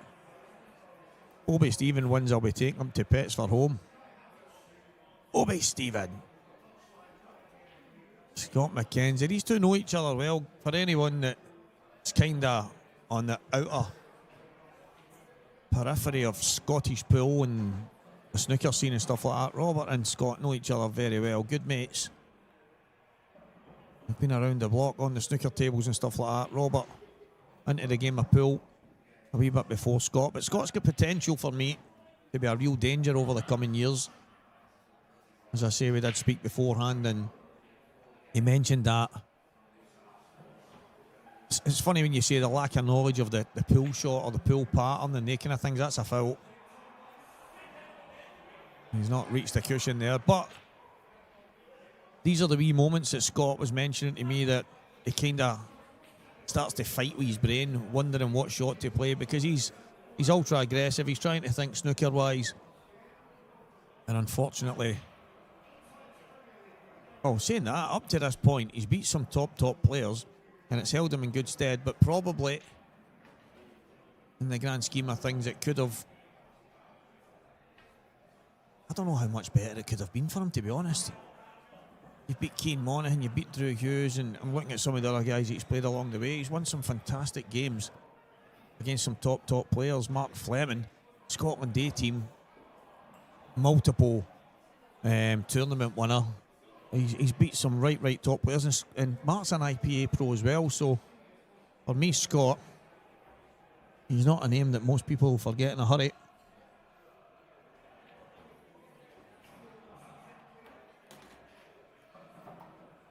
And maybe just next time he won't be playing a 30 quid qualifier. Maybe he'll just be hedging his bets and going straight in. Or maybe he's just one of the guys that goes, why would I do that if I can try and get in for 30 quid? Actually, I don't blame him.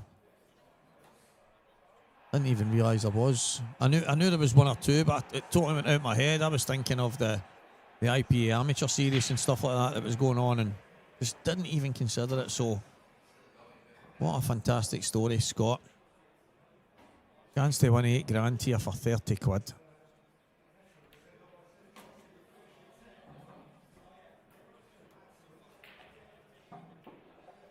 Right. Robert needs to dig a wee bit here because he would love to miss the yellow and hit the side cushion.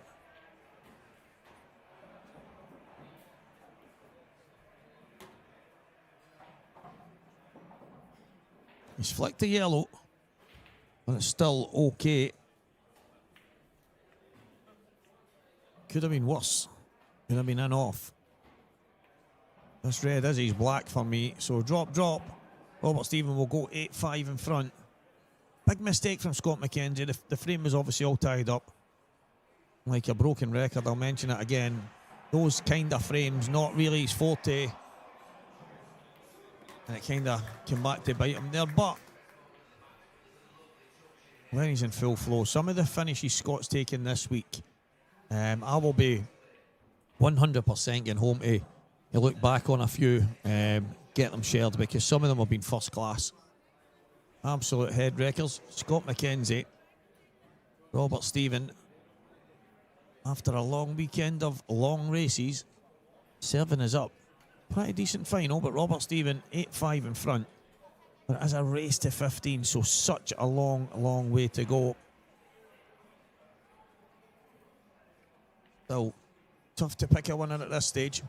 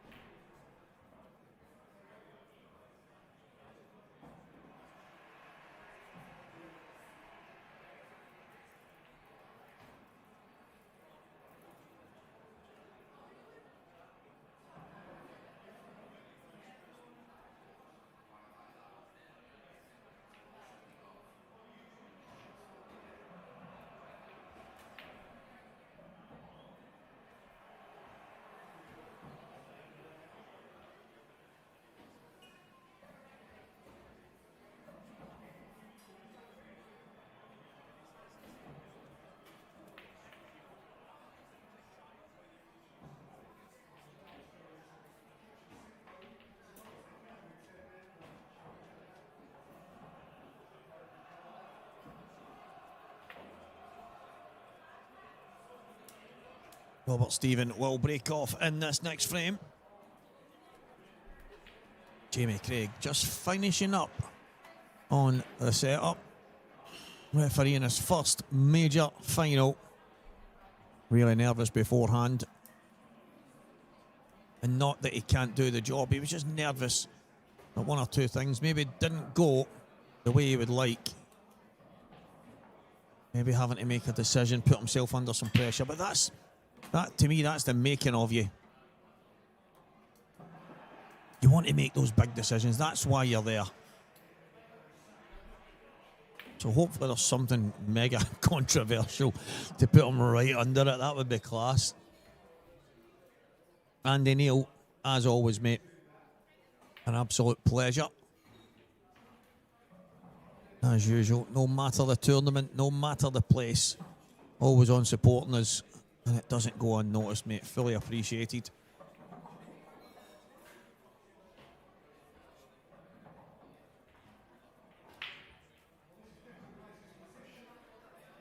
So what was Robert playing there?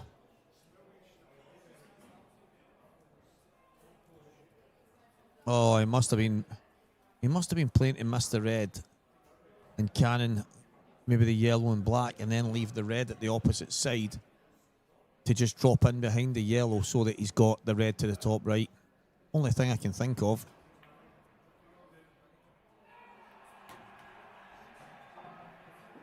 Don't know if he's went a touch too far, but he might still have the same kind of idea in mind.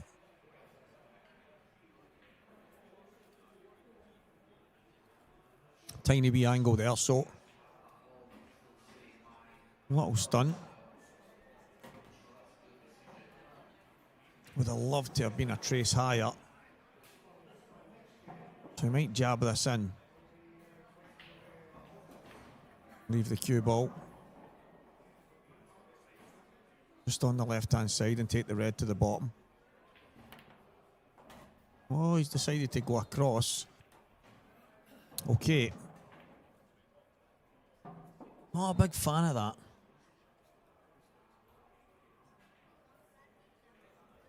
I don't think he's in better... I think he's in a very tough position now with these three balls. The three reds are really, really tough. One down. Second one to go. And then a third one to go. And then the 8 ball doesn't look like it goes clean. They might have to double that and get out the way at the same time. That's a fantastic shot, Robert Stephen. Absolutely sensational. And I mean, with the most respect in the world, that was not the easy way. Nobody's ever missed a pot sitting here in the comms box. Nobody's ever got a shot wrong or ever played a positional shot or played anything, but it's just impossible, obviously, as you know. But sure enough, for me, I think he's went such a tough way there, and he has played that absolutely first class. What a finish, Robert Stephen. 9-5, 6 away. But there was another man that was steamrolling Scott. And Scott came firing back. That was Drew Hughes in the semi-final.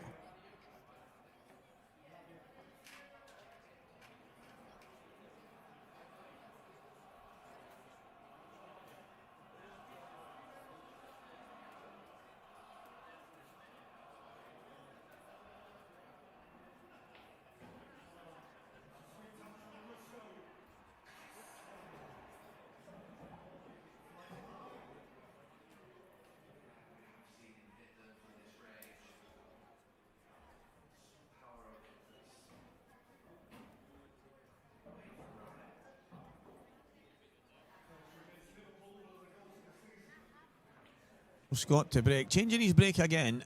Remember, he played the cut break in his last one. He got a ball, the red flew straight in the bottom left hand corner, but he's going down the front again. Screwed in the top right corner, the one before that. He's went in that direction again, but it is a decent break. And it's Clusterville at the top. I think he can open them straight away. I think he's got a red onto red plant.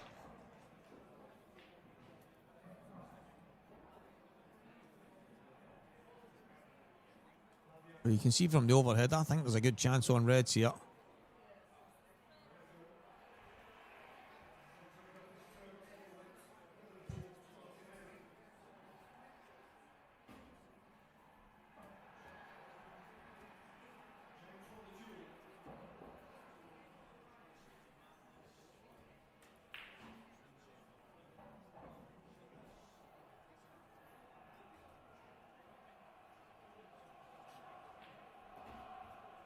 Taking his time, Scott, and fully understand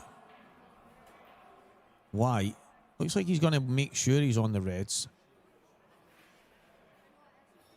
Nothing wrong with that. Needs to get back out. Roughly same line as he is. Play that plant next.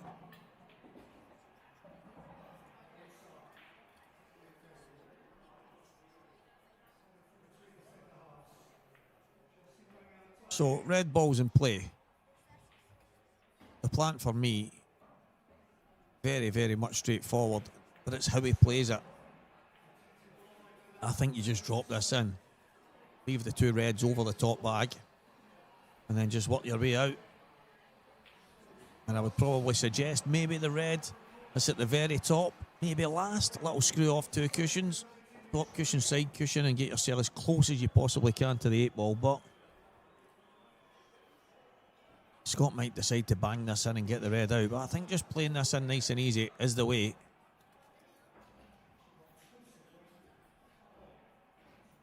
See the way he plays it.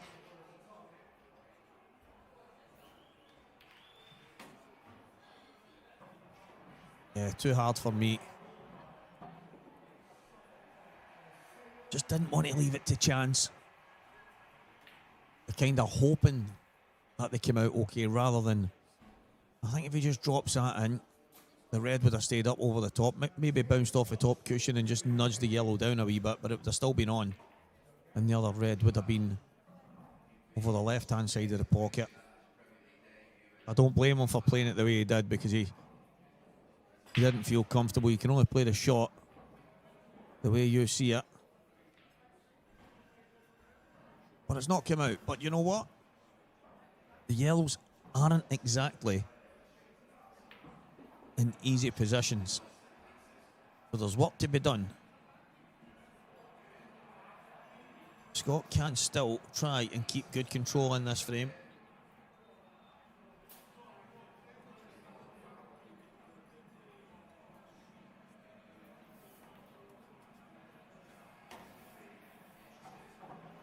Or better still, maybe, just maybe, he can still go and win this frame.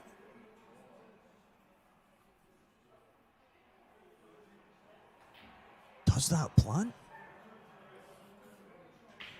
You know, I'm looking at it and I'm thinking, if you put the cue ball where the red is, yeah, the cue ball's smaller, I get that. The overhead looks like it's cut backable.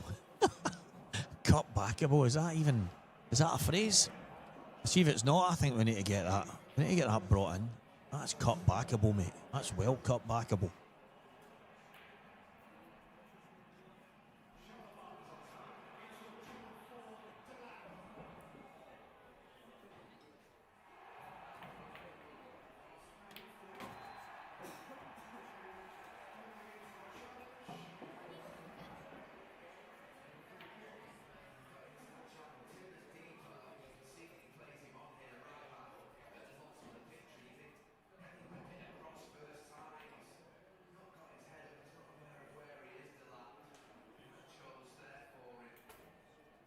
What a chance.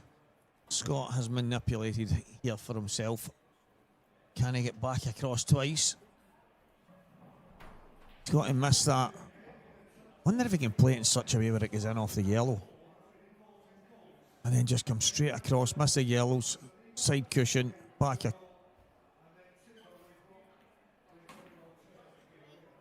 Cue ball, it's going to stop. This is why I've called him head wrecker. Scott McHeadwrecker. I'm not having that towel nonsense.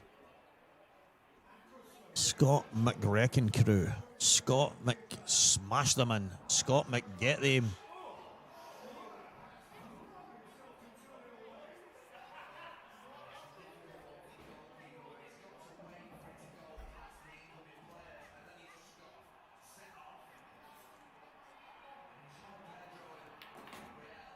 So not an easy black. It was never going to be. No control, really, over where he left it. So just tried to stun out as far as he could.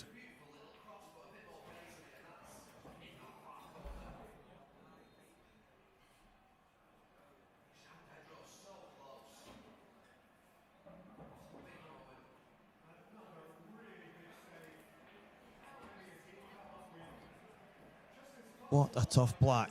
What a pivotal moment in this final. It is a race to 15. 9-5 just now.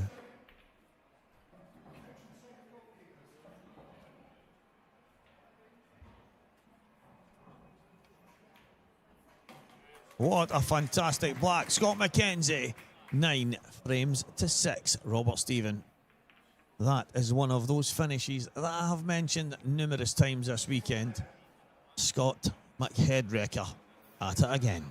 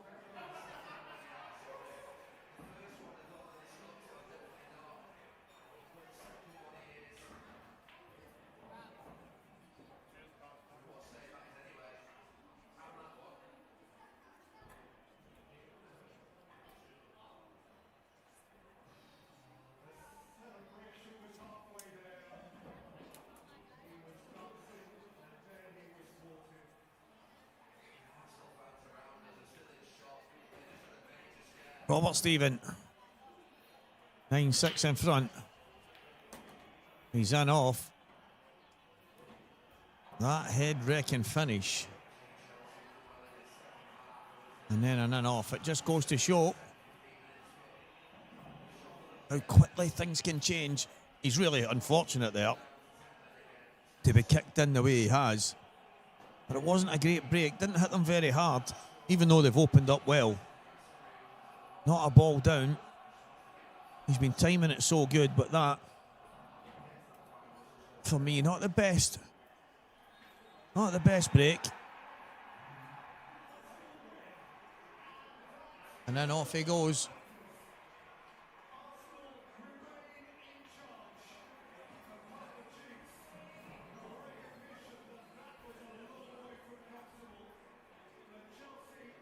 Now, Scott, what are you going to muster up now?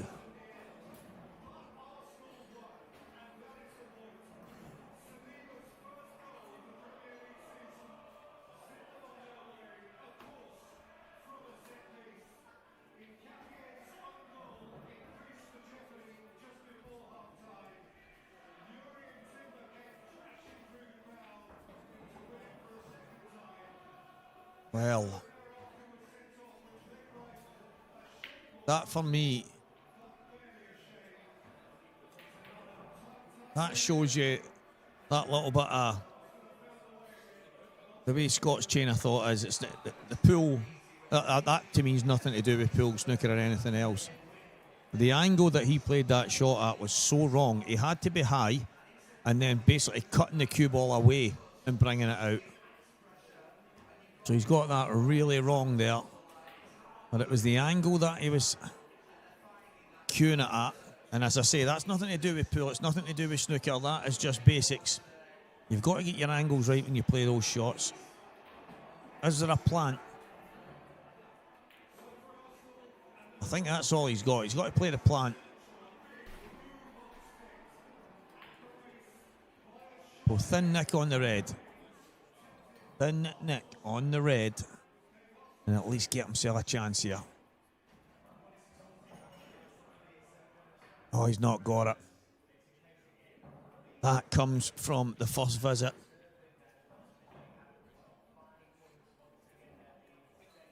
Right, okay. I'm looking at the table and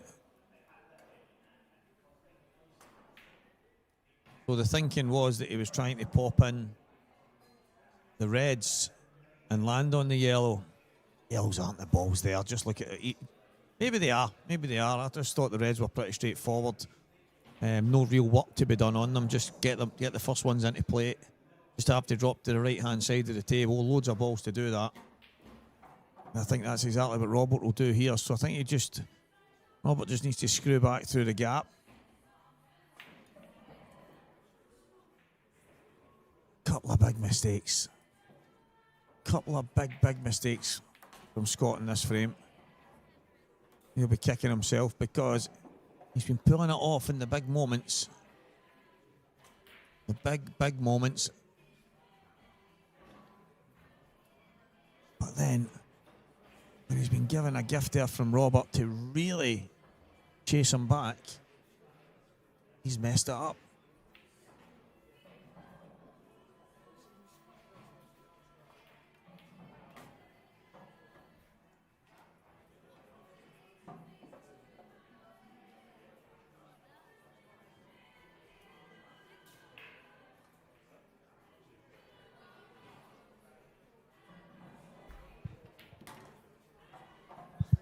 And that's exactly the shot I was talking about, guys. Just drop him to the right-hand side. And there was going to be so many options for him to do that. I actually thought wholeheartedly he was going reds. But I think you're right, James. I think he was actually playing for the yellows. And I'm not saying he wouldn't have got them. He mentioned to me about the patterns and stuff like that. I'm just looking at even the yellows right now. Yeah, of course, if you're on them, you've got a chance of rolling them all in. They've all got a pocket. But just the way they're all clustered in that corner. The reds were just, to me, that bit more straightforward. Just for playing on them and having a wee bit more room for error, if you want. Definitely one that got away from Scott there. Chance to go 10-6, Robert. Scott will be kicking himself. Because for me, that's all he had to do. Get the reds into play. And exactly as Robert's just done there, there's no doubt in my mind that Scott would have made easy work of them as well. But you might be spot on, James, because the shot he played just didn't make sense for me, the angle he was playing it at.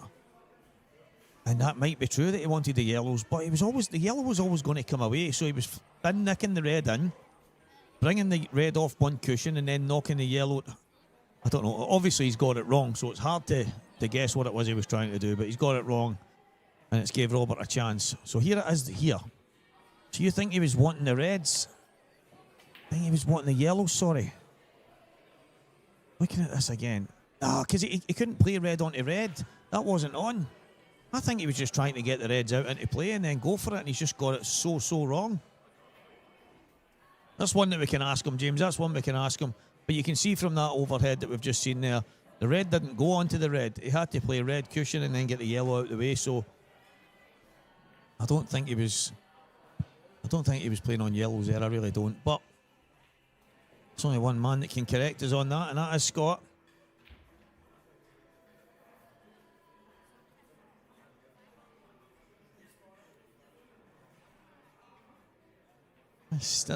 Don't know if you've seen a wee guy popping his head up and down in the background there.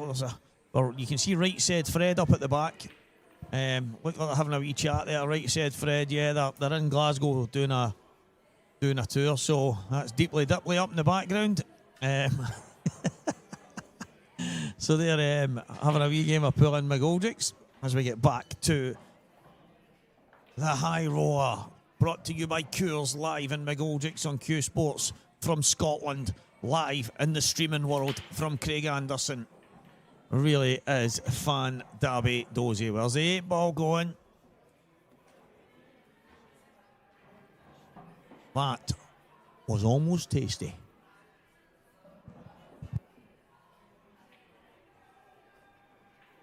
They went again.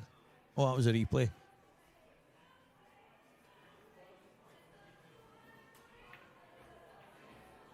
Yeah, James, as soon as you mentioned that, I kind of agreed straight away. I'm going, maybe that's what he was playing. But then when you seen that overhead replay, it did not look like that shot was on. But there might have been a tiny wee gap that we couldn't notice on the overhead. And it, quite possibly that's exactly what Scott was playing. But either way, mate, he's got it wrong with 2 shots. The one free shot, 1 visit. That'll be the thing that's annoying him the most, that he hasn't made the best of it.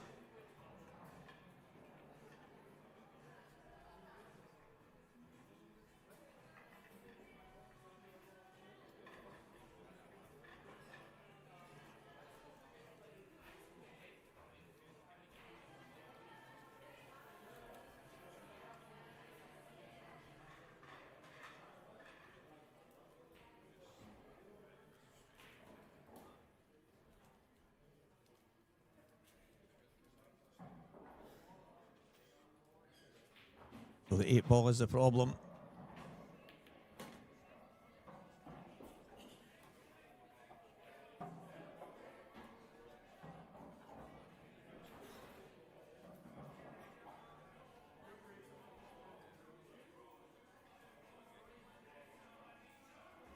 Oh, what a plant that is on the yellows. Now, if he's been learning the pool game as we think he has, I think he might be on the knuckle here, but if he can just drift in behind us. So that's a big difference to Robert's game over the last while. Playing the pool shot at the right time. And he's learned to be tactical on the pool table, and that's something that he didn't have in the beginning. Slowly but surely, he's been adding that to his game. To be fair, there wasn't really much else on, and I understand everybody will be watching and saying, come on, Stevie, what else? But I've been there with him. I've travelled up and down the country probably over the last 4 or 5 years at the IPA, and a lot of practice that we did together over a few years. He really didn't see a lot of these shots. I would have actually said 3 or 4 years ago, Robert would have tried some kind of mad 4-ball plant there. But it is mad how you think. Good shot from Scott, just keeping himself plugging away in there.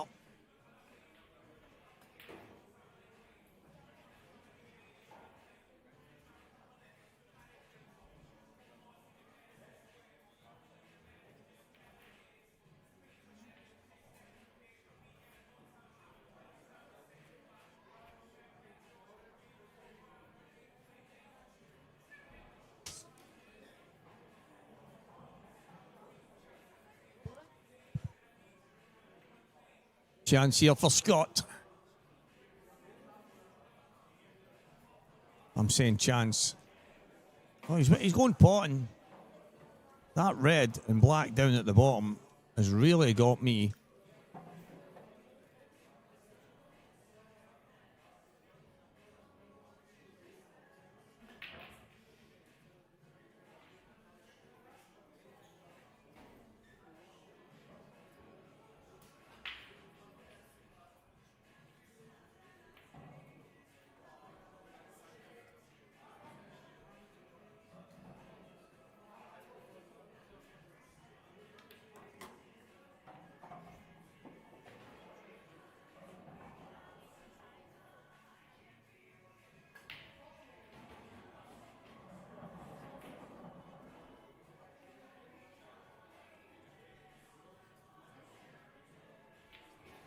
Good evening, Del Boy.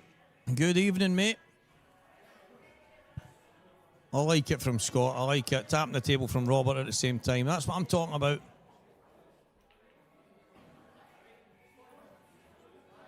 You've got to keep turning the screw And you've got to keep it simple sometimes.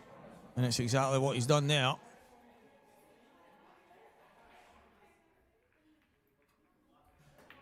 That is a very good shot from Robert Stephen. He might have left a bit of the red. I don't think he's left a pot.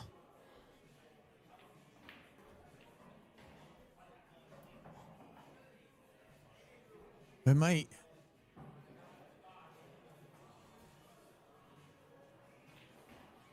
Might be a possibility.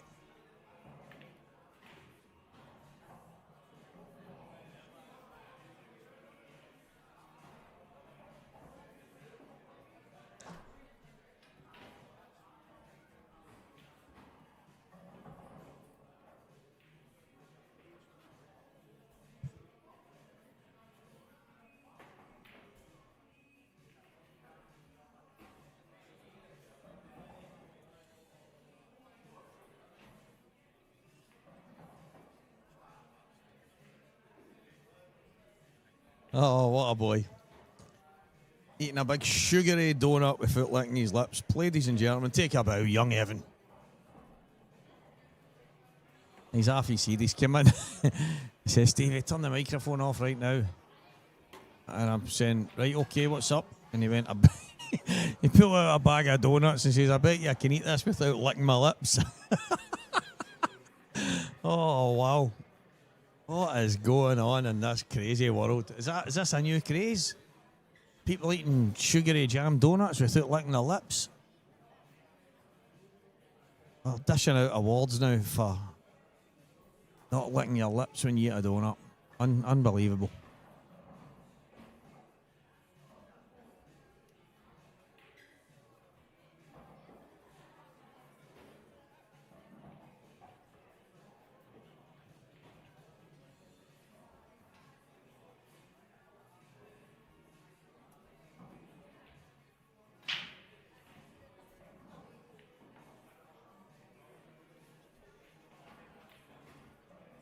I think if it was a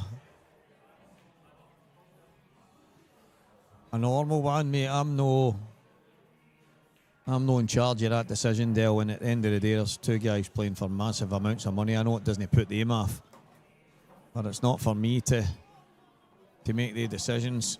The guys, well, Paul's obviously asked me a couple of weeks ago and booked me in for this. But he's good fun, he's firing about the place, and I would be more than happy to have a wee laugh with him. And obviously, me and him will do loads together. We'll do loads together. The only problem is he sounds more like me than I do. And that is a big issue for me. Hey, he actually came in and pulled out a 4 bag of donuts. 4 bag. Never says, Walker, do you want one? He just said, bet you I can eat one of these without licking my lips. So, yeah, very good, mate. I don't know if he was watching me to see if I was licking my lips, hoping I was going to get one, but... cracking last yellow. 11-6. Robert Stephen. Not much Scott could have really done there, as I say. That was one of the horrible ones with the black and red down the bottom, and I think Scott actually played a really good shot to get his red out, leave the cue ball on the black. And then Robert equally up to the task, and then Scott playing a kind of, not a shot to nothing, because it's one of them where you kind of need to get it. I don't know if it ever truly went, but he'd nothing more, not much more on that he could have played, Scott. So, and then the red comes up, knocks the cue ball in, and all of a sudden, Robert's at the table, 1 free shot, 1 visit, and he made light work of it.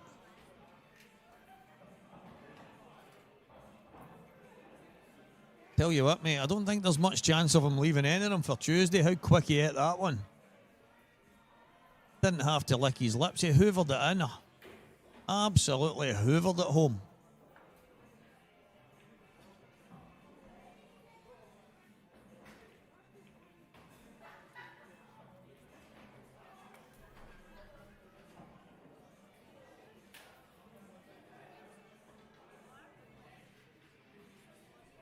Clarkie's in again, man. I spoke to Clarkie last night before I left here. He told me a very strange joke. I don't even know if it would have been funny back in the 80s, to be honest. It was a bit strange.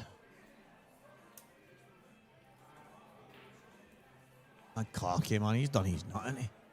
Absolutely done his nut. Off his absolute rocker. Oh, what a boy. Jamie Craig, it is good to see him refereeing here, Dale. You're absolutely spot on. Said to him earlier, just as well you've been putting in all that practice in the pool table. Look at you now, mate, in a final.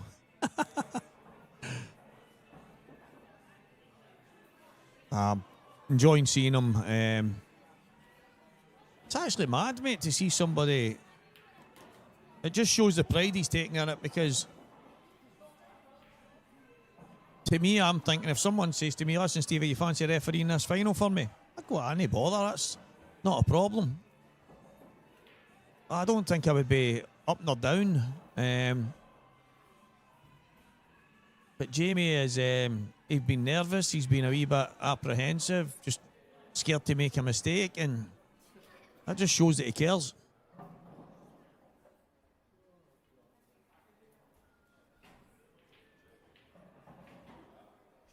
Robert more or less put the cue ball back in the exact same spot again.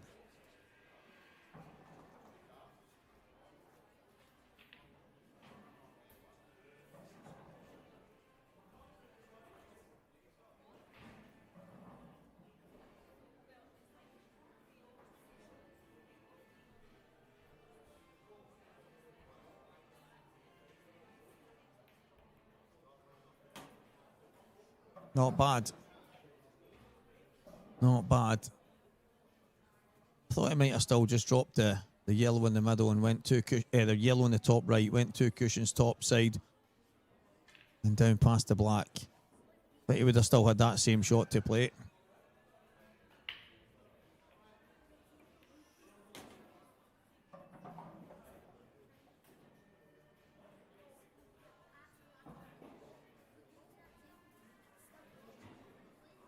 So I don't know what he's thinking is here. Is he maybe going to come upstairs and play the yellow to the top right?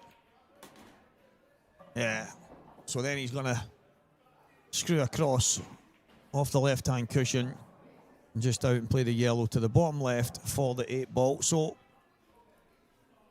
big chance here for Robert to extend his lead and go 12-6 in front. But the yellow on the side cushion. He's not played to go off the side cushion for one big reason, is because he didn't want to get on any danger behind that red. Brilliant, absolutely brilliant. Robert Stephen about to go 12-6 in front, and I don't think there's much more Scott McKenzie could have done here. Robert Stephen, you are a man on fire right now. Very well done. 12-6. What can Scott do to stem the flow? Thank you, every single one of you, for tuning in. Enjoying what has been a good weekend of pool, especially in a busy weekend of football and everything else that's going on. Getting you guys tuning in is absolutely first class.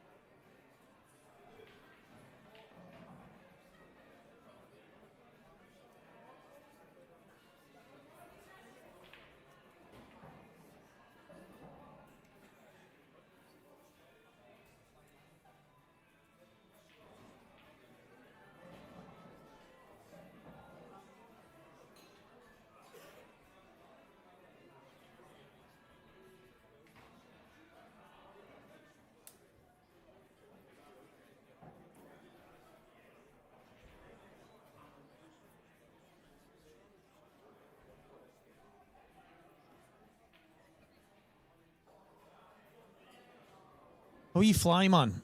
Jamie Craig sets them up to go. Scott's break's been big this week. It has been big. It's got him to where he is right now.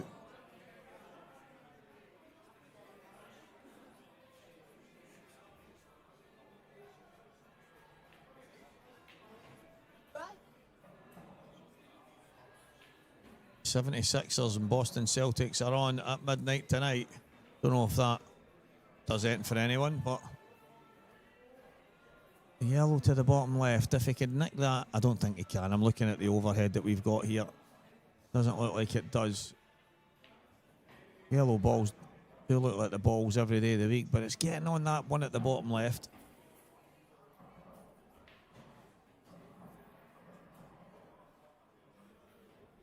Not easy.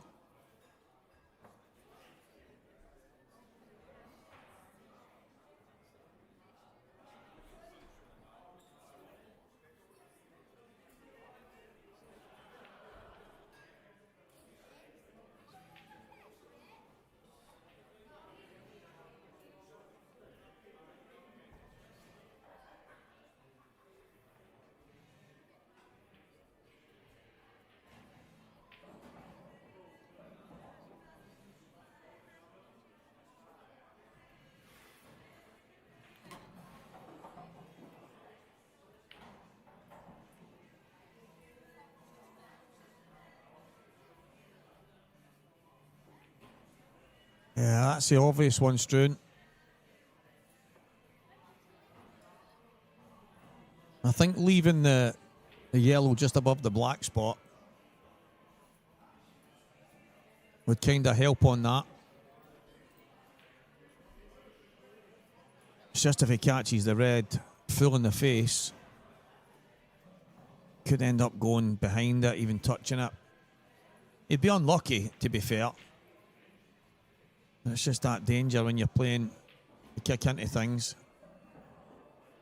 It's a lovely controlled cut. I think he's just about on it.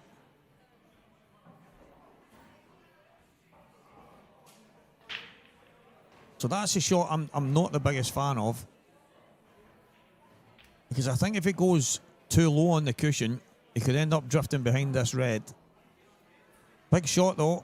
Catch it, bang on, keep the cue ball where the red is. That would be perfect. Just like that. And he's on the one to the right middle. Now, for me, there's work to be done. That yellow didn't go down as far as I would have probably liked. Because if that yellow goes down even another 2 inches, he can pop this in and slide off the red just slightly, and he would have been on that yellow. But that yellow's barely moved. You can see where the yellow is over the middle. If that yellow comes out a wee bit, he would have given himself half a chance to at least play the gap.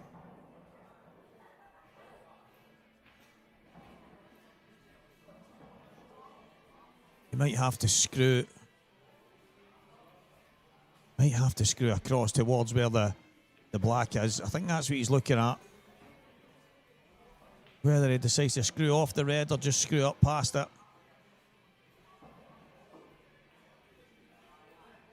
Oh, lot of dig down stun he's playing, jacking up, leaning down on the shot. That'll do nicely. That'll do nicely. He's played that well. Top cushion, side cushion. Obviously, it was in a lot of danger with the black ball there. Catch the black wrong, and you're in trouble. But he's hedged his bets. And he's got an opportunity now. Getting himself one frame closer to Robert.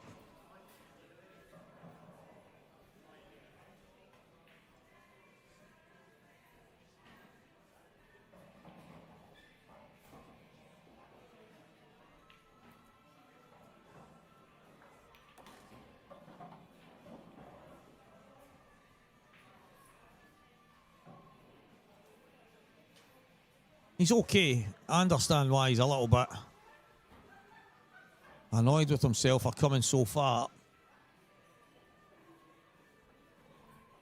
I'm pretty sure the angle's pretty good here. Just 2 cushions and head towards the 8 ball. I actually think maybe coming up past the black might be a better option. It's only because I don't know what his angle is here.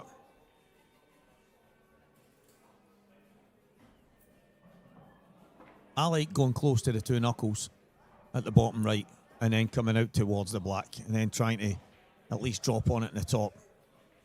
So is he going to try and screw off the red? Big shot. Big shot, Scott McKenzie.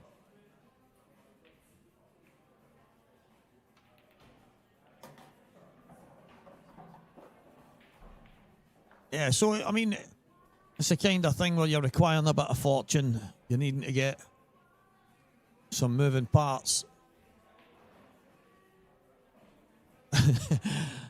I'm laughing because these have been the Scott McKenzie finishes all day. Yesterday, today, and here he is in the final. Just punching his way through. He's had some unbelievable finishes, some mad finishes, some of the best head records you'll ever see. And he's just in there swinging away. Absolutely brilliant. Superb, Scott. Superb.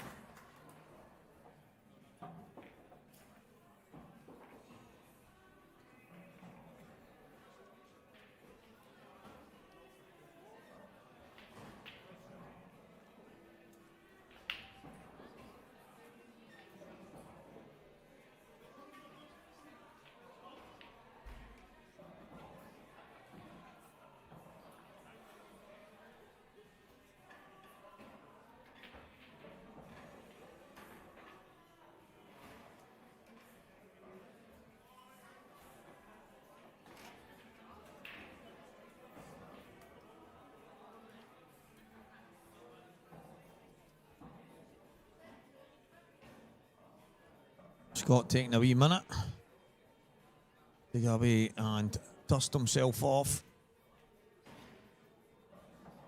Come back out to go again. 12-7. Race to 15. Robert 3 away. It's a long way back for Scott, but I've seen him do it today already.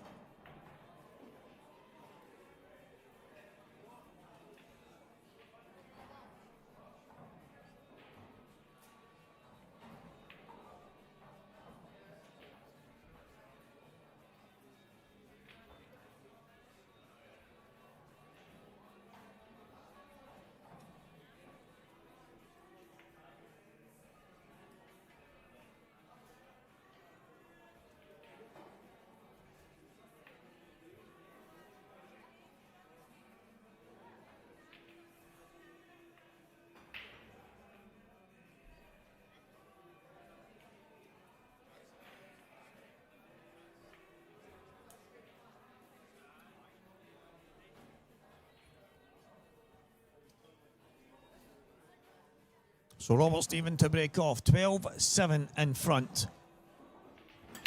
Absolutely massive. Needs a ball. And the last ball moving. How often does that happen?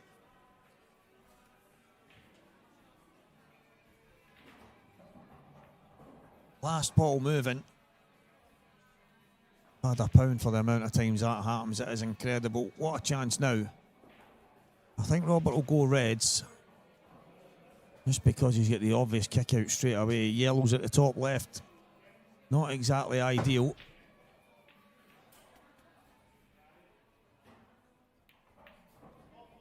Make sure you're on them. I like that stuff. I don't think you were ever going to miss. But get this nicely controlled. Needs it to slow down. That's okay. That's okay. Good chance here for Robert now to get within two. His break has been fantastic. It's maybe something that he messed about with for too many years.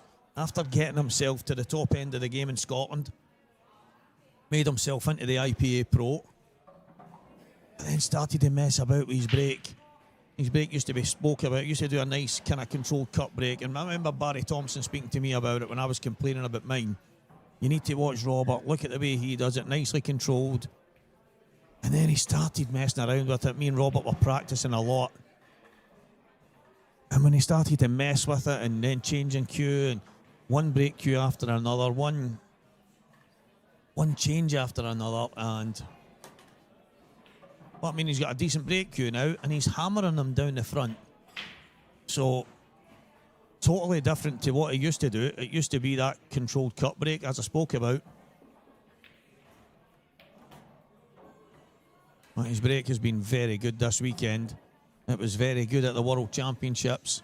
2 semi-finals and 1 in the main event. And in the World Championship Seniors at the same time. So, £8,000 to the winner, £5,000 to the runner-up. 2.5k went to our beaten semi-finalists. 1,500 went to the losing quarter-finalists. And a case, I'm saying a case, it's like a wagon full of Coors will also go to the victor. Well, if you win this title, expect a huge... Maybe your street will just be filled with big Coors vans. Just firing that in on a fireman's hose. There you go, mate. Just turn that tap on anytime you want some. It'll be on for a full year. Years worth of Coors. I just don't know how you judge that. How do you judge a year's worth of Coors, man? Everybody drinks a different amount, don't they? Year's worth of Coors would be no good to me, so they'd probably give me 6 bottles. It'd take me a year to drink them. But I probably wouldn't be able to drink them because I've not drank in 4 years, so it'd be no good, that. A year's worth of Coors to me is Coors Zero, if that exists. But a fantastic prize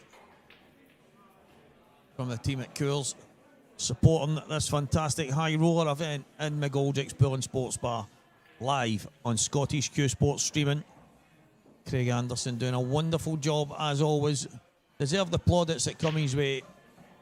Always trying to improve, always trying to learn. And he has been a fantastic addition to Scottish Pool over the last number of years, just raising the bar every single time.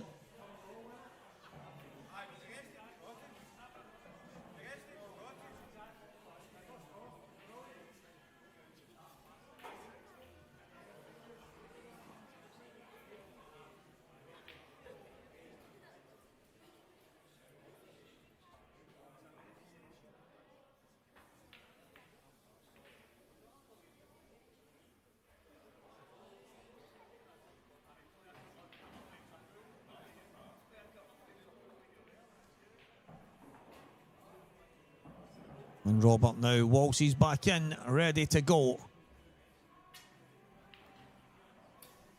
Scott McKenzie will break off. 13-7 down.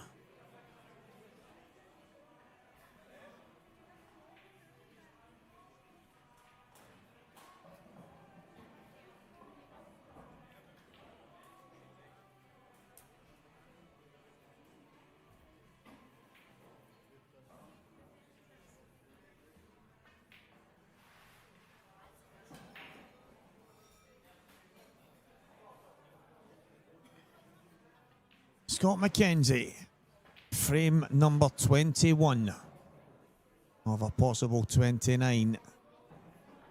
Back to the cut break.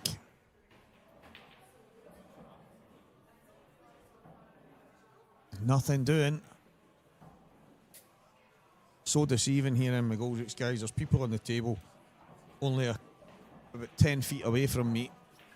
And I can hear balls dropping, and I'm looking at the table and I'm thinking, nothing's in here. What have I missed? Unfortunately, I haven't missed anything. It's a dry break. And Robert with a great chance now to go one step closer.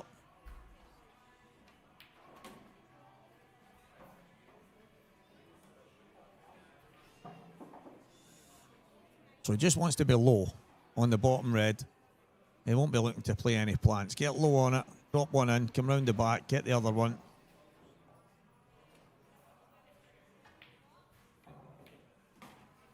Just like that. You'll pop the bottom one in, just come out, just underneath the bottom yellow of the 3 on the left-hand side.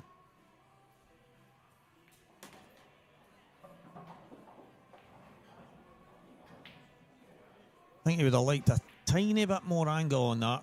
I thought he might have actually played towards the yellow, just on the underside of it, just to give himself that slight angle. But he's maybe got enough to play it into the bottom side. So if he plays it into the bottom side of the pocket, he can get himself a slightly bigger angle, possibly going through the gap of the yellows. You watch where the red goes, guys. It will go into the bottom side. Nice shot. He didn't risk going high there. Needs to be careful now because you don't want to hit that yellow on the way up. The one at the top cushion. If anything, you want to flick it on the way. Oh, he's going to take the one at the top.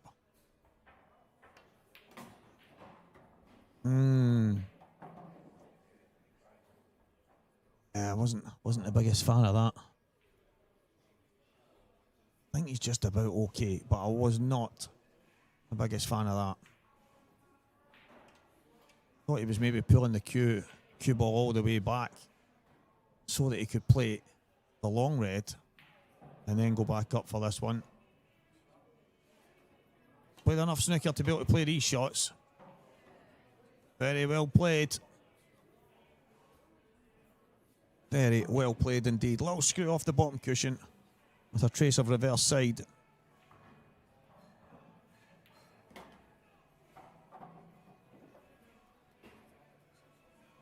That just about perfect.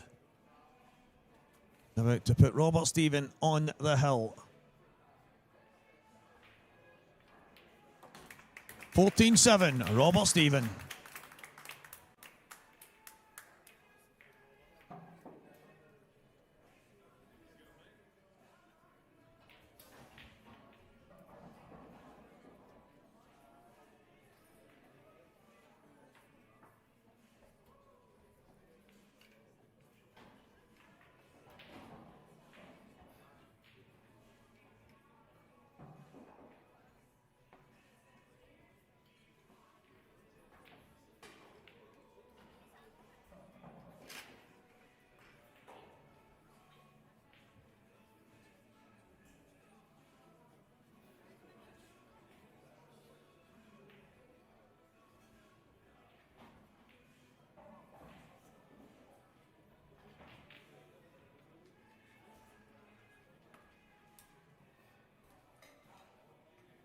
Robert Stephen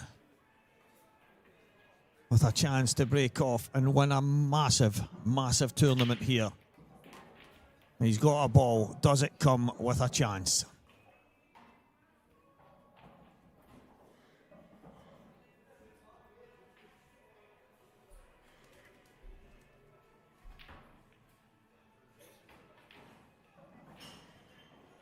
Is that Robert's mum we've got on here watching?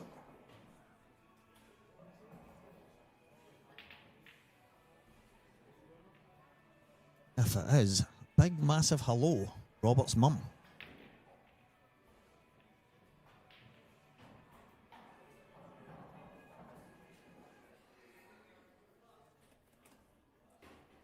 It's been one hell of a performance over the course of this weekend, but even further than that, Robert obviously struggled for a wee while there. Loads and loads of reasons for that. But he's kept ahead and he's came battling back, and I could not be happier for him. But I was going to say we tend to travel quite a lot to events up and down the country, but it's usually just me and old Al that sit and talk away, and Robert goes in the back of the car and snores all the way down. But he's been coming close last week in the World Championships. I had a feeling he might not be far away here. Said at the start of the week, Brian Davey and Robert were the two that stuck out to me.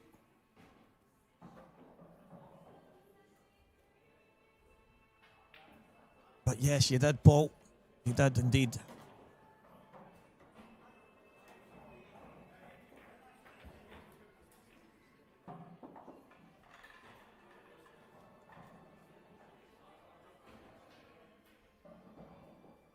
That's a touching ball. Robert can just go off the side cushion and back onto it. Does look like it's pretty close. So it can't be the shot Robert's playing to slide off it. Just go close to the red and yellow.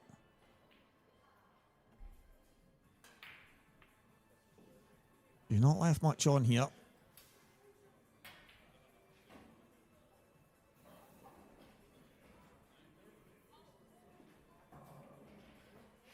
He is a cracking player, mate. He's a great talent coming from snooker and trying to find his way in pool. He was always very, very talented. He's obviously won a Scottish individual membership title and managed to get himself into the pro ranks at the IPA.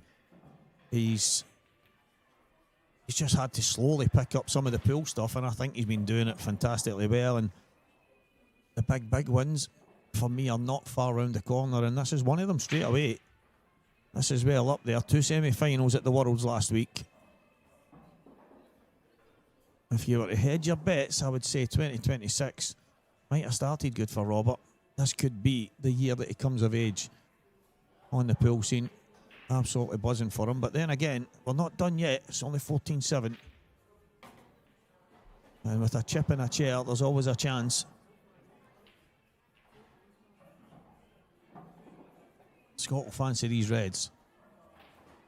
Just looking to see if the one on the inside goes past the red to the top. I think it does. I think he'll see it better once he pots this one into the middle.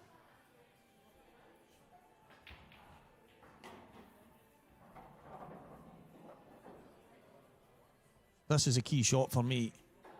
I think that does go. We just play a little cannon on the red. On the cushion just above the middle pocket. Play this in off the top side. Little flick on that red. Bring it out. It should be straightforward enough from there. Just like that.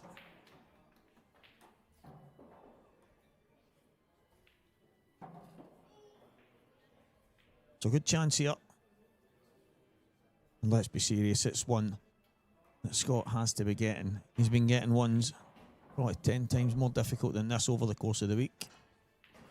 Or weekend, should I say. It's not exactly a long week. Yesterday we started long races from the beginning, 11 and 9. And worked our way up to 13 today in the semi-finals, then on to 15.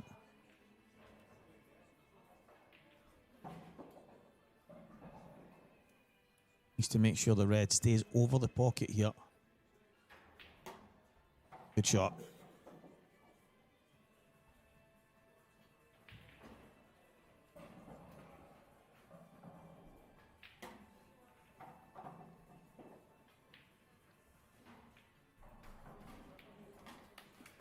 Well done, Scott McKenzie. Staying in there, fighting away.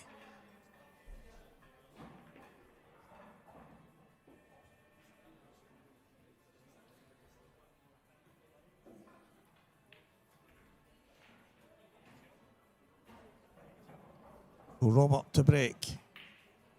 Was that Robert's break? I think that was Robert's break, wasn't it? It was.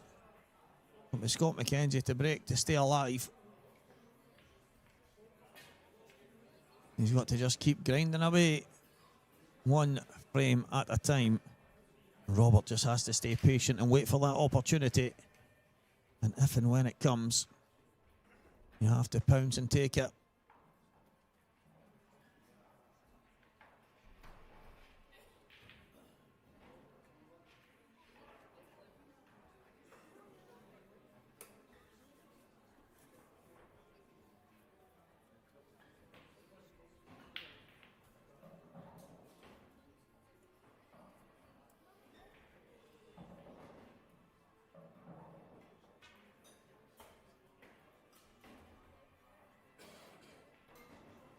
Scott McKenzie to break.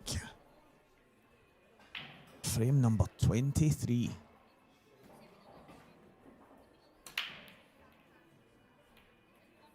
This is going to be dry. Is that yellow going to drop? No. Cue ball could have landed a little bit better, but it is a dry break.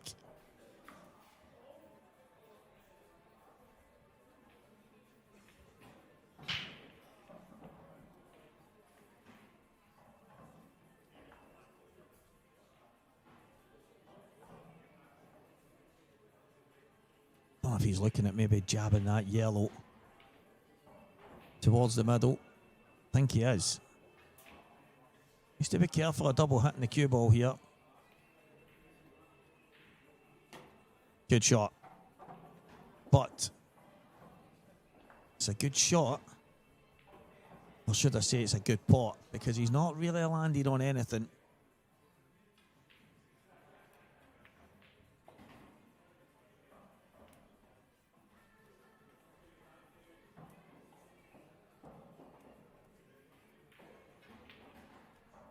Yeah, he's not landed on anything straightforward.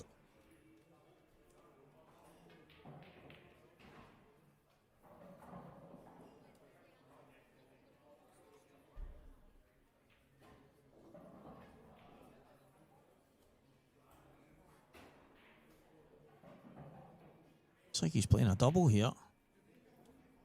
Oh, it sneaked in.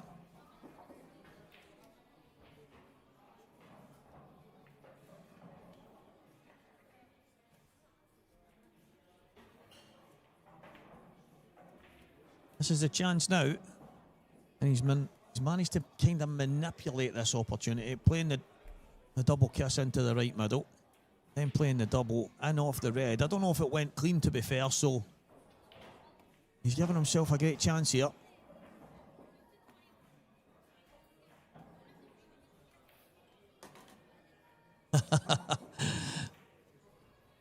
On the commentary, Cool Ashton Gaming, and he's here live, and he's on here writing stuff. Absolutely different class.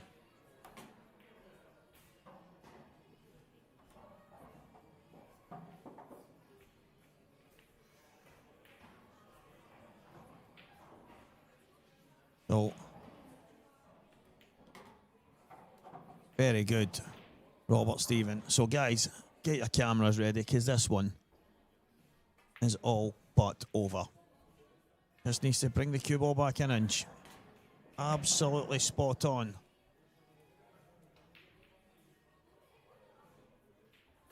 Think he can just drop this in. Might have to push on and off the cushion.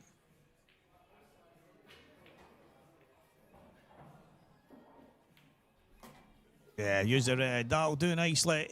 And Robert Stephen is moments away from being the Coors High Roller champion here in McGoldrick's.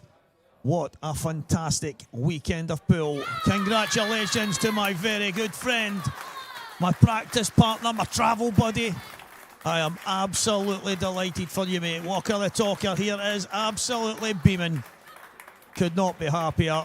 I know he has had some incredibly tough times over the last while, and I've been there, I've spoke to him, we've been over loads and loads of things, even when news started to get good in certain ways and up and down in his life.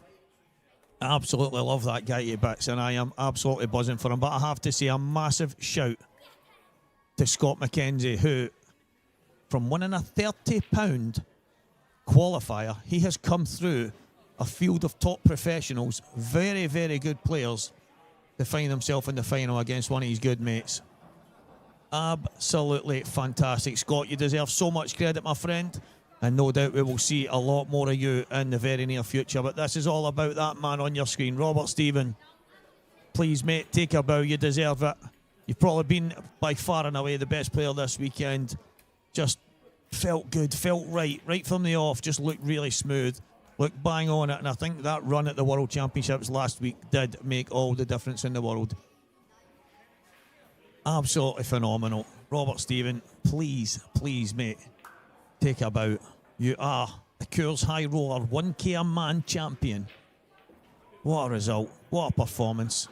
Could not be happier. And I know everyone in the venue that was here supporting them has given them big licks as well. So very, very well done. Great final, great performance, great weekend. Me, Walker the Talker, actually finished a wee bit earlier than I thought I was going to today. But it's over and out.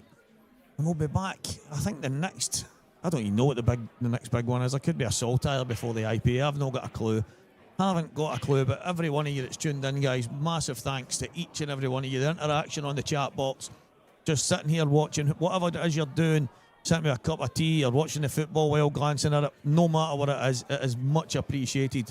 Can't thank you guys enough, because without it, well, Craig's not doing the streaming, I'm not doing the talking. So from me, Craig at Scottish Q Sports streaming, all the guys here, Walker the Talker, over and out. Thank you very much, guys.